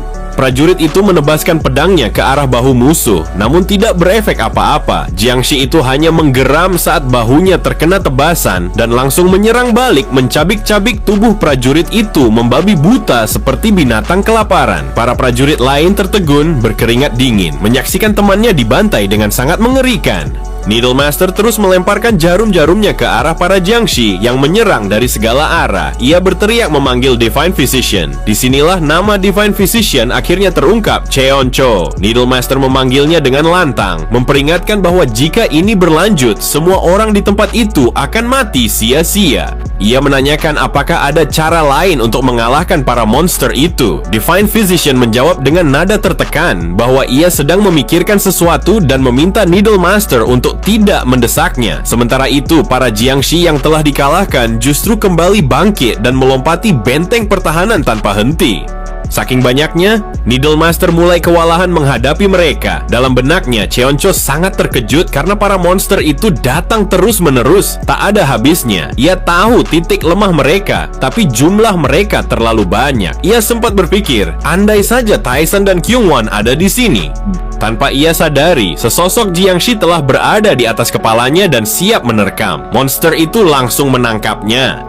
Dalam benaknya, Divine Physician benar-benar tidak menyadari bahwa monster itu mendekat. Ia tidak ingin mati dengan cara seperti ini. Ia berteriak putus asa, memanggil nama Taishan meminta pertolongan. Tepat saat itu, kepala Jiangshi yang menangkapnya meledak, memuncratkan darah ke udara, dan tercerai-berai kemana-mana. Divine Physician sangat terkejut melihat kepala monster itu meledak tepat di hadapannya. Ia panik, wajahnya memucat karena mengira nyawanya akan berakhir seketika itu juga.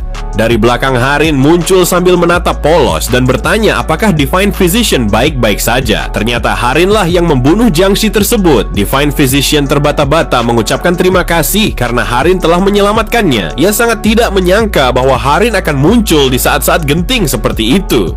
Dari kejauhan, Soyeon berlari mendekat dan menanyakan keadaan mereka berdua. Ia mengaku sedari tadi telah mencari mereka. Kemudian ia melaporkan bahwa perintah sebelumnya sudah dilaksanakan. Ia telah mengevakuasi orang-orang ke dalam klinik. Namun ia tidak yakin berapa lama mereka bisa bertahan. Soyeon mengatakan bahwa para monster terus berdatangan tanpa henti. Ia bertanya dengan nada heran, apa sebenarnya makhluk-makhluk itu? Mereka bahkan tidak terlihat seperti manusia. Divine Physician menjawab dengan ragu karena ia sendiri belum yakin. Makhluk itu memang terlihat seperti Jiangshi, namun setengah hidup. Sepertinya mereka memang diperintahkan untuk mengincar semua orang. Soyeon kebingungan karena ia belum pernah mendengar tentang Jiangshi yang setengah hidup. Divine Physician menjelaskan bahwa saat ini bukan waktu untuk menjelaskan secara rinci, namun untuk membunuh mereka harus memenggal kepala atau menyerang titik pusat meridian secara tepat. Soyeon justru menanyakan titik meridian para monster. Namun monster itu sudah terlebih dahulu ada di hadapannya. Ia dan Harin langsung melompat dan menyerang tanpa ragu. Soyeon melirik Harin. Dalam benaknya ia bersumpah akan melindunginya sekuat tenaga. Selama hidupnya, Harin selalu melindunginya tanpa pamrih meskipun ia hanyalah pengawal. Tapi kali ini Soyeon meyakinkan dirinya ia akan membalikkan keadaan dan melindungi Harin, bahkan jika harus mengorbankan nyawanya sendiri. Di sisi lain, Needle Master semakin kewalahan menghadapi para monster. Ia bisa merasakan bahwa monster itu datang tanpa henti, seolah tak ada batasnya. Jumlah mereka benar-benar di luar dugaan. Tak berselang lama, Needle Master memuntahkan darah dari mulutnya. Ia telah membakar terlalu banyak energi internal dan akhirnya mengalami luka dalam. Divine Physician segera mendekatinya dan menyarankan untuk melarikan diri jika ada kesempatan. Ia memerintahkan agar Needle Master langsung menerobos barisan monster tanpa ragu. Needle Master tidak tahu bagaimana caranya karena semua jalan kabur sudah tertutup. Divine Physician berkata bahwa ia memiliki gerakan tersembunyi namun tidak yakin 100% akan berhasil. Needle Master bertanya kenapa ia justru memintanya kabur sendirian. Divine Physician menjawab karena Needle Master punya kecepatan yang lebih tinggi. Needle Master membenarkan, namun kondisi tubuhnya saat ini tidak memungkinkan. Divine Physician berusaha meyakinkannya dengan berkata bahwa pahlawan sejati adalah mereka yang tetap berdiri di akhir. Ia ingin Needle Master pergi mencari tuan muda secepatnya karena hanya Taesan satu-satunya harapan untuk menyelamatkan semuanya dari kehancuran. Setelah itu Divine Physician berteriak memanggil para monster. Ia berkata dengan nada mengejek bahwa para monster bajigur itu pasti akan menyukai apa yang akan ia berikan. Sontak para Jiangshi melirik ke arahnya. Divine Physician lalu melemparkan sesuatu dan tiba-tiba saja terjadi ledakan besar di antara para monster. Asap merah memenuhi udara, membuat para Jiangshi langsung muntah darah. Divine Physician tersenyum puas. Dalam benaknya, ia sangat lega karena apa yang ia pikirkan ternyata berhasil. Meskipun sebelumnya ia sendiri tidak begitu yakin. Para Jiangshi tampak kepayahan, wajah mereka memerah dan mulai membengkak parah. Tak lama kemudian, tubuh para monster itu mulai meledak satu persatu. Tiap Jiangshi yang terkena asap merah itu langsung meledak bersamaan, menciptakan pemandangan yang sangat mengerikan. Divine Physician berhasil mengubah keadaan hanya dalam sekejap dengan strategi berani dan nekat yang tak terduga itu. Divine Physician memerintahkan Needle Master untuk segera bergerak karena ini adalah kesempatan bagus dan ia sendiri akan mengurus para Jiangshi yang mencoba mengejar. Needle Master cukup kesal melihat itu. Ia berkata seharusnya Divine Physician melakukan hal tersebut sejak tadi. Namun akhirnya ia menyemangatinya dan berkata, "Jangan mati sebelum aku dan Taesan datang." Divine Physician tersenyum. Ia menjawab, "Tenang saja, aku ini saudara seniormu." Needle Master langsung berlari terbirit-birit meninggalkan tempat pertarungan. Dalam benaknya, ia hanya memikirkan satu hal, menemukan Taesan secepat mungkin dan kembali menyelamatkan semua orang. Melihat Needle Master pergi, pemimpin Jiangshi segera menggerakkan loncengnya dan memberi perintah baru. Ia memerintahkan para Jiangshi untuk mengejar Needle Master. Sontak saja, Needle Master yang berniat kabur demi mencari Taesan sangat terkejut sama seperti Divine Physician yang berdiri di dekatnya. Mereka berdua terbelalak melihat para Jiangshi mengejar. Mata dan mulut para monster itu mulai menyala, mengeluarkan cahaya putih terang disertai raungan yang mengguncang udara. Divine Physician terheran-heran melihat cahaya putih itu. Belum pernah ia melihat hal semacam itu sebelumnya. Needle Master langsung bereaksi dengan melemparkan jarum-jarumnya ke tubuh Jiangshi yang mengejar. Tapi monster lain ikut datang menyerangnya. Mata para Jiangshi kini tidak lagi merah. Semuanya berubah menjadi putih dan kekuatan mereka terlihat meningkat drastis. Monster yang terkena jarum terlihat semakin kuat dan tak mempan seperti sebelumnya. Jika dulu mereka mati saat jarum menancap, sekarang mereka bahkan tak bergeming sedikit pun. Di sisi lain, Soyeon sedang bertarung melawan para Jiangshi sambil melindungi Harin yang tangannya terluka cukup parah. Ia mendekati Harin dan memeriksa keadaannya. Harin terlihat kesakitan, tapi dengan suara lemah ia berkata, "Aku tidak apa-apa, jangan khawatirkan aku." Soyeon meminta Harin untuk melepaskan tangan yang menahan luka agar ia bisa menghentikan pendarahannya untuk sementara. Saat itu para Jiangshi berdiri semakin banyak di atas bangunan. Mata mereka memutih dan jumlah mereka membuat keduanya tertegun.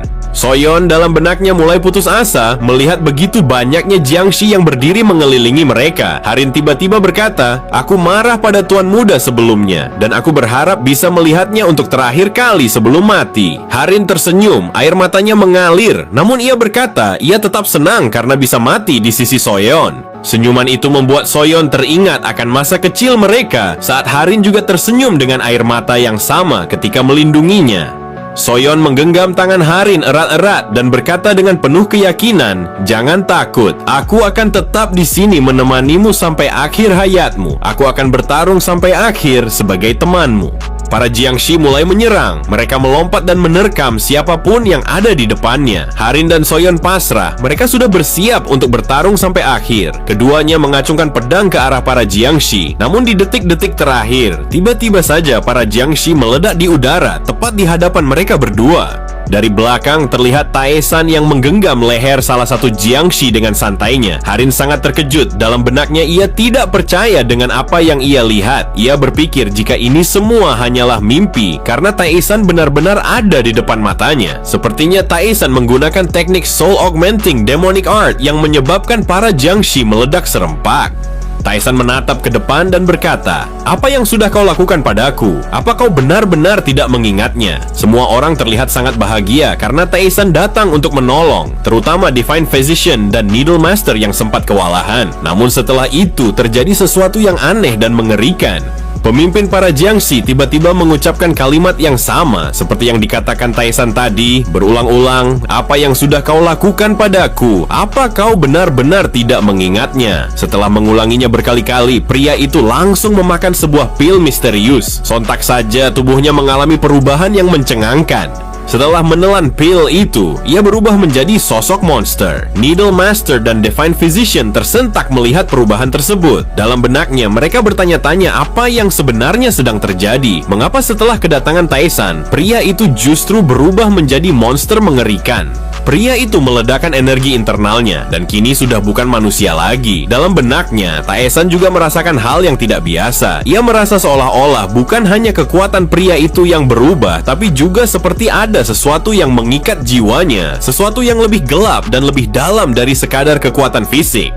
Kemudian ia melompat dari atas bangunan. Begitu cepat, sosok itu melesat turun dari atas. Matanya menyala memancarkan cahaya putih, kuku memanjang dan tajam seperti kuku seekor binatang buas yang siap menerkam. Ia melompat ke arah Taesan. Ia siap menerimanya, namun Taesan masih santai, tak bergerak.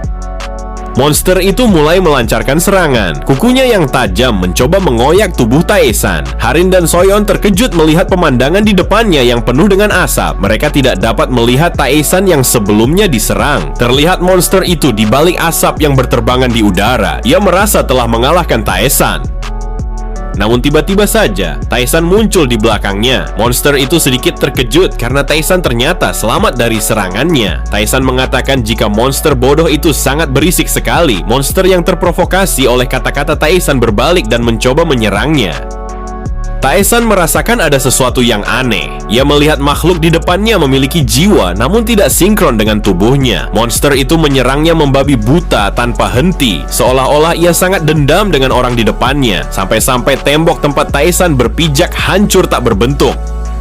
Harin yang melihat itu sangat terkejut. Ia berpikir jika Taesan telah dikalahkan. Monster itu berbalik menatap Harin dan Soyeon, membuat mereka berdua langsung mematung ketakutan. Dalam benaknya, Soyeon menyadari jika keadaan ini buruk. Harin kesulitan bergerak karena lukanya. Ia menggenggam pedangnya erat dan bertanya-tanya apa yang harus dilakukan, karena ia juga sudah mencapai batasnya. Tak lama setelah menyerang Taesan, monster itu berlari cepat mengarah ke Harin dan Soyeon. Soyeon berusaha keras menghindar, tapi ia menyadari jika semuanya sudah terlambat.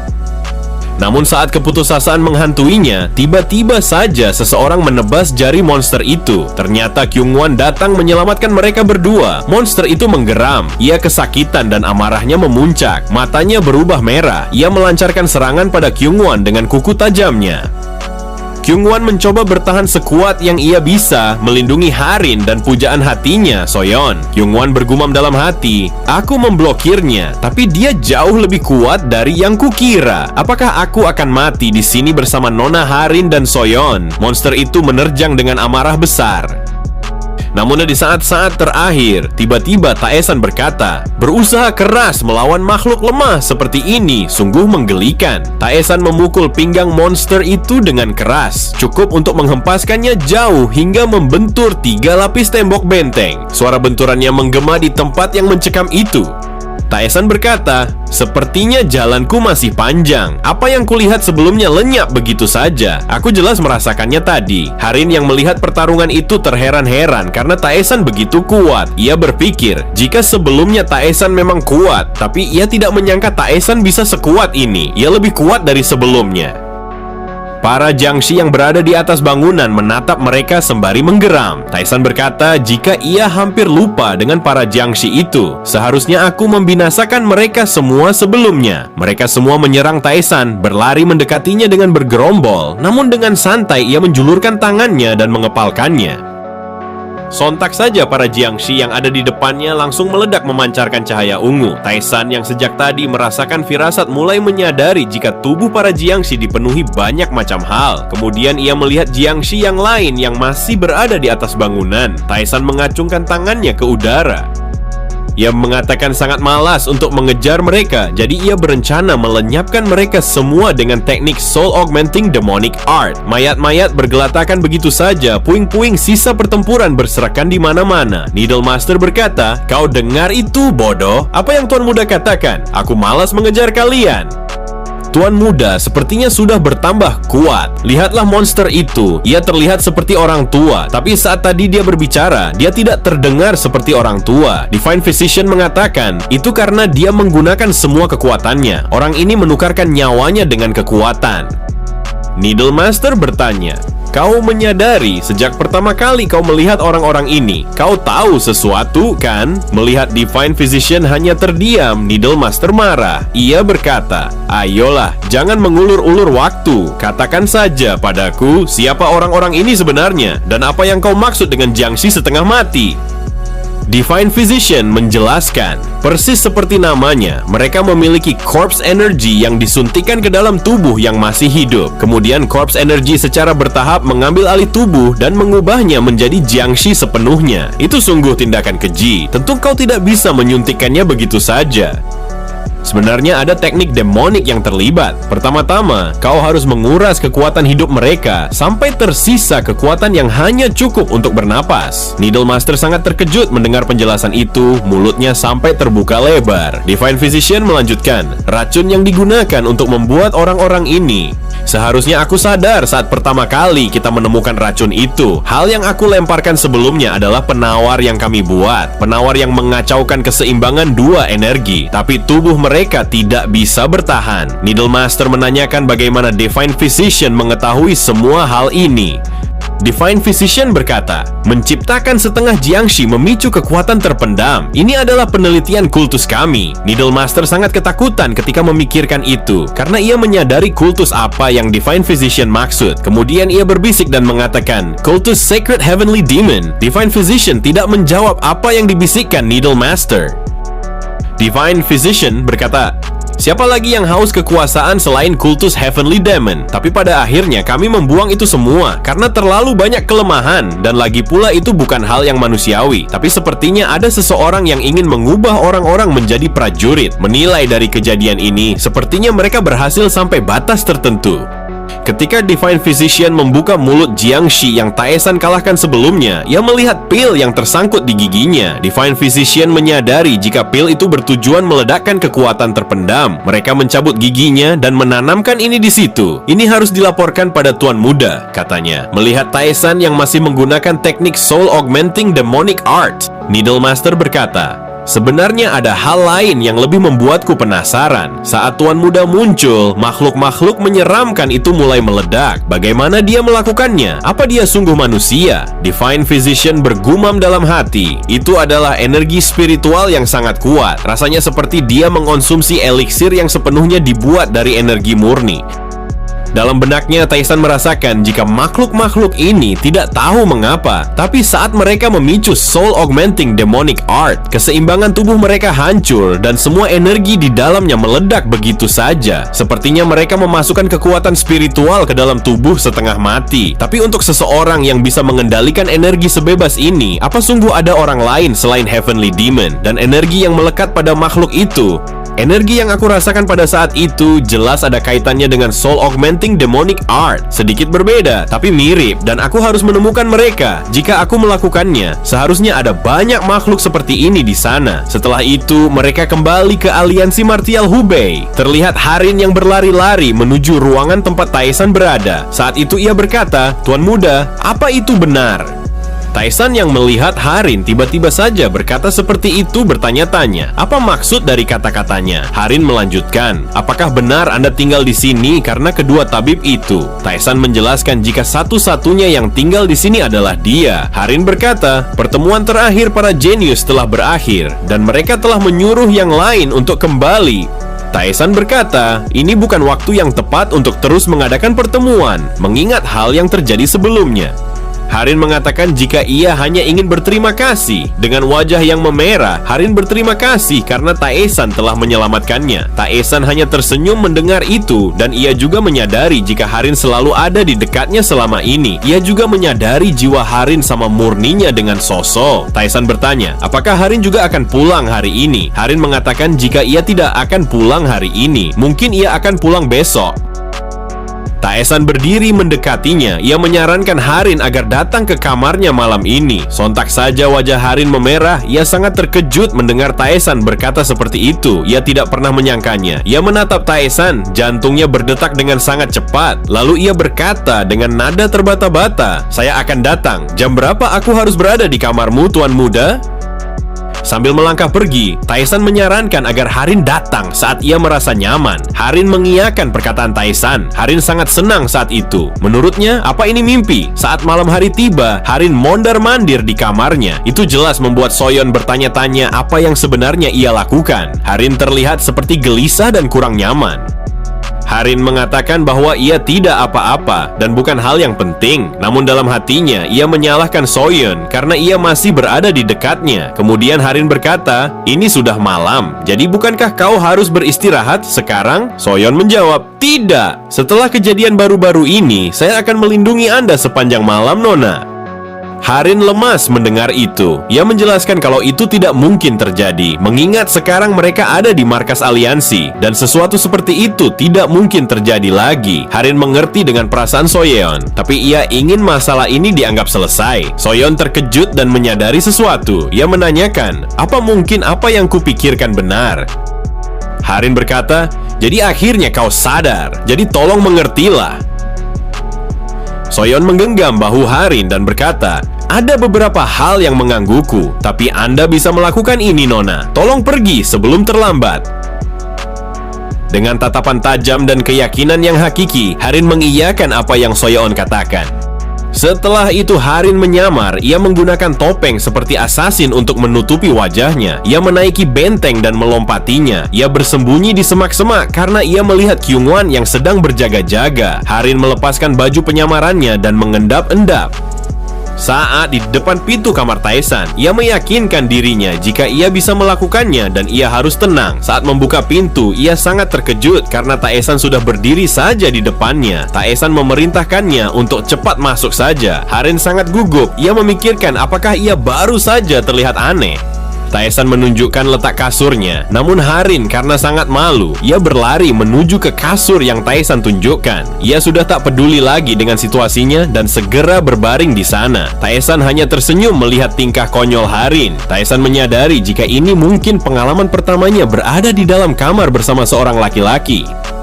Harin berkata, Tuan Muda, pertama-tama kita harus berjanji dulu. Taesan menanyakan janji seperti apa yang harus mereka lakukan. Harin melanjutkan, jika mulai sekarang, jangan pergi ke rumah-rumah bordil itu lagi. Datang saja padaku, apa Anda mengerti? Taesan mengerti dan ia mengiyakan. Menurutnya, lagi pula sekarang ia sudah menemukan yang lebih baik. Harin bertanya, lebih baik? Apa yang Anda maksud? Saya tidak mengerti apa maksudnya itu, tapi sekarang Anda sudah berjanji, bukan? Mulai sekarang datanglah kepadaku kapanpun Anda mau. Taesan memegang kepala Harin. Ia menenangkannya. Ia mengatakan, kau tidak akan tersakiti lagi, jadi jangan khawatir. Setelahnya Taesan langsung menggunakan teknik Soul Augmenting Demonic Art untuk menyerap energi murni Harin. Saat pagi harinya, Harin terbangun. Ia berkata-kata seolah-olah ia masih bersama Taesan. Ia mengatakan kalau ia sangat malu untuk memulainya. Tapi saat ia membuka matanya, ia baru menyadari Taesan sudah tidak ada di sisinya. Ia bertanya-tanya, apa ini semua mimpi? Mustahil, aku bersamanya baru saja dan sekarang tiba-tiba saja sudah pagi. Harin langsung membuka selimutnya, melihat keadaan pakaiannya, tapi seperti tidak terjadi apa-apa. Harin terduduk. Ia sangat menyesal dan menyalahkan dirinya sendiri. Mengapa ia bisa ketiduran di saat seperti itu? Padahal ia sudah sangat lama menantikan kebersamaan bersama Taesan berdua saja. Harin yang merasa kecewa dengan dirinya berjalan menundukkan kepalanya. Kyungwon bertanya-tanya, apa yang terjadi dengan nona muda? Mengapa ia terlihat murung? Harin kembali ke kamarnya. Ia membuka pintu. Saat itu Soyeon langsung bertanya, Anda sudah bangun, nona? Matanya langsung membelalak. Harin terkejut Soyeon sudah menantinya. Soyeon bertanya, Nona, bagaimana malam Anda? Apakah tidak terjadi sesuatu yang membuat Anda tidak nyaman? Harin hanya menatapnya kosong, membuat Soyeon kebingungan. Ia menanyakan, mengapa ekspresinya seperti itu? Apa tuan muda melakukan hal yang aneh? Dia memang orang yang baik, tapi mungkin dia bukan orang yang memaksakan kehendak untuk melakukan tindakan seperti itu. Harin menjelaskan, keadaannya tidak seperti itu. Aku tidak tahu sebenarnya apa yang terjadi. Namun sepertinya kami tidak melakukan apapun. Kami hanya tertidur seperti biasa. Dia pasti kecewa padaku karena bukannya aku melakukan keinginannya, yang terjadi aku malah tidur dengan nyaman. Soyeon menenangkannya. Ia mengatakan untuk jangan khawatir karena masih ada kesempatan lain. Harin menjawab, lalu mengapa kau tersenyum? Apa kau sedang menggodaku karena aku malah ketiduran? Soyeon berkata, mustahil saya menggoda Anda, Nona. Tapi kenapa Anda terlihat lebih cantik hari ini? Apa karena seseorang yang Anda suka? Di sisi lain, Taesan yang sedang melakukan ritual seperti biasanya. Setelah ia menggunakan teknik Soul Augmenting Demonic Art, ia bergumam dalam hatinya, mulai sekarang kultivasi yang stabil secara bertahap akan menyembuhkanku. Tentu saja jika aku menemukan jiwa yang layak, aku akan tetap memanennya.